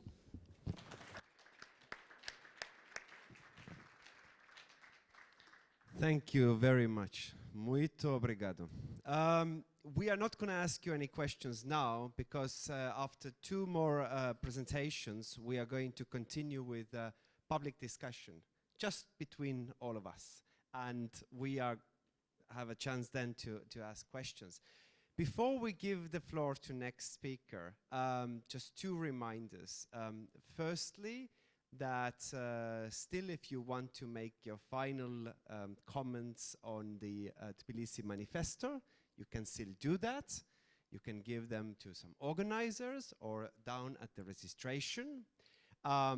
And the second thing is that you were given the feedback evaluation forms that you found. Please, you would really, really make us happy if you would find that 1 minute to fill it in. This is just to let us know how did we do, to let our superiors know if we did well, and also to do next time a better job. So please do find that. It's also a networking exercise, because you probably not all of you have a pen, so you can need to find a pen in the room from your neighbor. You have to talk to the neighbor. I know it is difficult to talk to your neighbor, to find the pen, and then we will collect them later before you leave the room or leave the house. Anyway, we are going to continue. I looked at the agenda. The name of the next presenter looked familiar, but you know, we the moderators also like to take floor. So, Zvia, the floor is yours. Thank you, Ragnar.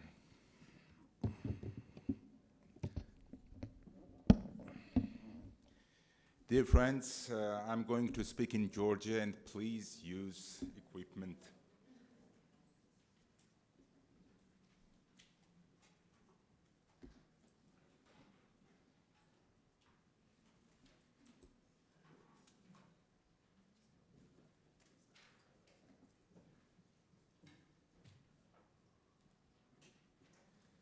So, here we are.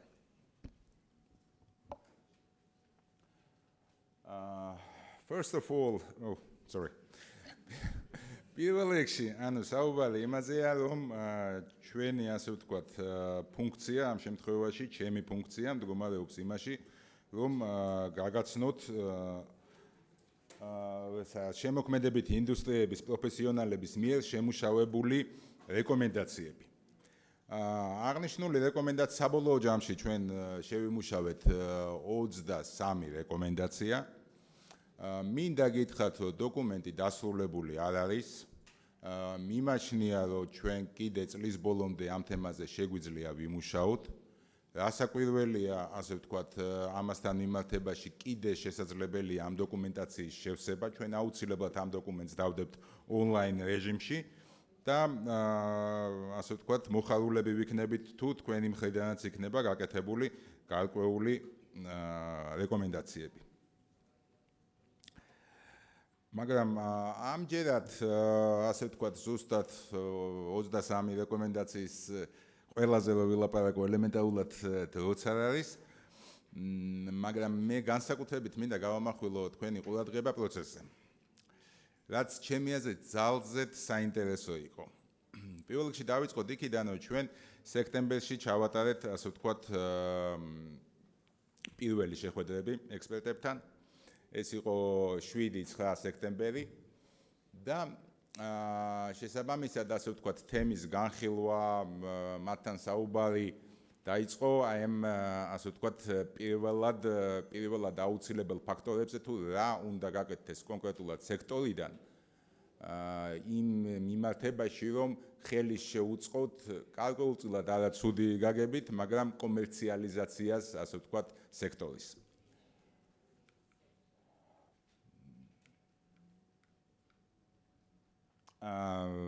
პრინციპი, რომელიც რომ ასე ვთქვათ, ეს რეკომენდაციები გადავანაწილეთ, იყო ორიენტირებული იმაზე, რომ ყველა, ასე ვთქვათ, მთავარ stakeholders ქონოდა თავისი რეკომენდაცია. ანუ ფაქტიურად, რომ ყველამ გარკვეულწილად მოვახდინოთ იმის იდენტიფიცირება, თუ რა პასუხისმგებლობა ჩვენ, ვთქვათ, წარმოვადგენმე პოლიტიკის გამტარებელს, წარმოვადგენმე ადგილობრივ ხელისუფლებას, წარმოვადგენმე განათლების სფეროს, წარმოვადგენმე კულტურულ ორგანიზაციას, თუ ასე ვთქვათ, თავად შემოქმედებით ინდუსტრიას, უნდა იდეურად გვინდოდა, რომ ყველასთვის, ასე ვთქვათ, ცალკე დაგვეფიქსირებინა რა როლი, რა პოტენციალი და რა შესაძლებლობა არის, ასე ვთქვათ, ამა თუ იმ სექტორში. პირველ რიგში ჩვენ, ასე ვთქვათ, გვქონდა რასაკვირველია ცენტრალური ხელისუფლება,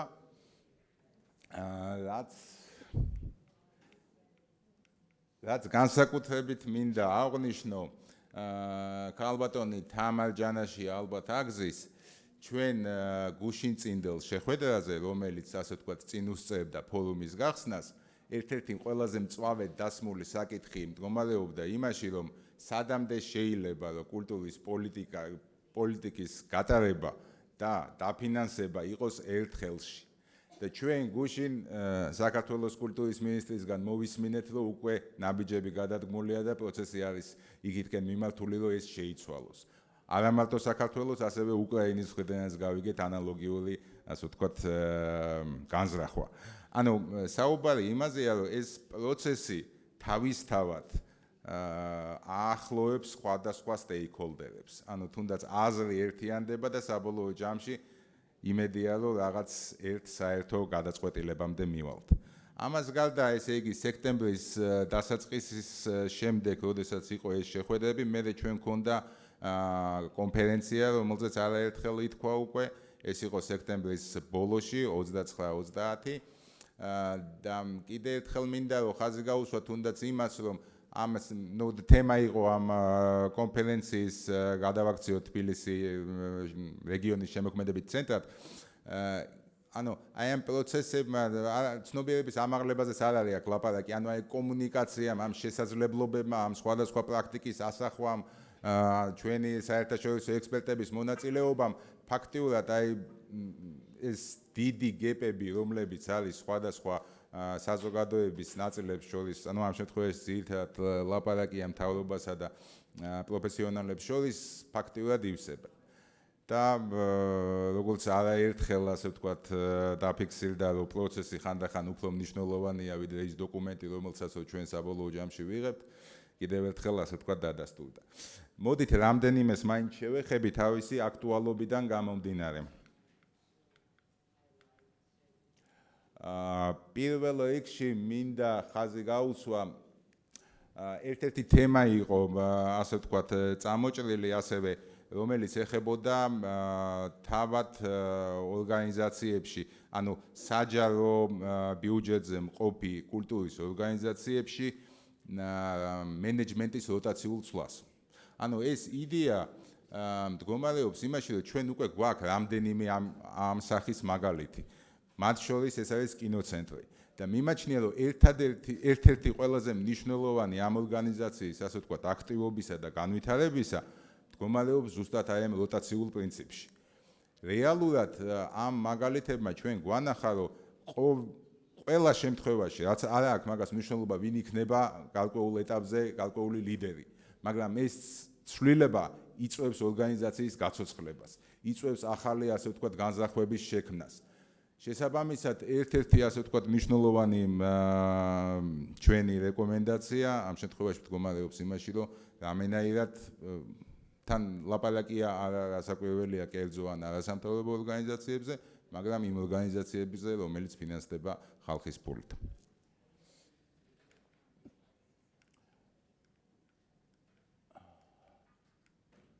მინდა გითხრათ, რომ სულ მიკვირდა, რატო არის ესე პრობლემატური ამის გადართვა და ეხლა ვაფიქსირებ, რომ არც ისე ადვილი ყოფილა.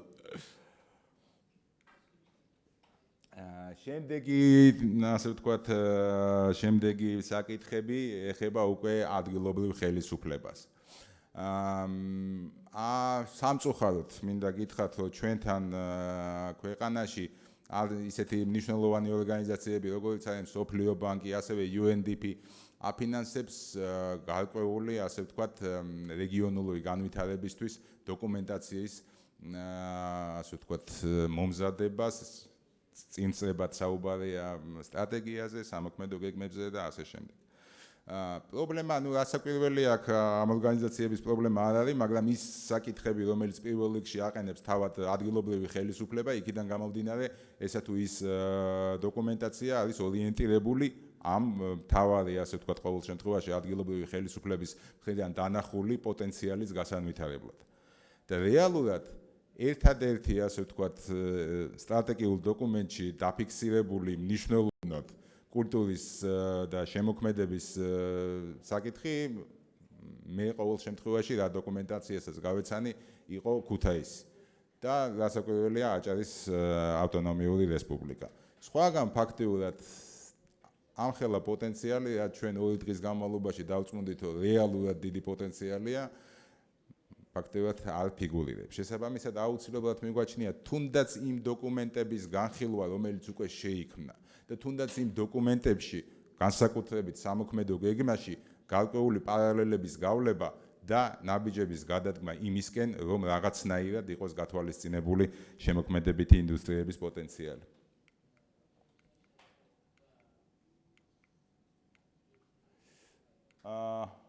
ხო. შემდეგი, ასე ვთქვათ, სეგმენტი გახლავთ თავად კულტურული ორგანიზაციები და ამ კუთხეში ერთი საკმაოდ საინტერესო, ასე ვთქვათ, რეკომენდაცია შეიქმნა ჩვენი კონსულტაციების საფუძველზე, რომ სამწუხაროდ კულტურის თავად ჩვენ კულტურის წარმომადგენლებს გვავიწყდება ის, რომ ჩვენს ხელთ არის მართლა საოცარი ინსტრუმენტი და ამ საოცარი ინსტრუმენტის, ასე ვთქვათ, გამოყენებისთვის ერთ-ერთი უმნიშვნელოვანესი ფაქტორი არის საზოგადოების ცნობიერების ამაღლება, თუნდაც ამ ინსტრუმენტის პოტენციალის შესახებ. რეალურად ეს ქალბატონი კრისტინა მახსენა, რომ ეს ვიღებ გარკვეულწილად ამ პროცესში მონაწილეობას, გარკვეული რეფორტის მომზადებასთან დაკავშირებით, 6-ვე ქვეყანაში ცნობიერება ჩვეულებრივ საზოგადოების ფართო ფენებში არის ძალზედ დაბალი. და ძირითადად ჩვენ შეხვედრებში კულტურის მოღვაწეები იღებდნენ მონაწილეობას და მივედით იმ გადაწყვეტილებამდე, რომ ჩვენი ვალია ზუსტად რომ ვილაპარაკოთ ამ თემებზე და საზოგადოებას აუმაღლოთ, ასე ვთქვათ, ცნობიერება იმასთან დაკავშირებით, თუ რა პოტენციალი დევს კულტურაში და რა საკვირველია შემოქმედებით ინდუსტრიებში.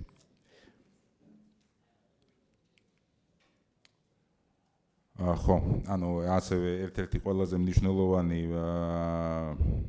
სეგმენტი თუ პარტნიორი თუ სტეიკჰოლდერი გახლავთ საგამართლებლო დაწესებულებები. ამ შემთხვევაში, თქვათ, საქართველოს რეალობაში ჩვენ გვაქვს სამი მთავარი ინსტიტუცია, ეს არის აკადემია, თეატრალური, სამხატვრო აკადემია, თეატრალური და კონსერვატორია. რეალურად პრობლემა იმაში მდგომარეობს, რომ ამ ინსტიტუციებში ჯერ მარტო საბჭოთა დროიდანვე არასოდეს არ იყო ისეთი მიმართულებები, როგორც არის, ვთქვათ, მენეჯმენტი, სამეწარმეო საქმიანობის ხელშეწყობა და რასაკვირველია ლიდერობა. შესაბამისად, ეს ის ფაქტორებია, რომელიც დღესდღეობით ამის განვითარების გარეშე ფაქტიურად შეუძლებელია შემოქმედებითი ინდუსტრიების რაიმე, ასე ვთქვათ, სერიოზულ საფეხურზე ვისაუბროთ. რასაკვირველია, ეს არ არის აუცილებელი, შეიძლება გარკვეული კომუნიკაციის და ზუსტად ამაზე ვართ ორიენტირებული, რომ ეს კომუნიკაცია შედგეს, მაგრამ თუნდაც რაღაცა ელემენტარული ცოდნა ამ მიმართებით უნდა იყოს თავად სექტორშიც.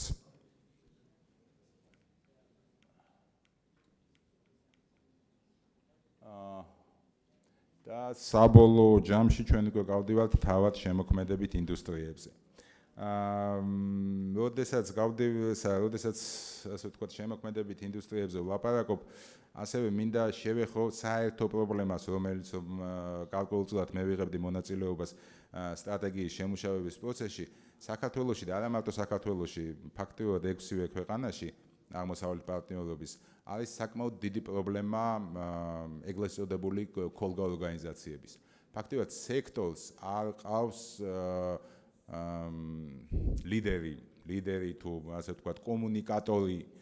სხვათა შორის ეს პრობლემა ფიქსირდება არა მხოლოდ სექტორის მხრიდან, არამედ თავად სახელმწიფოს მხრიდან არის პრობლემა. იმიტომ რომ სახელმწიფომ არ იცის ვის უნდა ელაპარაკოს.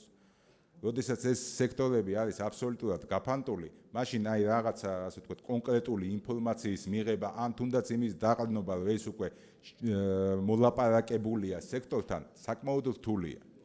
როგორც ცენტრალური ხელისუფლებისთვის არის ეს პრობლემა, ასევე ადგილობრივი ხელისუფლებისთვის.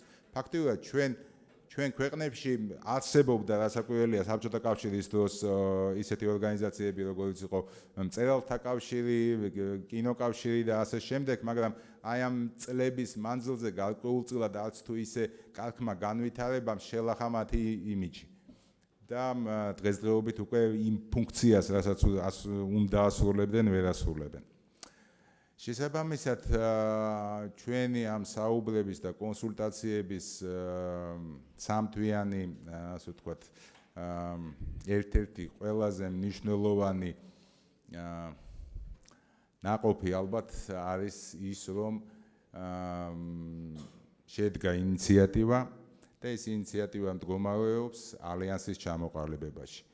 ალიანსის, რომელიც ორიენტირებულია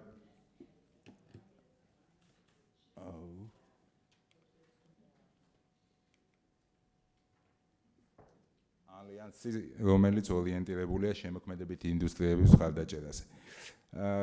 რეალურად ხო, არ ვიცი, ანუ რეალურად მეაბას უყურებ როგორც რაღაცა ბავშვს, ბობოვალ თაობას, რომელშიც მიუხედავად იმისა, ჩვენ გქონდა ამის განზრახვა თუ არა, ფაქტიურად აი ამ თუნდაც თბილისის კონფერენციისა და თუნდაც ასე ვთქვათ ამ კონფერენციის გარკვეული ნაყოფი არის ის, რომ საბოლოო ჯამში ამ 3 თვის განმავლობაში მივედით იმ დასკვნამდე, რომ გაერთიანების გარეშე და ეს რეკომენდაციები, რომელიც რომ შევიმუშაოთ, რაღაცნაირად მივიყვანოთ და გახორციელდეს, აუცილებელია რაღაცა ძალისხმევა და რაღაცა ასე ვთქვათ გაერთიანება. ამ ჩვენ მქონდა მხოლოდ 9 საათი ალიანსის ირგვლივ გვესაუბრა, შესაბამისად ძალიან ასე ვთქვათ ვიწრო საკითხებზე შევძელით შეჯერება, ჯერჯერობით არის მხოლოდ 3 პრინციპი, რაზეც შევთანხმდით და შევჯერდით. ეს გახლავთ პირველი, რომ ალიანსი უნდა იყოს ქვესექტორული, ანუ ქვესექტორიდან უნდა იყოს წარმომადგენელი.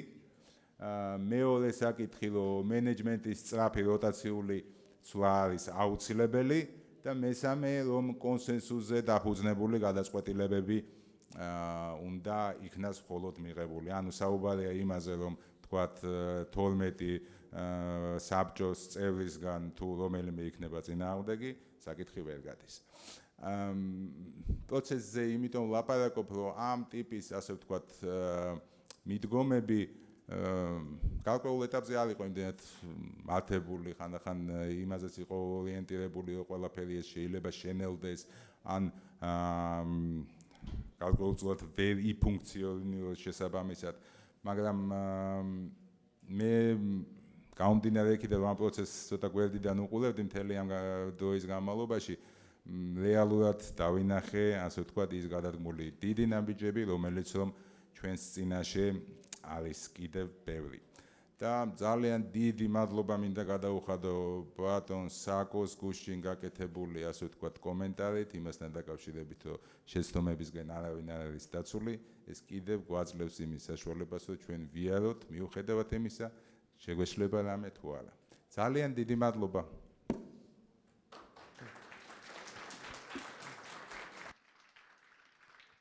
I think this is important, what we've been saying from the very beginning, that no conference, 1 or 2 days, means nothing if it's not part of the process. And I think it's a very important message that this is the work of experts and people have been really going on for months now, and it will continue. So it's just a way or just a possibility to highlight of what we've done so far, but the dedication to work on is incredibly important. So thank you also, Sviat, for this. Barbara Gessler. Barbara works for the Creative Europe, and as we heard already yesterday, Creative Europe can bring or can offer significant opportunities for the region. What are those opportunities to actually fulfill some of those ideas that have been discussed during the last 2 days? Barbara, the floor is yours.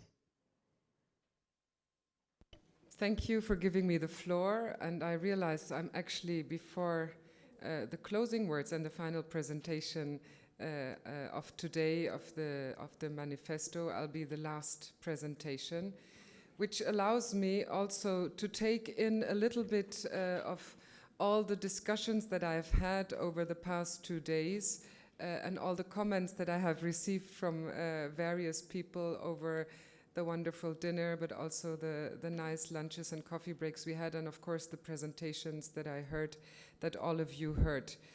The question was put to me to talk about what's in it for the cultural and creative sectors in the Eastern Partnership countries. I'm going to be obviously a little bit broader because I will present to all of you a little bit more in detail the Creative Europe program. And I will also immediately specify that I will go more into detail on the culture sub-program and less on the media program. Because as you know, obviously, it's an umbrella program that was created in the upcoming years to 2014. It runs until 2020. Yes. So you've seen these slides before, at least the design of it, because Walter used partly the same design. To reiterate what is the aim of this program, it's also the aim of what was presented yesterday. The aim of what the European Union does when it comes to that area is mainly fostering and safeguarding the promotion of European cultural and linguistic diversity, but it is also, and we see and we hear this all the time, this potential dichotomy between these two objectives, the strengthening of the competitiveness of the cultural and creative sector with a view to promoting smart, sustainable, and inclusive growth. The discussions about these two priorities and objectives, if you will, are not discussions that are going on only here. I'm sure you will be aware that they're also going on inside the European Union still, and they're very vibrant and actually sometimes even a little bit violent. How can these two objectives actually be seen together? The underlying conviction of Creative Europe is that investing in culture is an investment and it's not lost funding. Money that you give to this sector is investing in your creativity, in your innovation capacity, and eventually in growth. And it's not lost funding. And I think we would like to keep this in mind when we talk about funding for culture in general. And as Walter already said yesterday, I would like to stress it again. The definition that is underlying for Creative Europe is a very inclusive one that we have chosen. So it also includes areas like architecture, design, you know, the publishing industry in a way. And that is also something that has changed compared to the previous culture program, which was much less inclusive. And the debates on can we actually treat the traditional cultural sector, say theater, the same way as we treat upcoming creative, innovative, maybe technology-driven creative industries, can we treat them the same way in the same program? This discussion is actually also ongoing, and we constantly are looking into how we can actually solve this potential dichotomy, which we don't think is one. So we see this as an ensemble when we look at Creative Europe. I wanted to stress that. Once again, the slide that you saw yesterday, just to give you a little money impression, for the culture sub-program, over the 7 years, we have 454 million euros. Media has almost the double, but that's also normal because media has always had more money than the culture program. So it's not something that is new for the Creative Europe program. It doesn't mean that we're just the nice little sister, but we're a grown-up sister. But it's just that money, film, as you all know, is so much more expensive also to produce, that this reflects also the reality of the necessities that exist.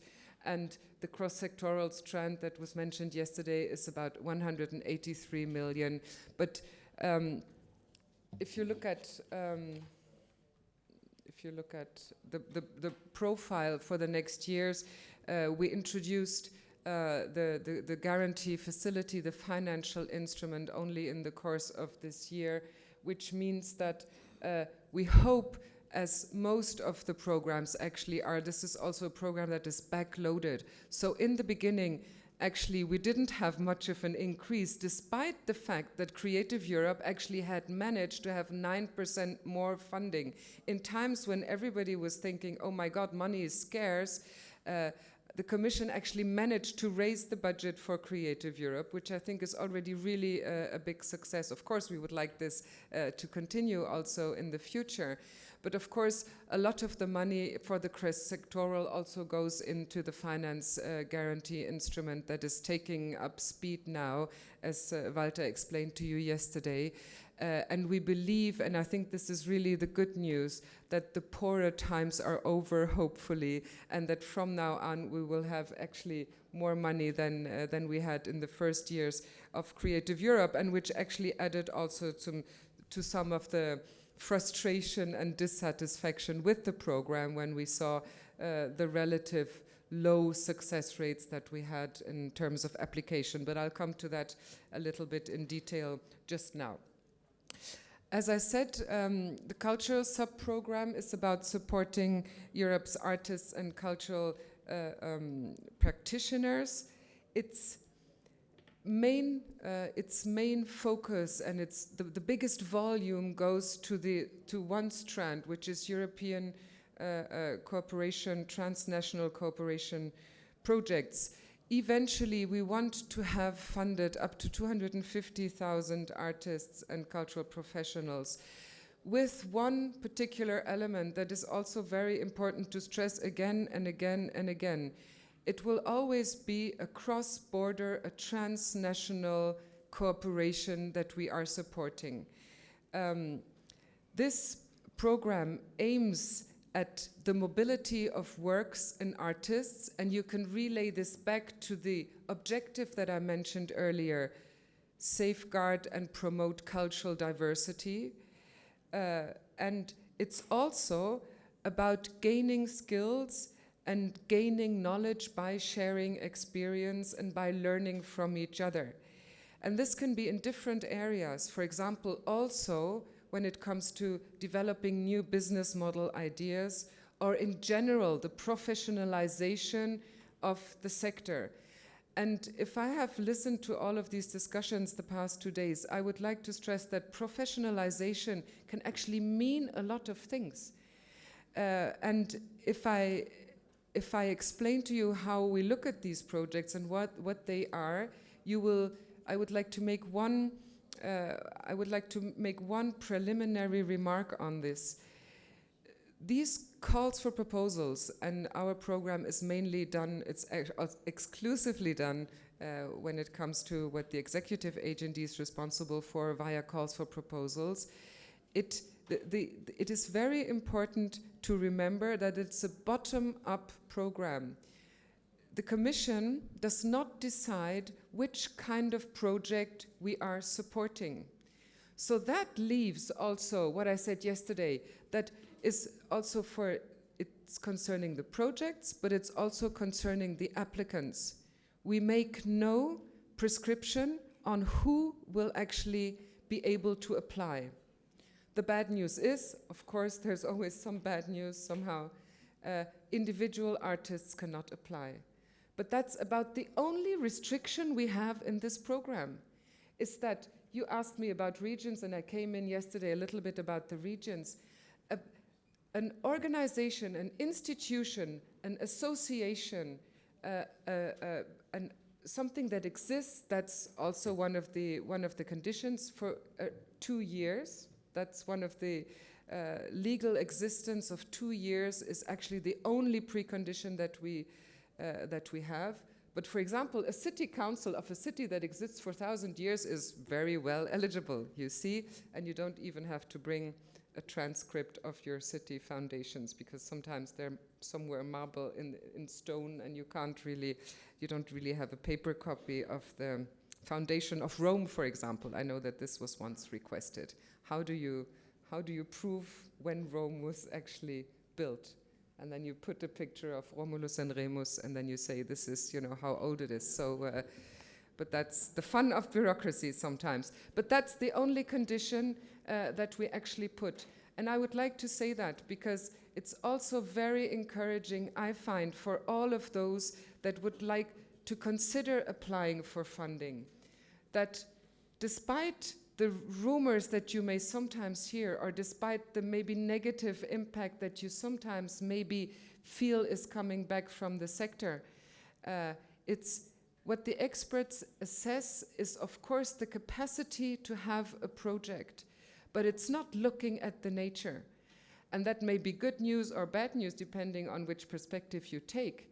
But state theaters are not more able to access funding than a well-organized small organizations.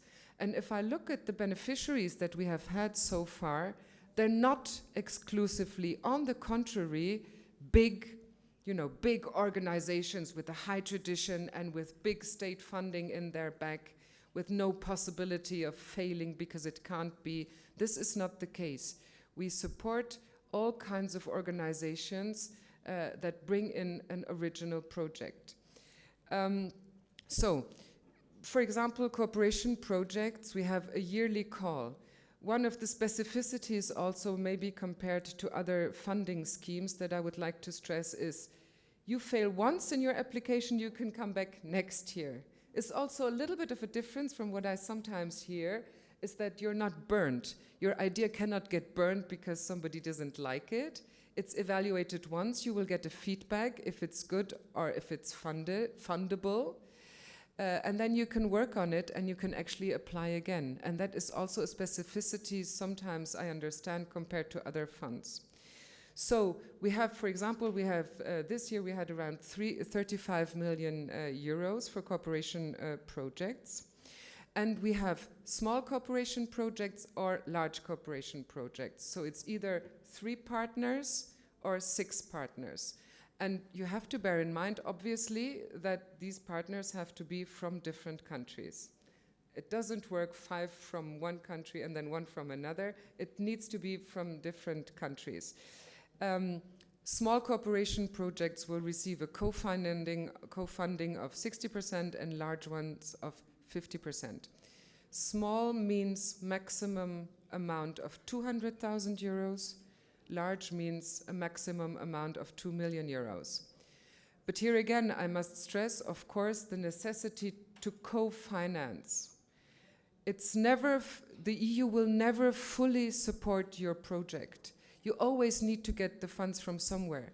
And I understand that some of your countries and some of the EU countries do that already, give automatic co-matching funds for projects that are successful under Creative Europe. And I think this is actually a very, very good idea. I would consider personally this would alleviate the task of participating in the program and making it feasible for all kinds of organizations to participate if such a co-funding mechanism exists. I find that a very sensible idea, because we understand that sometimes, of course, the co-financing may be the issue. Just imagine you dream of a large cooperation project and you see these 2 million in front of you, but that means, you have to get the 2 million from somewhere else as well. So that changes a little bit your enthusiasm, I suppose. The duration of these projects may be of up to 4 years. This is actually quite broad. And in the previous programs, this was not the case. It was much shorter, actually. And we realized in the running up to Creative Europe that sometimes was missing was the time to elaborate what you would want to do. Not necessarily the amount of money that you needed, but the time you needed to build up certain things. Under Creative Europe, but in particular also under cooperation projects, one of the main targets and one of the overwhelming priority of all of this is audience development. And I think I've heard some very, very good examples today on how this is actually put in practice here. It's one of the main features of the program, and this is also linking very much to the presentation of Professor Sacco of yesterday. Not something that is aiming solely at an elite, at those that are used to consuming or having access to culture, but developing an audience has a much broader meaning. It's not only about young people, not the younger generations that we need to raise to be able to participate in our art and culture, but also enlarging your audience in all different kinds of ways, giving access to culture to those that have so far not have had this access. This is one of the features that we will look at in particular when it comes to assessing the project. So there's a little mistake also in the slide. I apologize for this. I realized that Georgia in particular has more successful partners already in these projects. And also here, I would like to stress that next to the bottom-up approach, which I think you should take as an encouragement, these projects are assessed mainly on the quality of the partnership that they represent. And when we say partnership, we really look at projects that are, in the best of worlds, developed together. And in the best of worlds, not one organization, eventually in Western Europe, exporting to other places outside Western Europe something that they think is great. But the idea behind this, and it's one of the award criteria that we're really thoroughly looking at, is what is the quality of the partnership? We're actually asking you to give an agreement. How have you defined what your partnership will look like? And who will play which role? And I'm saying this also very clearly. A role doesn't have to be money only. It can be many other things. And from my experience in now 5.5 years in the executive agency and in the 3 years of Creative Europe, I can see that even if an organization or a partner from one country cannot bring money, it can bring many other things. And very often, I mean, it's sad to say, but very often the innovation doesn't come from those that have the most money. So this is something that you should bear in mind if you consider launching an application. And another thing I would like to stress is that, yes, the minister said it in a kind of sad way yesterday. Georgian partners are so far only partners. But the beauty of a cooperation project, I thoroughly believe in this, is the exchange of experience and the common learning together.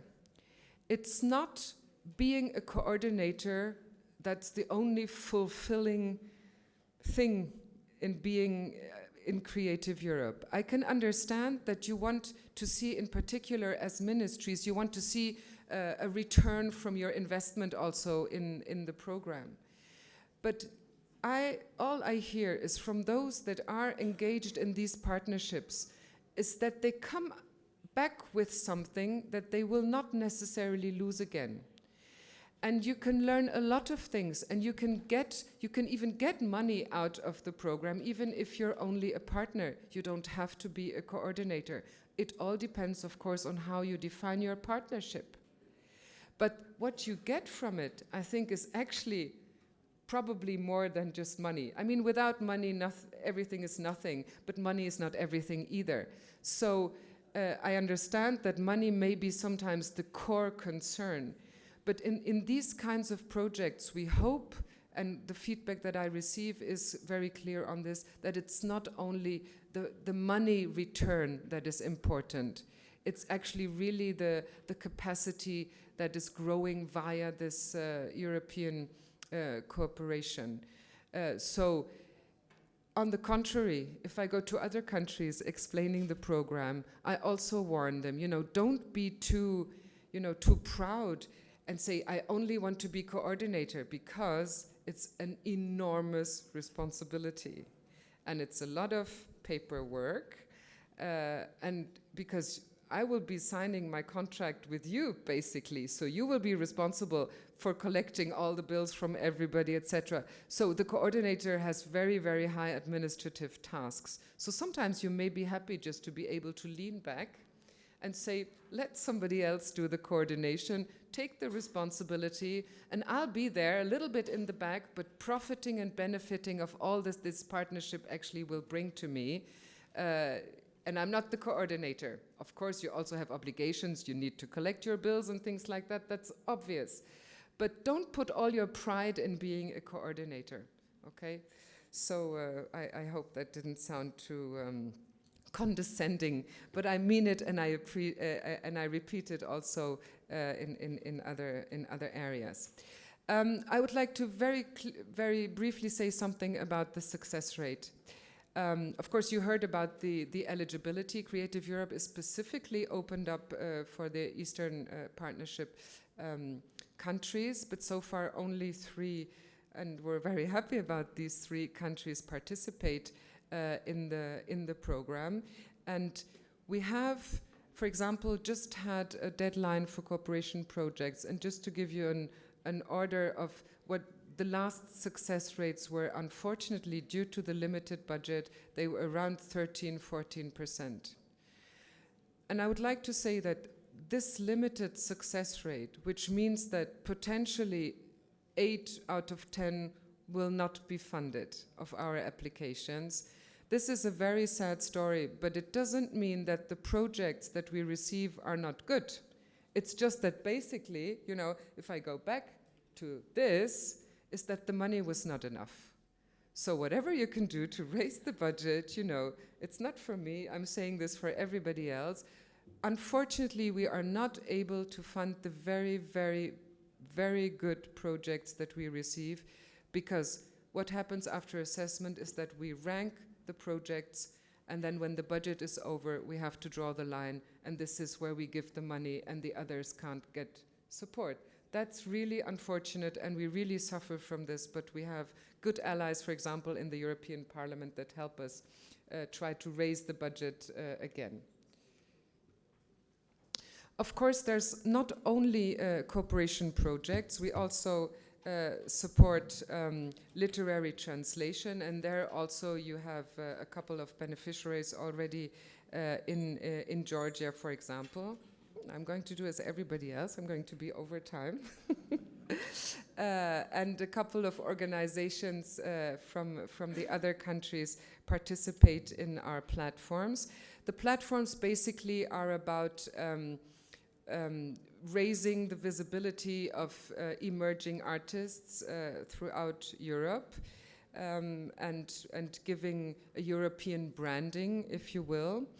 The networks are mainly business-to-business organizations, and the networks are also, of course, open to all kinds of organizations that want to become part of these networks and actually benefit more on a business-to-business level in this program. I would also like to stress that in Creative Europe, there is no such thing, there's no preference for one sector. That's also different probably to many of those funding schemes that you know. We don't say, this is a call for dance or performing artist or literature or opera or circus, but it's open. As I said, the bottom-up means that we will look at the best projects and not necessarily which sector they come from. But it also means that still today, there's no geographical preference either. So it's the partnerships, the qualities of the partnership themselves that will decide who will be represented in the program. And at the moment, this is really important to stress. So I'm really now trying to finish, but 1 or 2 other remarks that I would like to make is that our projects are not profit projects, which means only that you cannot make a profit with our support. But of course, a project can be one that is commercially intended, but with our support, you may not be able to do this. But we are not making the difference between projects that will never have any economic success and others that may potentially have an economic success. Just in your accountability, you have to be sure that our money doesn't fund this. But it's not a necessity to not gain money with culture. I'm saying this because this is sometimes still an issue also in our internal discussions. Very briefly to media, I am not sure how many film business people are in the room today, but there's a broad variety of calls for proposals and strands that support different really targeted areas of the value chain of the film industry in Europe that is supported by media, that's celebrated last week its 25th birthday. That goes, of course, also from audience development, over development, training, access to markets, and most importantly, also distribution, because this is where the cross-border element obviously comes in very strongly. Producing a film in one country, but being able to see it in another is one of the pure European added value elements that we see. The cross-sectoral strand was mentioned yesterday, but it can't be stressed enough that in all of your countries that participate, you have a Creative Europe desk that is also supported by the program that is there to support you in your application and give visibility and deliver concrete elements on the program. Then, of course, the European Commission also awards prizes in certain areas on architecture, on pop and rock music, on architecture and films, obviously. And we have a European Literature Prize as well. And now there's also a quite new Cultural Heritage Prize that is also supported by Creative Europe. And of course, last but not least, the European capitals are also part of the Creative Europe program. And I think this is the longest standing and probably the best known part of the program that we have. And we also now give a label to European heritage sites, sites that are important for the history of European integration. I would like to leave it at that. And of course, I'm available now in the public discussion and also later on bilaterally if you wish. And I was specifically asked to put my contact details here. They won't change even if I will change jobs in 2 weeks. But as European functionaries are, they keep their email address forever, just like their telephone numbers. So thanks very much for listening.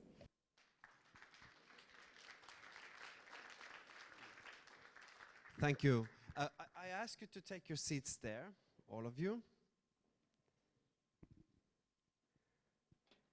Again, if you're looking at the time, we are in Georgian times. We're ahead of our planned schedule.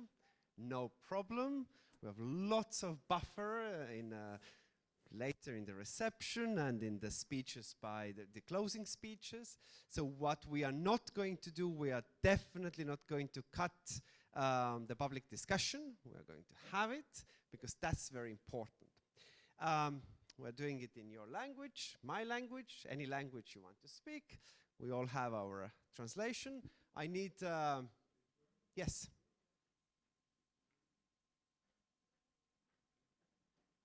Oh, not yet. So wait a minute. I need the moderators to be with me. But before we start, we do this game. So we've been looking at the stage for 2 days in a row, and that's enough, okay? So now we have a new center for our attention. Okay, let's agree. Let's take, this is the new center here, okay? So I ask you to stand up and take your chairs, turn them to the new center. If you need, you can turn your chairs completely around, you can push them back a bit, whatever you need, but this is the new center, okay? Yeah. You are sitting now in the center. That's fantastic.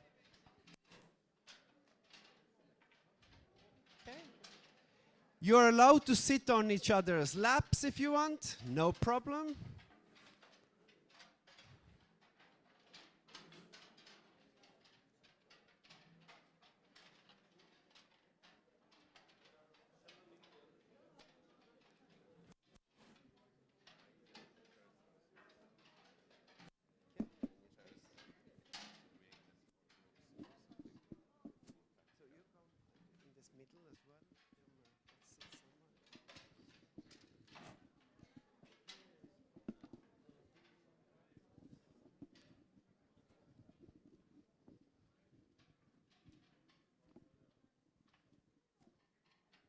Okay, so now we have a new center.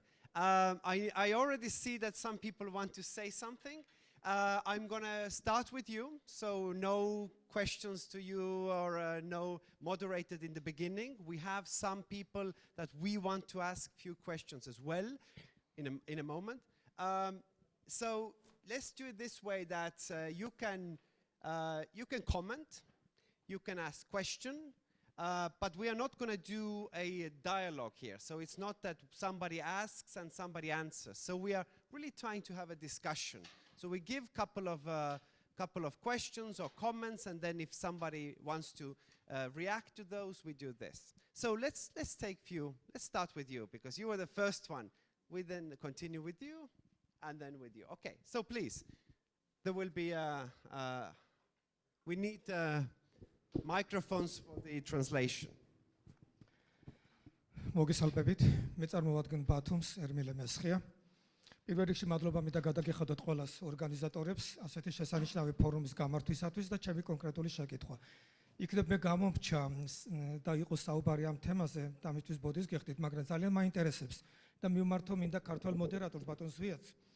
უახლოეს პერსპექტივაში არის თუ არა გათვალისწინებული საკანონმდებლო დონეზე ცვლილებები იმისათვის, რომ გაჩნდეს ალტერნატიული წყაროები კულტურის დაფინანსების და პირველ რიგში გულისხმობ ბიზნესის მიერ კულტურის ხელშეწყობას.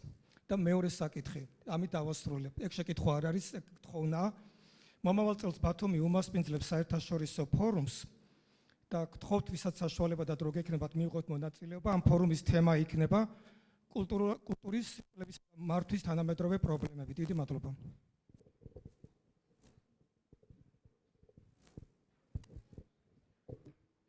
Thank you.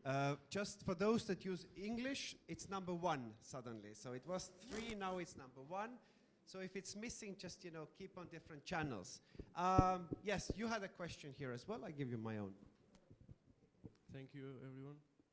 I was first presentator today, so I was really nervous, and I just wanted to say to everybody that my, photos was on some different way, and I was speaking on different. I'm just kidding now, because it was first time that I see this presentation. Me and Nana was working today together, not today, but this week, but from distance in Snorri and Tbilisi, and so I could not meet this presentation before. Excuse me for this. Now, point that I wanted to say. In my region is one very interesting village. It calls Asureti. It's also a big cultural heritage village, I think. Here was also living German colonists, but now it's free. Now it's really ready to make some village museum or something like this. It's my region, but different municipality called Tetritsaro. And there are some people who are learning now this village, and they're talking about it will be really good case to make some first village museum in Georgia, but there is no one to initiate this, to start this practically. So my question is, if we have a case like this that is ready, some space, but there is no initiator, what can we do? Can we suggest to someone to go there and work about there? Because, for example, I have no time, and ability to work there. I have no home, example, and I'm satisfied with my way, what I'm doing in my city, and someone must care about that village, I think, because maybe there will be some years that no one will start this process, because it's quite difficult to start something with no experience, no money, when you were living in this village, and for example your parents have money to give you some good education in cultural management or something like this. But it's very important to that help to this village, I think. And second one, what I wanted to tell you that I was also on meeting where we tried to start discussion about our how to say cultural politic, and our local minister also said that people are not ready at this moment to start some good cultural industries in the regions. But I'm agree with you also that you said it's first thing to start some how to say educate people, right? Society. But I think that society is ready, because it's only 1 year that 1.5 year that I moved from Tbilisi back in my home city, Tbilisi, and what I saw this 1 year gave me this result, that young people who are with me and who are helping me, they have some big jump. They have now new vision. They are writing projects with me now, and if you give some money, and I said that on that meeting also to this cultural minister of Georgia, that people are ready for this. You just give them your money, what you have in central, how to say, bank. Because if you give them money, they will start discussion what to do. And one more thing, what I want to just say. Okay, I will finish. Back to you, no problem. Can you give? Yeah. Hello, my name is Witek Chybanowski. I'm from the Other Space Foundation from Warsaw, and I just wanted to say two good things about European Union and Georgia, and two bad things, what I personally think are bad. So first, let's start with European Union, and maybe a little bit as an addition to what Barbara was telling about the Creative Europe. I was a little bit in a situation of, I think, some of Georgian organizations that now are thinking about whether it's good or it's not too bureaucratic to apply for Creative Europe.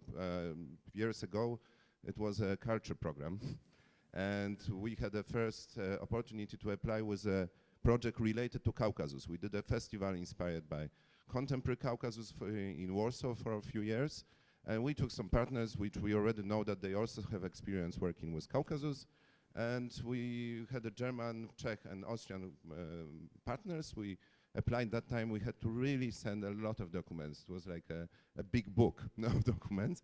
Somehow we really forgot almost that we applied, because the process of evaluation took some time. And surprisingly, we learned later that we won. And in the end, it happened that it wasn't so much more bureaucracy than we have in Poland in first place. The second thing, next time we used the same advice that you just gave. Like, we said that, well, now the Germans will be the leader, because we are enough of being coordinating everything. And we took another partners from Portugal, from France. In the end, our program covered 8 countries of European Union and 4 countries of Eastern Partnership.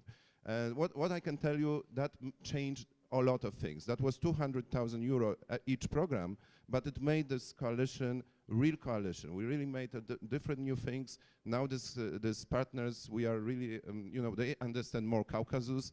The partners from Caucasus understand how and what they can do, not only in London, for example, where we work, but also in the small cities in towns of Portugal. So that's in conclusion, I would say that it's really good to try, not to worry.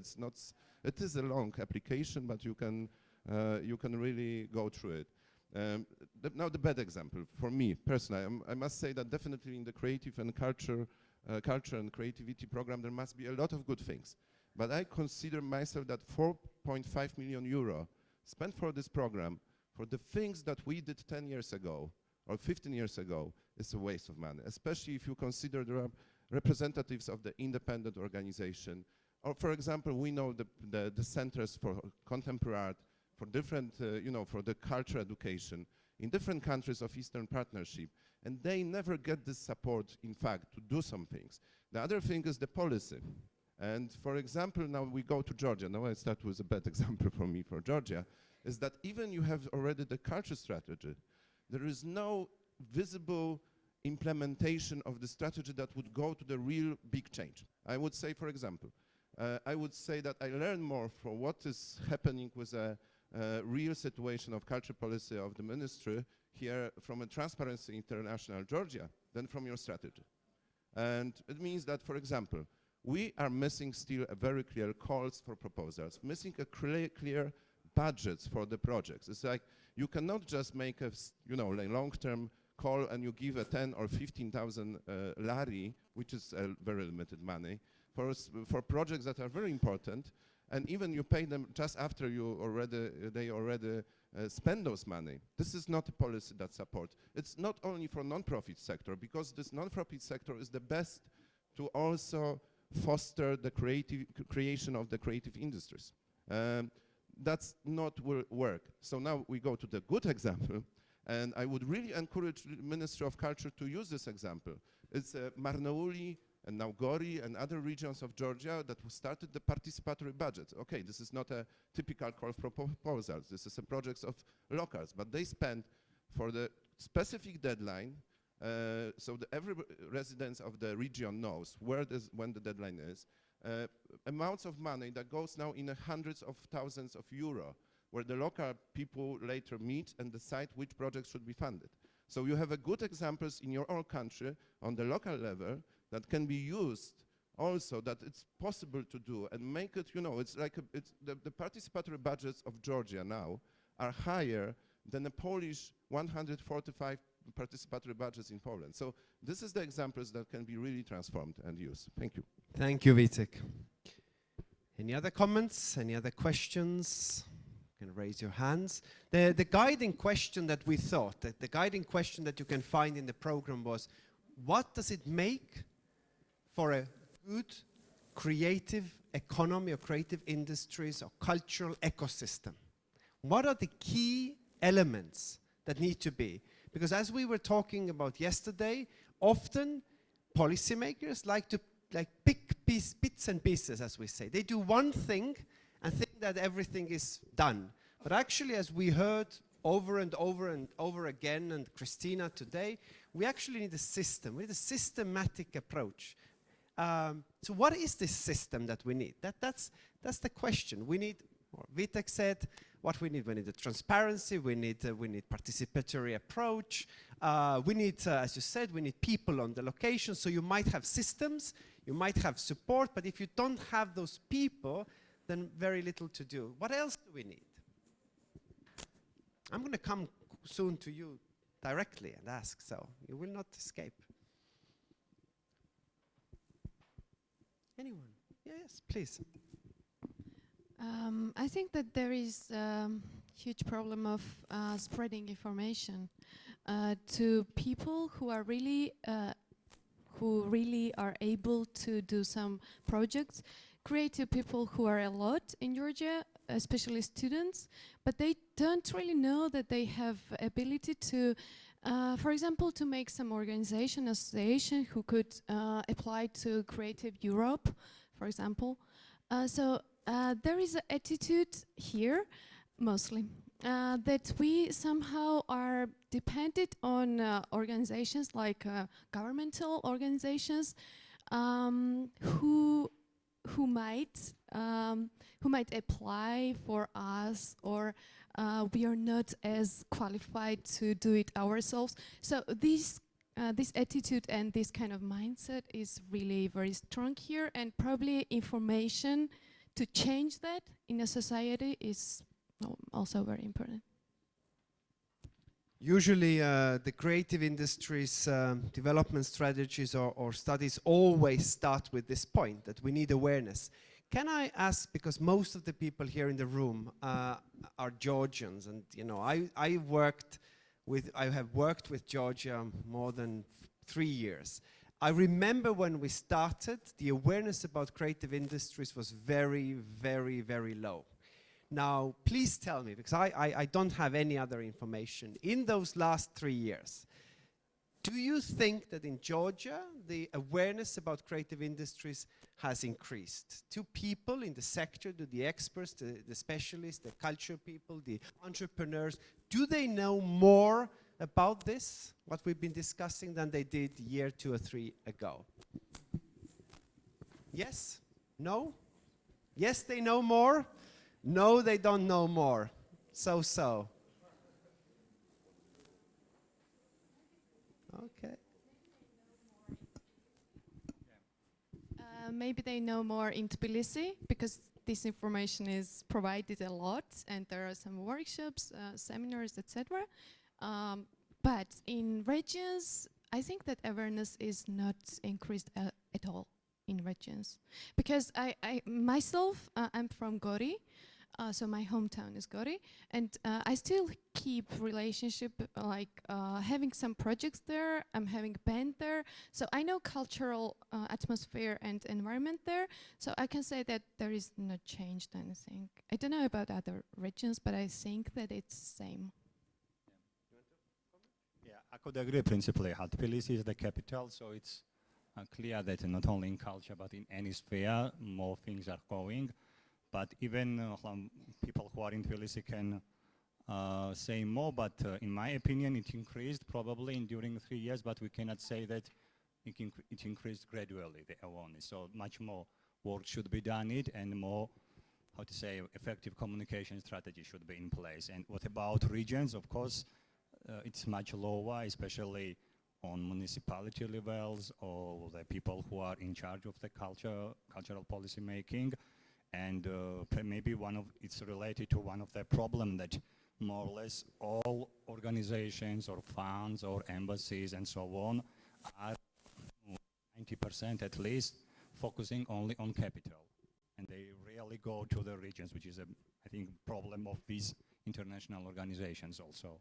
And there are some good examples. For example, British Council is active in Nigeria as a region, but mainly it's central based. So decentralization should be in place in cultures. Well, this is a global problem. Much of the creative activity is centralized in the capital regions. This is the reason why the Culture Creativity Program started the Creative Towns and Regions Initiative. There is a call at the moment open to find in every country one small or medium-sized town, which is not the capital, which is not the central area of a region. So we are looking one from here as well, just to prove that culture and creativity can flourish and can help the local development also in a smaller place. So I hope that cities like Gori and others would be active in participating in this. Any other comments that we have? Yes, we have from there. In general, I can say that the importance of creativity has increased on various levels, and I think this building is one of these confirmation, because the government of Georgia at last understood that the country's development can't be approached and done and implemented without creativity, and they gave us this place, this center. And I think that there are people in the regions of Georgia who are very creative, but they don't know that they make great things. They just make creative ideas, implement them in order to only save themselves, to sell something, but to say that we should let them know that they are doing very great things.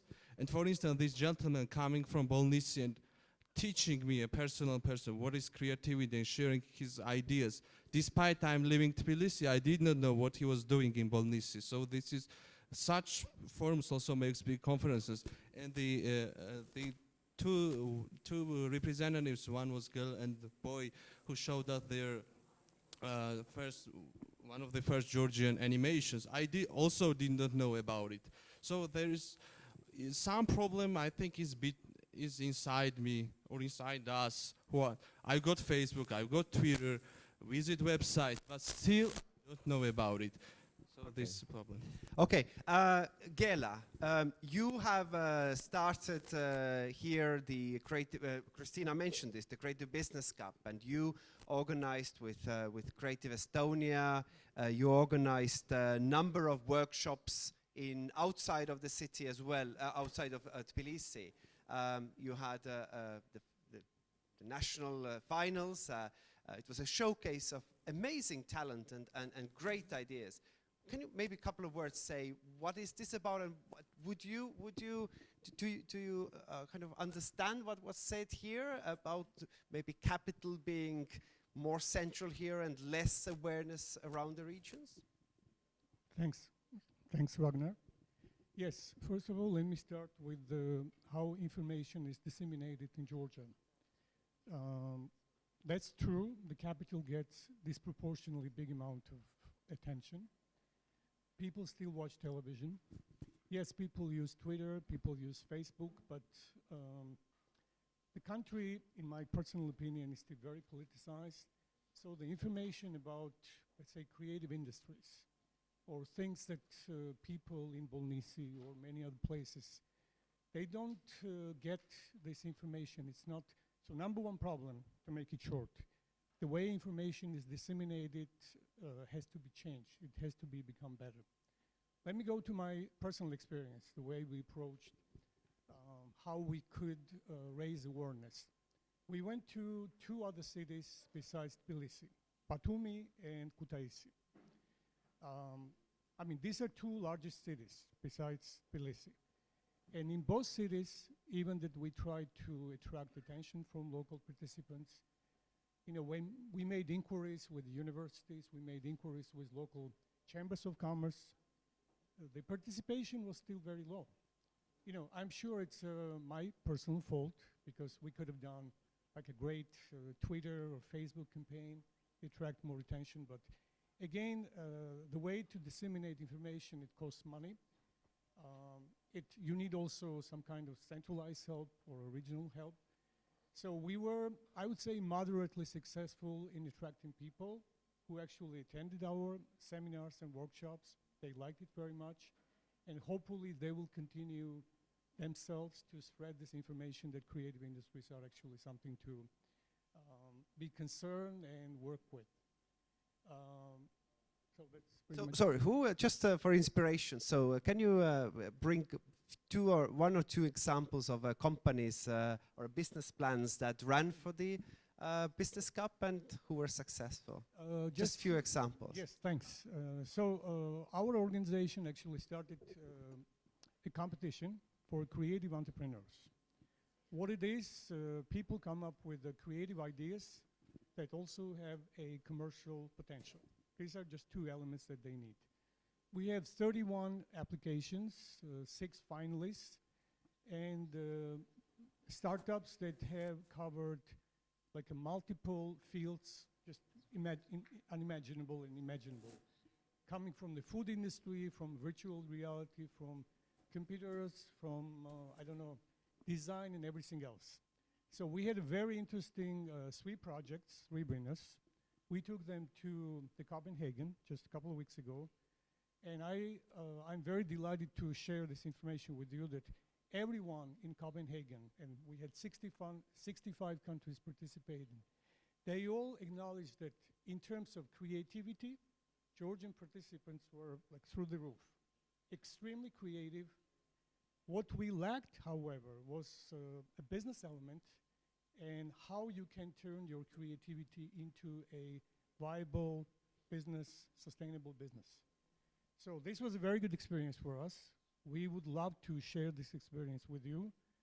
We very soon we will start announcing, we will announce a call for 2017 applications. Actually, Georgian government and some other organizations, private sector, they organize similar events, which is extremely good. So basically, these events facilitate pretty much everyone in Georgia, students, young professionals, middle-aged people, older people, everyone who has some creative ideas to participate.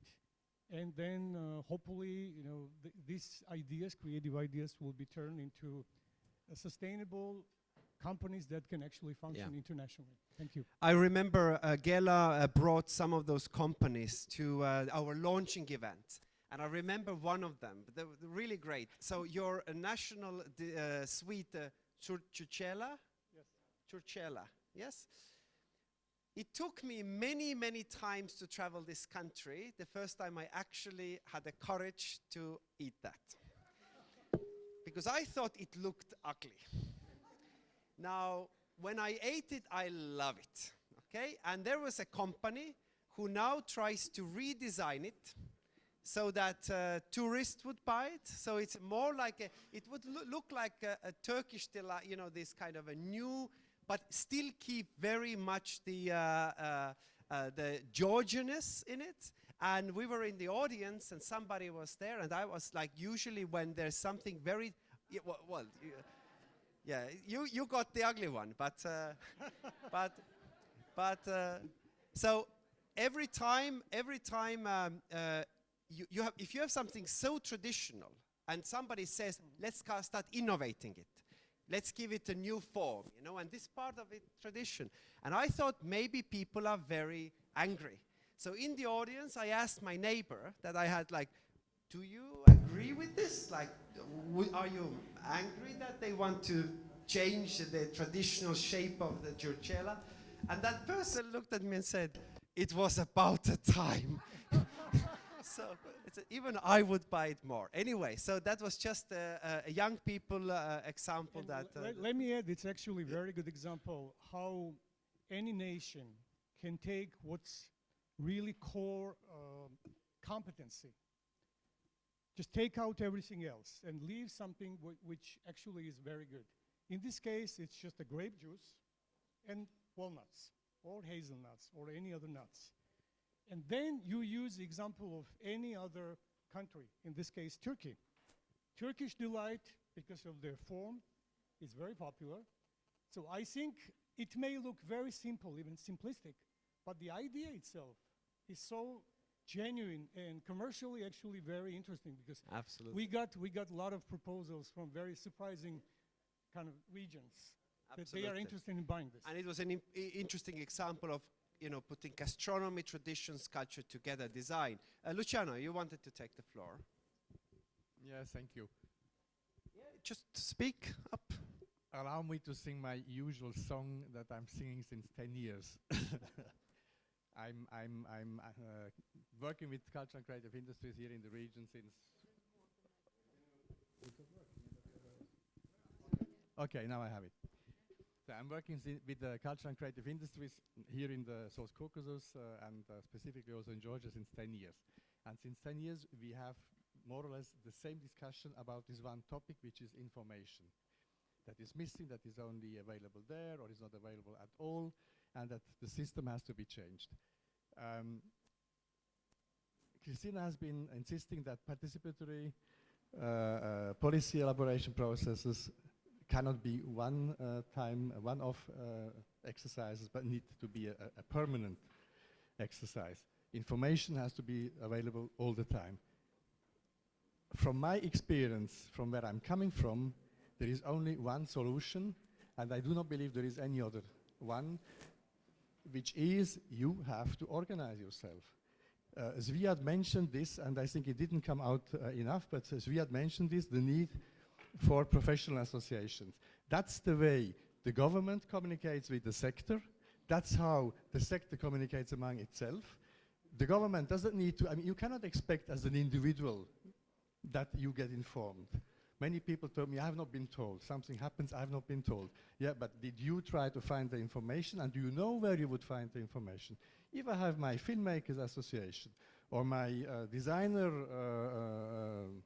club or whatever, I know when it comes to my profession, where do I go to ask what's happening? If the government wants to disseminate information, they know where to. If they want to discuss a policy, they know to whom to address themselves. You have to organize a discussion among yourself as well as among your associations and the government. It's the only solution. And then the alliance of the cultural and creative sector that is proposed by Zviad is like the next step. That's the roof organization that coordinates the whole sector. But I think it's a bottom-up process also in the field of organization. And it's really, since 10 years, I was more talking to filmmakers in 2004 to 2009-10. Now I'm talking to others. In these 10 years, nothing has changed. Nothing has changed. I do not know why. There seems to be a reluctance here to get organized. I don't know whether it is because in the Soviet Union, unions, for instance, were state organizations, and organizations means to be controlled, while we understand organizations as to get self-organized, to lobby for ourselves, and to become stronger. So I do not know whether it's the lack of this experience. There must be something that prevents you to get organized, but I'm just saying the solution is only in building up your sectorial, sub-sectorial, cross-sectorial organizations to build the dialogue and to create the information system that you need.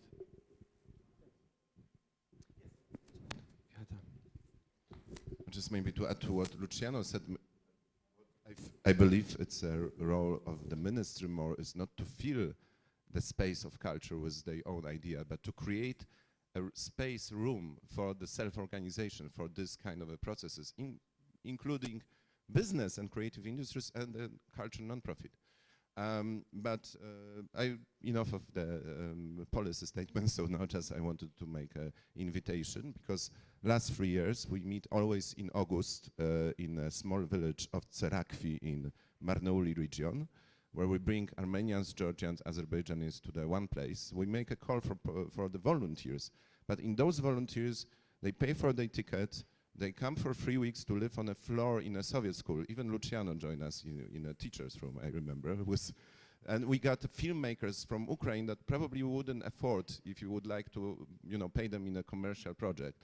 We have educators. We have only Kenyan speaking Georgian, absolutely fantastic educator. We go to the villages of Marnouli region, which are Armenian, Georgian, Azerbaijanis, and we end with the festival that is 4 days with musicians coming from different countries and different cultures, but the rule is always when you go to the main stage, you have to do something together with a Caucasian musician. So we have a Georgian, Senegalese projects, Azerbaijani, Jamaican, whatever you invent, you can have on the stage. So remember this, we do the call in April if you really want to check your, not only conference ability to discuss the culture, but also your skills in doing things. It's really good place to come, and it's called One Caucasus.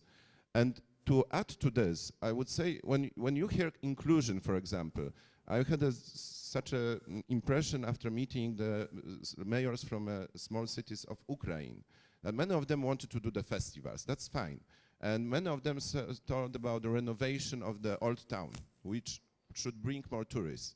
Imagine in all the Eastern Partnership countries, the city or the village that will do some amazing project in microrayon. That will be the village that will be much more, or the city, much more interested. We talk about this, the places, the residence areas, poor Soviet residence areas, where you could start the residency for international artists, do something interesting. It's like, this is something which will grab much more attention than the typical standard way of thinking what is, what we need. It's just, and that makes, you have to root, it makes roots, root your project into this region. So you have to talk with the locals, understand the problems of this concrete microrayon. So this is my, let's say, recommendation. Oh, thank you.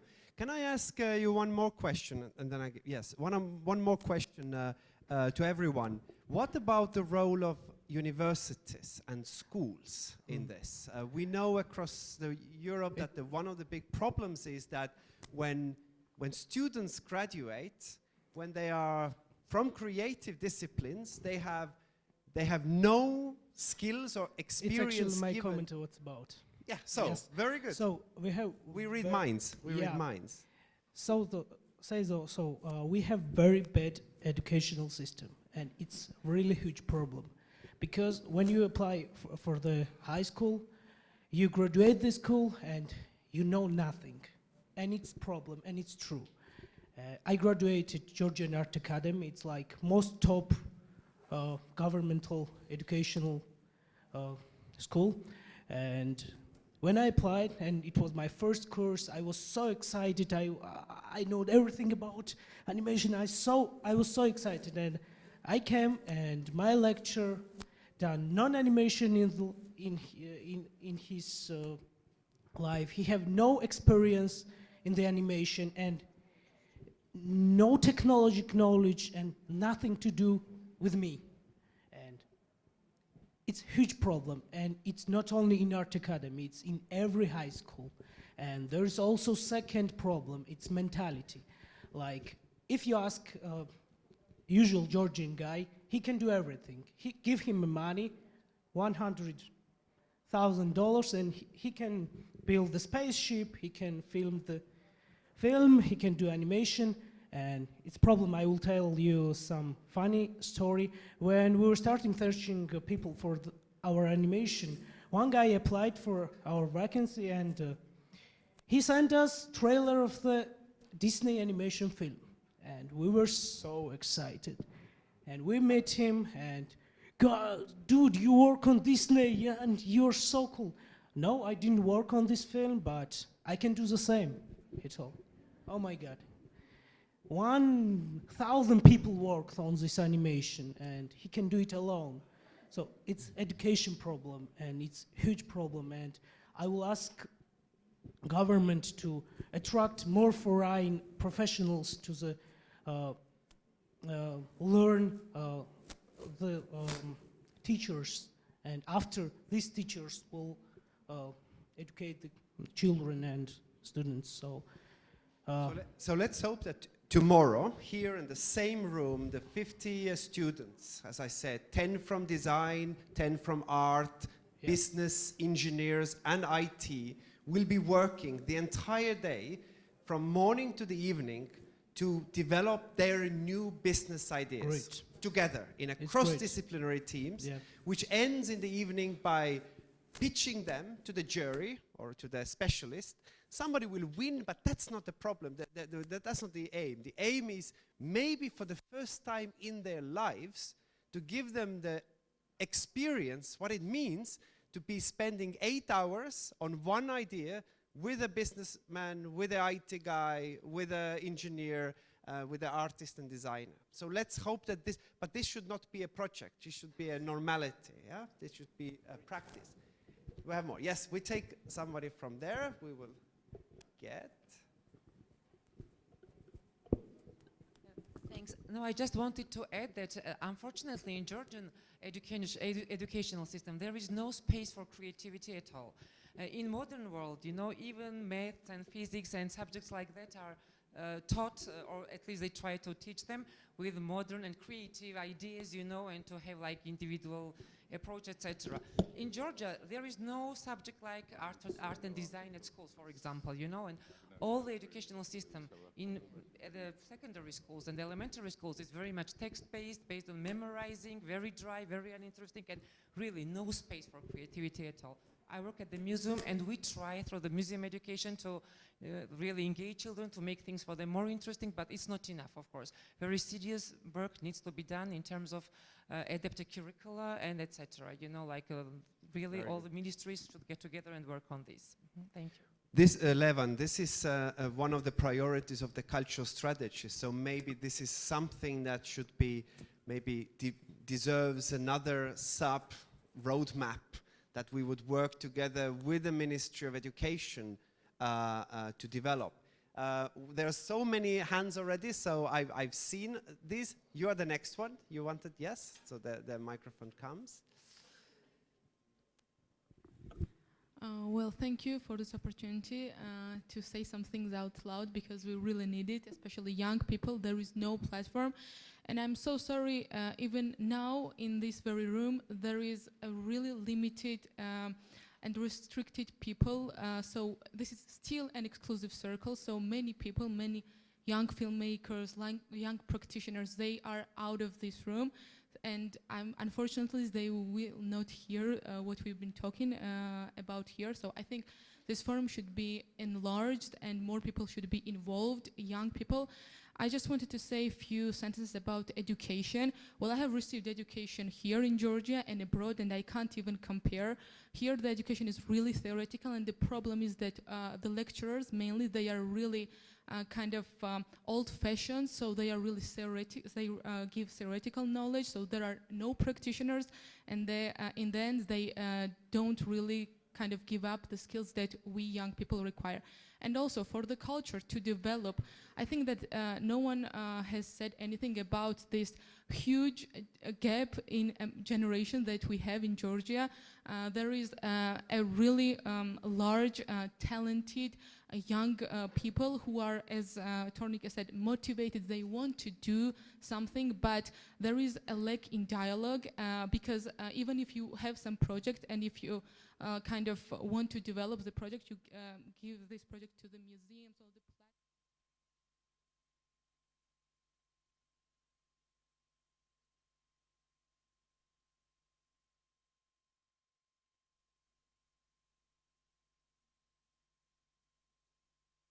I'm not talking, I'm talking about the majority of cases. So these young people, they have less and less encouragement because people say that they have this desire to develop culture, but I can tell you really particular cases when young people have this innovative, for example, video art installation, exhibitions, full of innovation and experimentation. Experimentation is just the major thing that Georgia lacks for me. So people, they kind of choose to do the things in the same old way, not to risk. So that really murders our culture and especially filmmaking. And that's why filmmaking kind of in Georgia, we make like feature-length films all the time about the same issues like conflicts and social dramas. We get it, it's important, but it has to change and we have to stop being out of time. So this is my comment, and thank you for this opportunity, and I think you should really somehow have this dialogue between generations, because otherwise we can't develop and we will be out of time. Thank you very much. I mean, you are absolutely right. The places are always limited and the message needs to go out. We tried some steps more than usual. The reason why we are going to spend with 60, 70 students tomorrow is exactly the reason we want to talk to the students, not only to the deputy ministers. The reason why we have the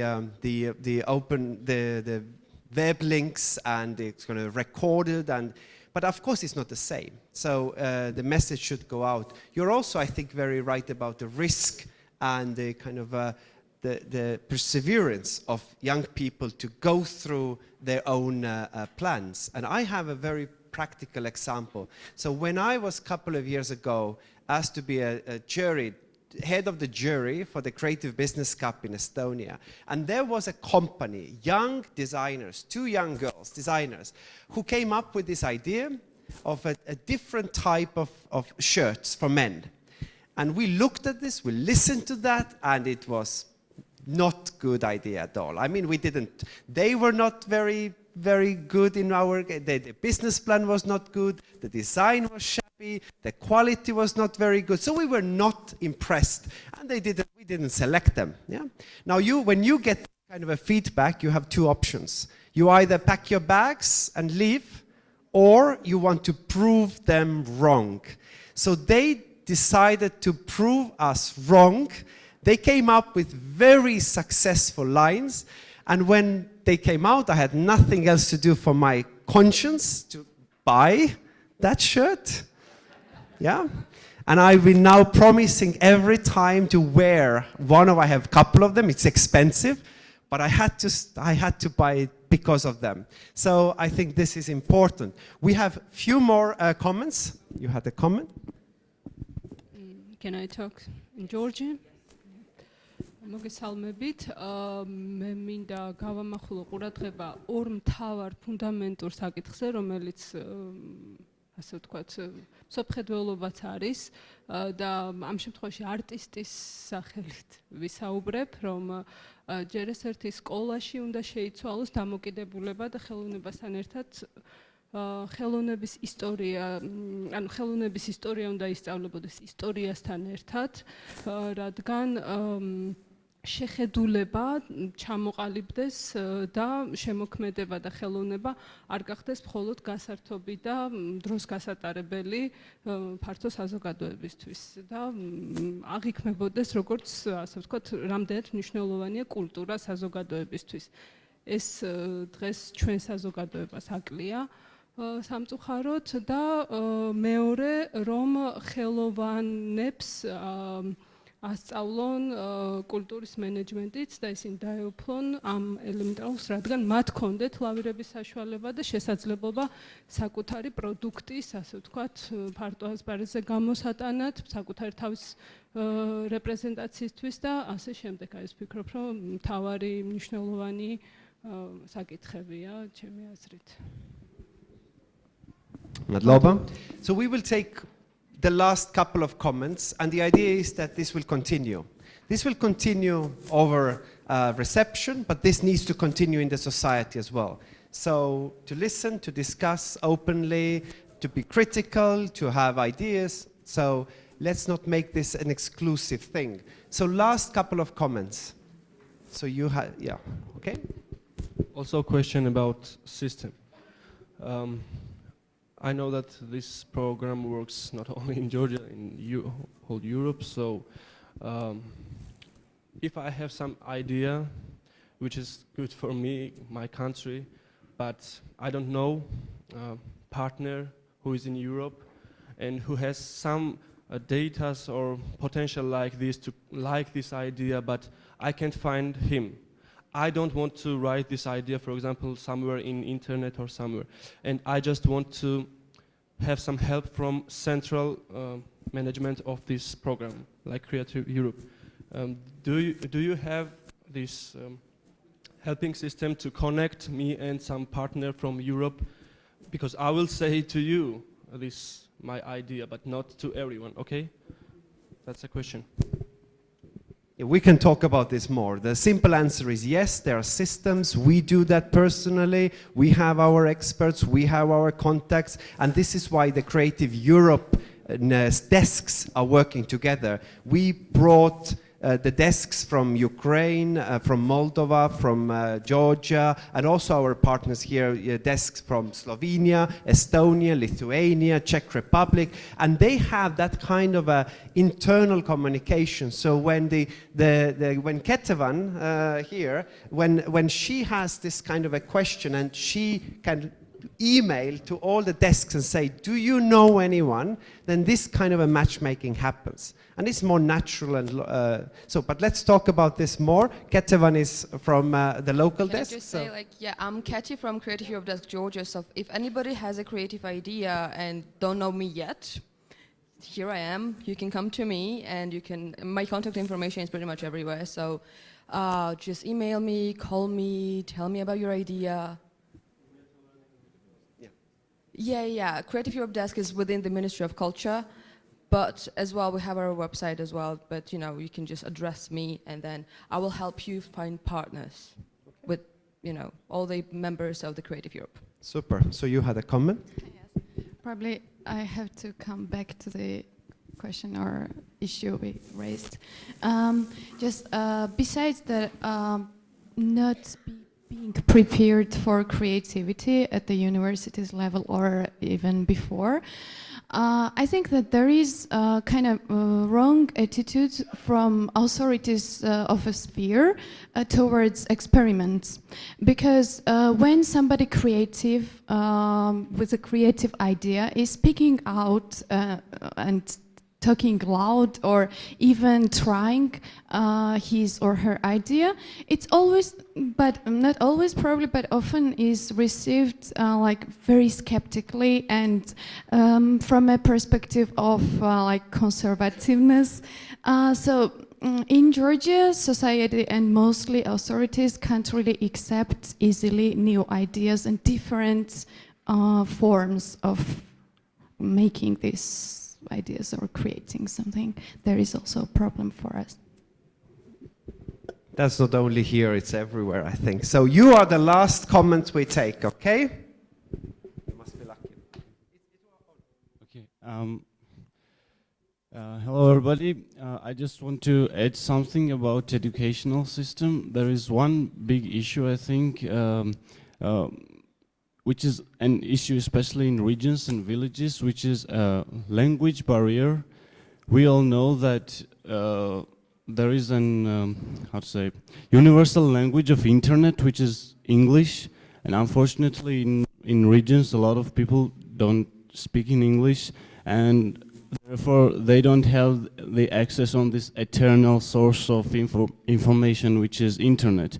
And when you have access on internet, you can achieve some things sometimes without even such great organizations like Creative Europe. You know, you can do a lot of things by yourself. So I think that's very important issue, especially in villages and regions. This language barrier is a very big problem, I think. Thank you. Very, very good. We are stopping now because I promised many people that we are going to be in the general time frame, and we are there. We are now about to finish, and there's two people that I will ask to kind of finalize this, but we will stay in this informal setting here. One is Levin, and one is oh yes, and Tim is here. So I would actually like to start with Tim, if you don't mind. Tim, team leader from the program. Just your couple of kind of reflections on these 2 days, and what would you highlight? What we will take from this experience? Thank you, Ragnar. I mean, undoubtedly, Georgia is creative. I mean, that's something that people who are here for the first time or here for the 15th time, these last 2 days have shown it in spades, 1,000 times over. You have no problem with being creative. But I'd kind of like to sort of really summarize possibly what everyone from Europe has been saying to Georgia. And this is my own interpretation, so I apologize on behalf of all the Europeans here. But if there's one message I think that has been repeated and repeated, is that we now have a milestone, and there is an opportunity, a massive opportunity for Georgia and its creativity and its cultural industries. But there is a risk. And that risk is both structural, and it's about how people perceive Georgia, both within the country and outside the country. So echoing what a lot of the people from the EU and from other parts of Europe have said, is that really the documents and the processes that the ministry has put in place are now there and agreed, and that's fantastic, but the consultation is now only beginning. The consultation must continue, and that consultation mustn't be one way. It must be participatory. It must be, and it must be inclusive, yeah? So, and it must be ongoing. So that is our message to all of you here. So the government, I think, has started this process. I think they've done as much as they possibly can to get it to this particular place. They have primarily, my interpretation again, done most of the talking and pushed this huge box up the hill against, throughout the regions, throughout the government, with all the sectors, with the unions. But now it's their time to listen, yeah? And it's your time to actually start talking and communicating with them. It's now over to you. And I would say to all, I plead to all of you, don't fear conflict and saying things in informal settings or one-to-one. Approach the ministry. The ministry is very approachable. And have those conversations that Barbara Gessler was talking about in Brussels. Have vibrant and sometimes violent conversations. Yeah, I know you're all capable of it. You just need to start doing it so they can listen to what you need and what you want to have.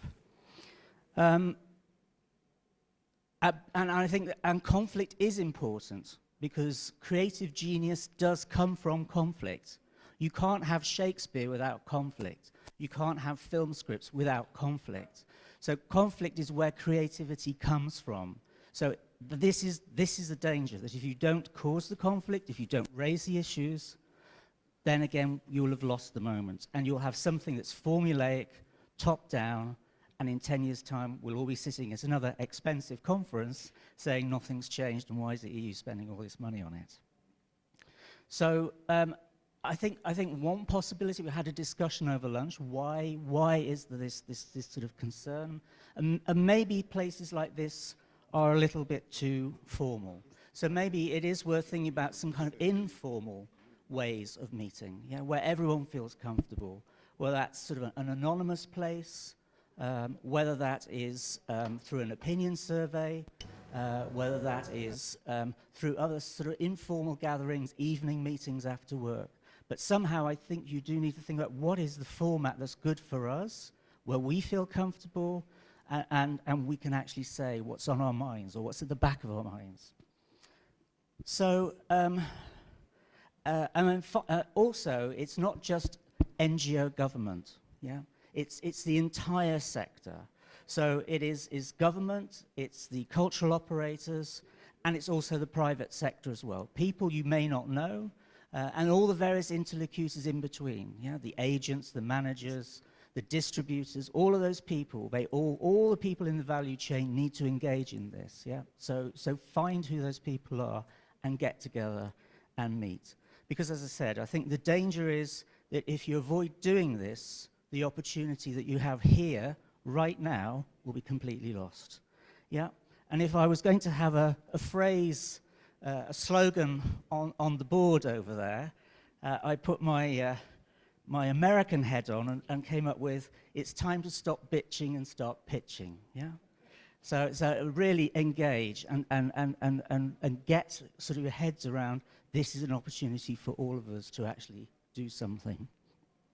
And the reason why I say that, actually, is also because we work in 6 countries. And if we compare, that people in Azerbaijan, in Belarus, are more vocal than in Georgia, people in Armenia, Ukraine, and Moldova are also more vocal. They're really, really pushing and finding ways, either with the government or around the government or abroad, they're actually finding ways. So you must do it because you're in a competitive market in the region and other people are starting to do this. And maybe one tool is what was suggested earlier. Why aren't the youth involved in this? Why aren't the young cultural operators being listened to? My suggestion is that maybe Georgia needs a Young Cultural Managers Association. And I think we found the chairwoman of that person here today, and I'd lovely to see a Facebook page calling people to join it tonight. You can do that for free. Why not? And finally, I would say, really echoing what Christine was saying, that really Georgia has absolutely no need to worry. It's just really about your trust in each other and your self-confidence, because absolutely the rest of it is all here. Georgia can become a beacon of best practice in the region. That's something we're saying to you. You all have that potential. So thank you very much.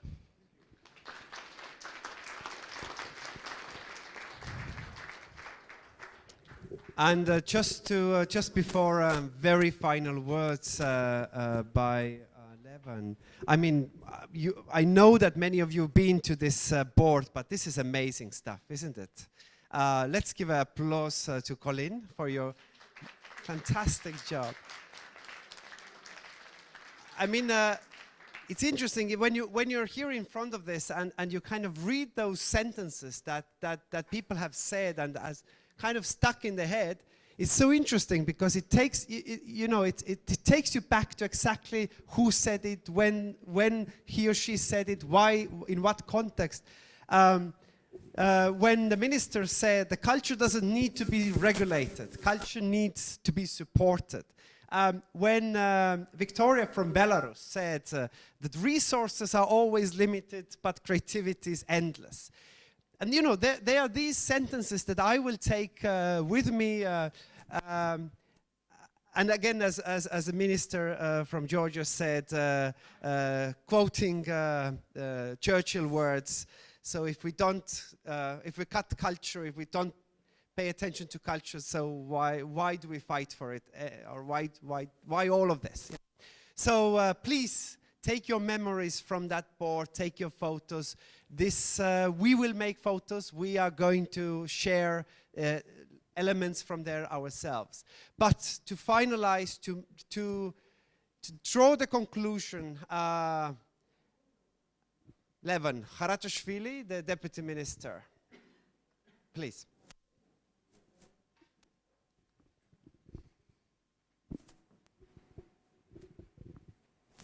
Well, I will do it in Georgian with your permission, okay? So I'll give you some time to equip. საღამომშვიდობის მე კიდევ ყველა ჩემი გამოსვლა იწყება ესეთი აღიარებით. კიდე ერთი უხერხული გამოსვლა მაქვს, იმიტომ რომ ჩემს გამოსვლასა და ოფიციალურ ასე ვთქვათ მიღებას შორის უკვე აღარ დარჩა დრო. ანუ მე So there's no official representation of myself. So yesterday there was a dinner after me, so I don't make the introduction. So I'll be very brief. Before we summarize our two-day adventure, I'd like to respond to several questions and comments that I heard here, very briefly. First of all, I agree with mostly everything that was heard here, said here. So that's why the ministry changed its strategy and activities for the past years and even months.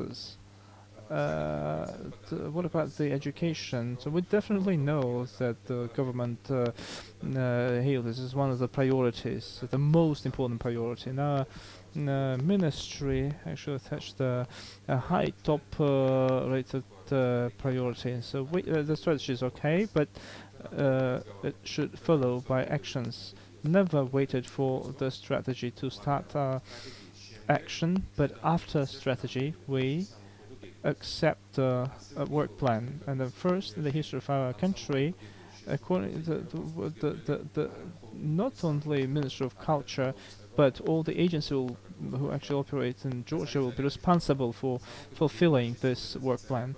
And the very activities, actions, and results are written and inserted in this work plan. Of course, we'll provide the report how what we've done and what we've achieved, and how we actually tackled by the issue through our responsibilities, and that's accountability towards our society. What about the monitoring and the involvement of society? Of course, it's extremely important, and we've created not only one but several groups that have been working in strategy development, and even now we're going to create a monitoring group that since January 2017 will start to monitor the work plan. It's going to work on the rotational principle, so any interested person from any field will have the possibility to engage and monitor the work plan and evaluate the ministry and then government's activity. But we should not be in the very reality when we create lots of possibilities, but practically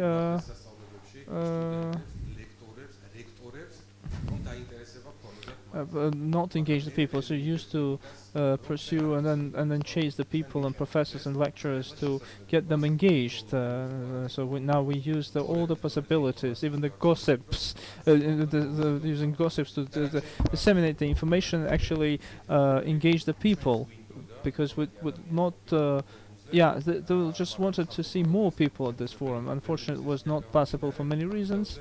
But let's say what we did for ensuring the extreme participation of the people.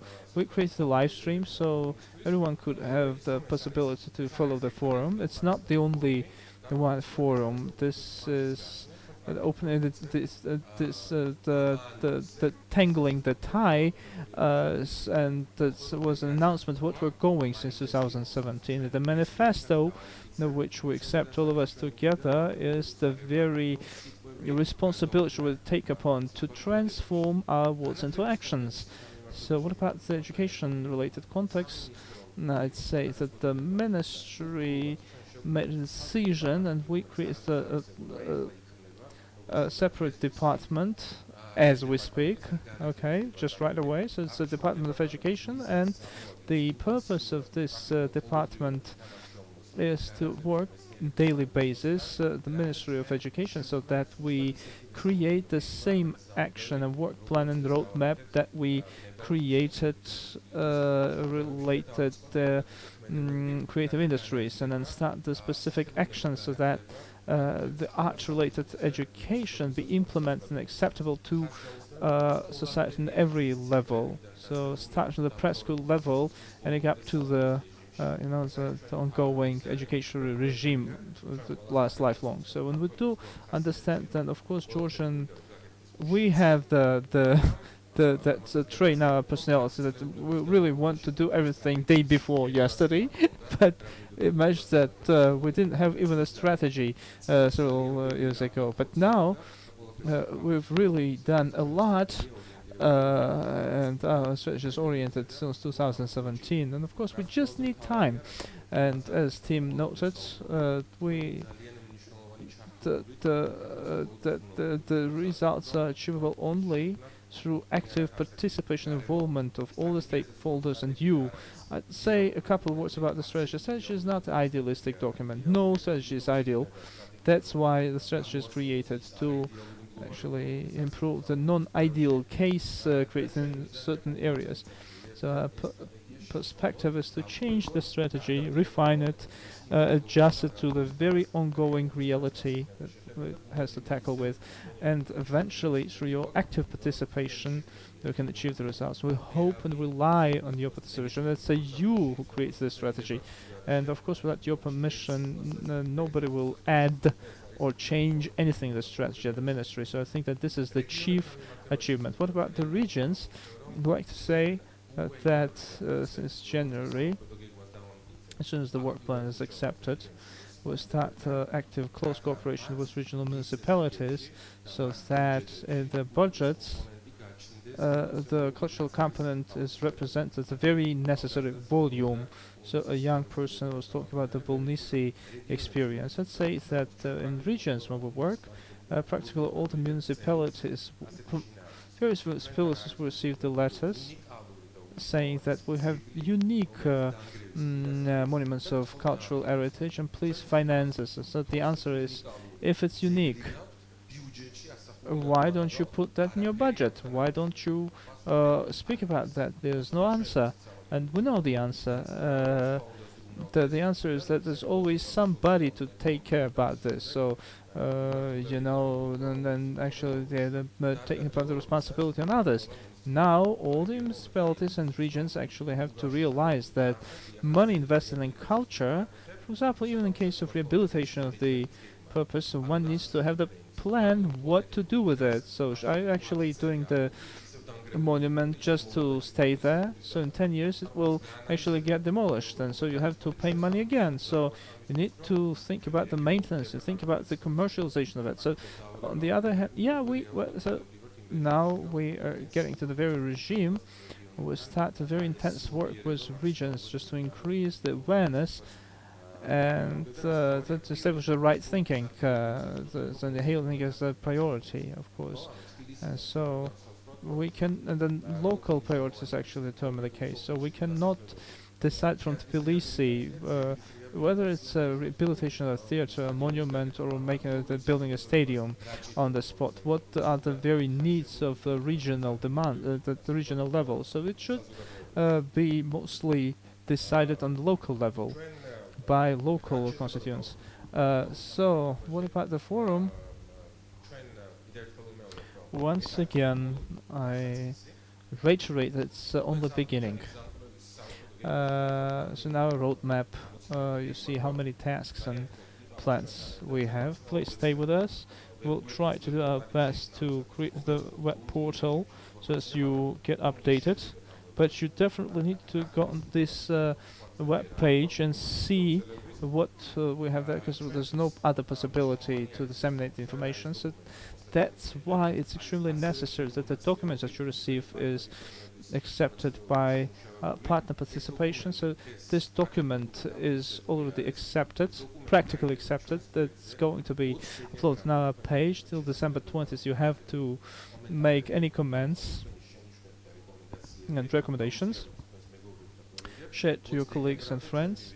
Till December 20th, we're ready to accept all the recommendations to actually make amendments and changes to this document and then correct that. So we need to, and afterwards we control each other what we've declared today, how we're going to perform it. So the last time of this forum, I just want to finish it with words of gratitude. Thank you for being with us for these 2 days. It's extremely important that you've never been lazy and stayed by our side. So actually, it's a very rare that on the second day, especially in the culture related field, the hall is full with people. So we're definitely thankful to questions and answers. I want to thank especially the very team who was preparing this activity. I cannot actually single out our European friends, because we're like the same big family together, and are working and we've been trying to work to actually organize this activity. It's just like people organizing a birthday party or wedding. So we've been doing that along with our partners, whether it's a minister, deputy, or whoever. All of us been actually engaged in preparing the manifesto, preparing the comments. So all the forums along with our program, so try to make it even better, and because even bad experience is still the experience. That's why, as family members, I want to apply to you and thank you, because we've been going and working together. And the East Partnership Program, Culture Creative program is the guarantee of the very fact that we'll never get derailed and will follow the right roadmap. I want to thank our ministry representatives, because these very people practically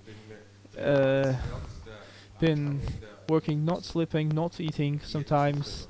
Actually, it's good for the dieting, but on the other hand, that very it's a very rare case that we've been doing so much effort in it. So in case we had any questions or technical glitches, we do apologize. We're not ideal, but we're oriented at better work. What about thankful for the Techno Park for these 2 days. We're going to have activity on the 3rd day. Of course, this is a unique resource for the society, so please use this resource. So thank our partners, Tbilisi Municipality, Ministry of Economy, of Sports, of Education, because without them we we were not able to do it. So thanks to our interpreters for work of these 2 days, because regardless the difficulties in terminology, they were able to tackle these tasks. Thank you very much for staying with us.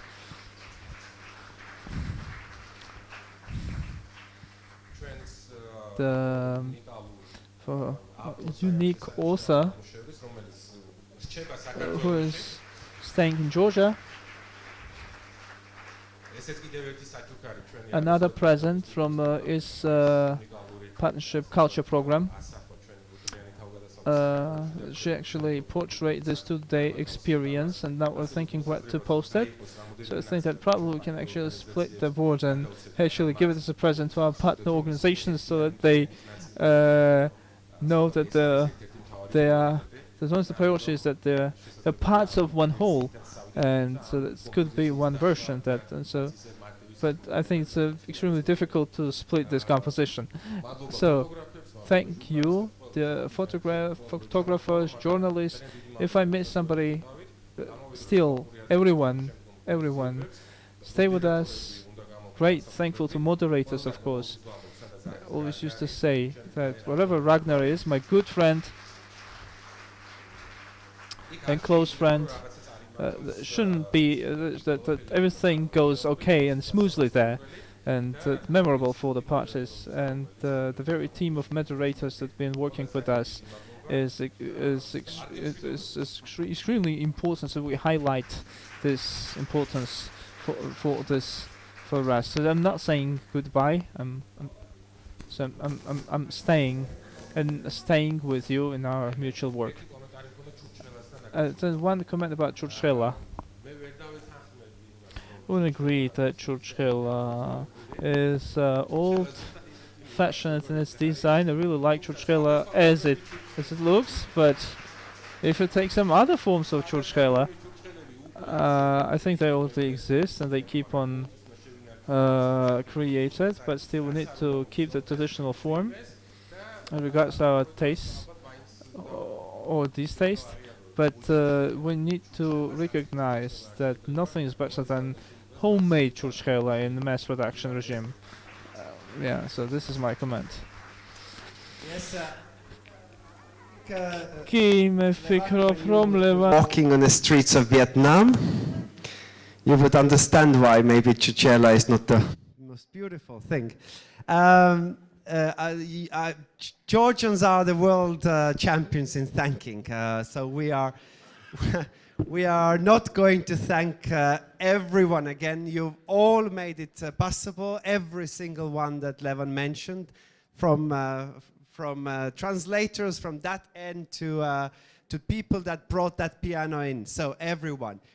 There are, though, few people I would and I have a microphone, so I will do that. Few that I want to personally thank, okay? Just because I think you ought to see their faces, because we are here, you know, and everybody sees us. We take your applause as a greeting, but there are people that deserve that as well. There are people in the culture creativity team.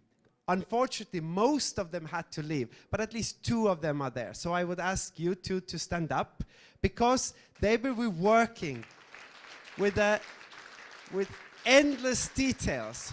Now, there is the local team of Culture Creativity Program British Council. So there's Gogi, Maya, and Zaza as well. So please, Maya, without those 3 people, we would not be here, okay? That's as simple as that. We've had, where is Ketevan? Where is Ketevan? Well, she went, Ketevan, Zviat, Helen, just show yourself again. People behind the scenes have been organizing this, okay? The ministry, all the people that are wearing the t-shirts from the ministry, they've been working day in and day out. Tamar, there as well. Tiki is missing. Where is Tiki? Oh, and Tiki is there. Tiki was sleeping 1 hour last night, well, 2 days ago, and she greeted us with the biggest smile.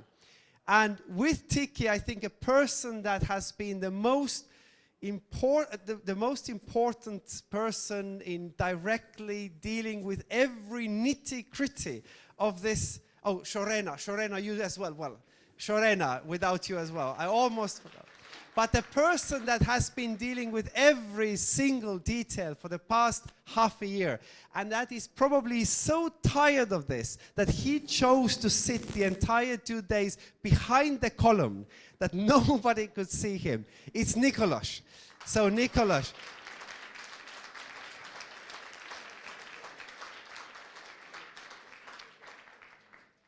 I definitely forgot somebody, but you forgive me.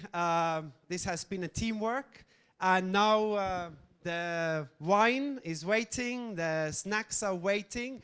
We are going, after having networked and wined and dined, we are going all to Fabrica. Now, there's a buses going. You all get to the buses. If you really, for some reason, cannot go to Fabrica, you can ask to be dropped off in the city. But after Fabrica, everybody's going to be brought back. So, the evening and the journey continues.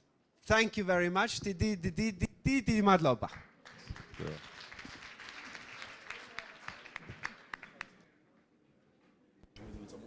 ყურსასმენებით შეიძლება მაგიდაზე დატოვეთ.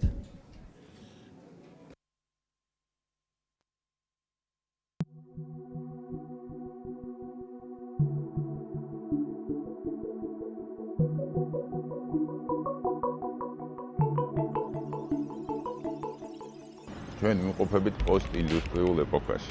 არა მარტო ევროპა, არამედ მთელი განვითარებული სამყარო შემოქმედებით ინდუსტრიებს განიხილავს როგორც 21 საუკუნის გამოწვევების დაძლევის ინსტრუმენტს. დღეს როცა ლაპარაკობენ რაღაც საქართველოს განვითარებას, ძალიან ხშირად არის ხოლმე აქცენტი ტურიზმზე. და ჩემი აზრით, ტურიზმზე უფრო მეტი მნიშვნელობა აქვს, ექნება შემოქმედებით და კულტურულ სფეროს და ინდუსტრიას. ნებისმიერ ბიზნესს ჭირდება რაღაცა სახე.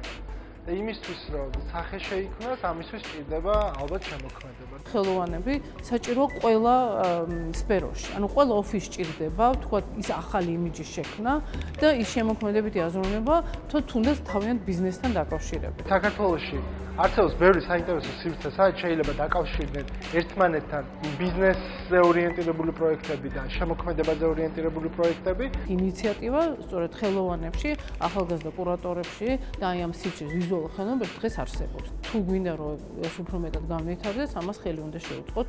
ჩვენ რეალურად გვაქვს ყოველდღიური მონაცემი იმისა, რომ ეს ინდუსტრია გახდეს ძალიან წარმატებული, თუმცა გვაკლია ის ელემენტარული ცოდნა თვითონ კომერციალიზაციის და ბიზნესის კეთების ნაწილში, რომელიც ძალიან მნიშვნელოვანია ნებისმიერი ეკონომიკური სფეროს განვითარებისათვის, მათ შორის შემოქმედებითი ინდუსტრიის განვითარებისათვის. ზოგადად სახელმწიფო სტრუქტურებით და ზოგადად ის პროგრამები, რომლებიც დღეს არსებობს, ზუსტად ამას უწყობს ხელს. ბიზნესი და შემოქმედება, როცა სინთეზურად მუშაობს, ერთიანად ქმნის წარმატებულ, სასიამოვნო და ეფექტურ გარემოს.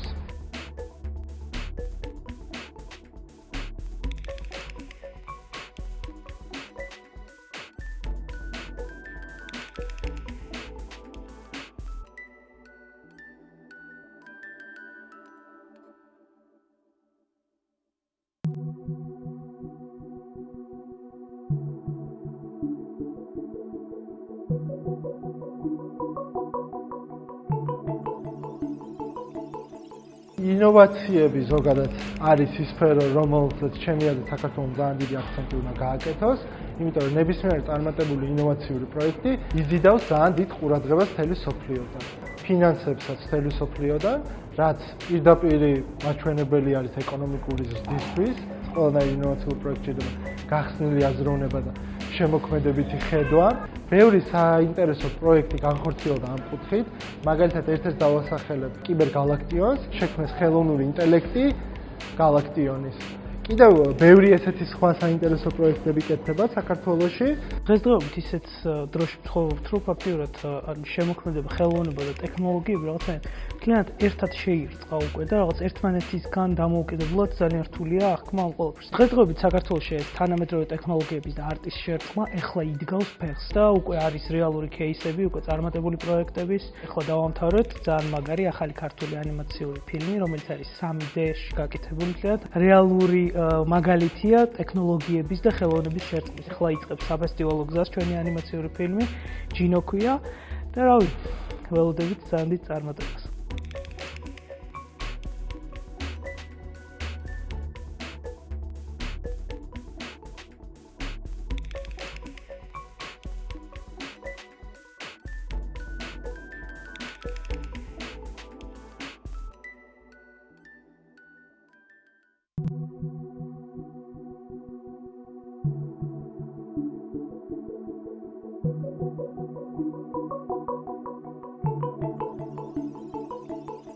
ქართული კულტურა, ქართული ფასეულობები, ეს არის შემოქმედებითი საფუძველი კულტურული და შემოქმედებითი ინდუსტრიების მრავალფეროვნების გამოსახატავად. ერთის მხრივ, ხოლო მეორეს მხრივ ეს არის დამატებითი შემოქმედებითი მხატვრული ღირებულება ასახული კულტურული ინდუსტრიების ფორმებში, რაც საზოგადოების კულტურული, ეკონომიკური და სოციალური განვითარების საფუძველს ქმნის. კულტურა, შემოქმედება, ტრადიციები არის ერთგვარი ხიდი ხალხსა და ბიზნესს შორის. ნებისმიერ ბიზნესი გაფრთხილებულია მომხმარებელს, შესაბამისად ამორის კოლაბორაციის გარეშე არაფერი არ ხდება. შესაბამისად ჩვენ გადავწყვეტთ, რომ გაგვერთიანებინა ღვინო და მუსიკა და ამას დავარქვით ამ სინთეზს ვისმინო. გვაქვს ახალი მიდგომა, შემოქმედებით და შევხედეთ ჩვენ პროდუქტს, შესაბამისად დავაკავშირეთ მუსიკა, ფერები, ღვინო ერთმანეთს, შევქმნით ინსტრუმენტი, რომელიც ხატავს მუსიკას და ასე შემდეგ. ფაქტობრივად ამან შექმნა ის პროდუქტი, რომელმაც გაგვიხსნა გზა ახალი სეგმენტის ქართული მომხმარებლისაკენ. ფაბრიკა არის პროექტი, რომელსაც წარმოაჩენს საქართველოს ქვეყანას, როგორც თანამედროვე საქართველოს და ეს იყო პროექტი იმისთვის შექმნილი პროექტი, რომ ყველა კულტურული ახალი სიახლე ღონისძიება, რაღაცა კულტურის მექად გვექცია ახალგაზრდებისთვის და თანამედროვე შემოქმედებისათვის, იმიტომ რომ მოსულიყვნენ ყველანაირი შესაძლებლობების გამოვლენის საშუალება ქონდათ. მსოფლიოს თანამედროვე ხელოვნებაში თქვით ძალიან ხმამაღალი სიტყვა სხვადასხვა მიმართულებით. ეს არის fashion ინდუსტრია, ეს არის ფოტო მიმართულება, ეს არის კინოს მიმართულება. აქედან გამომდინარე დარწმუნებული ვარ, რომ ესეთი პროექტები, როგორცაც ჩვენ ვახორციელებთ და საერთოდ ქვეყნის მომავალი რეგიონში, როგორც ლიდერის და მე უკვე მსოფლიო რუკაზე, როგორც ქვეყნის დასმაში დაეხმარება ჩვენი ქვეყნის განვითარებასაც და მსოფლიო მასშტაბით ცნობადობის აწევას. ეს არის მთელი ამ ყველაფრის იდეა.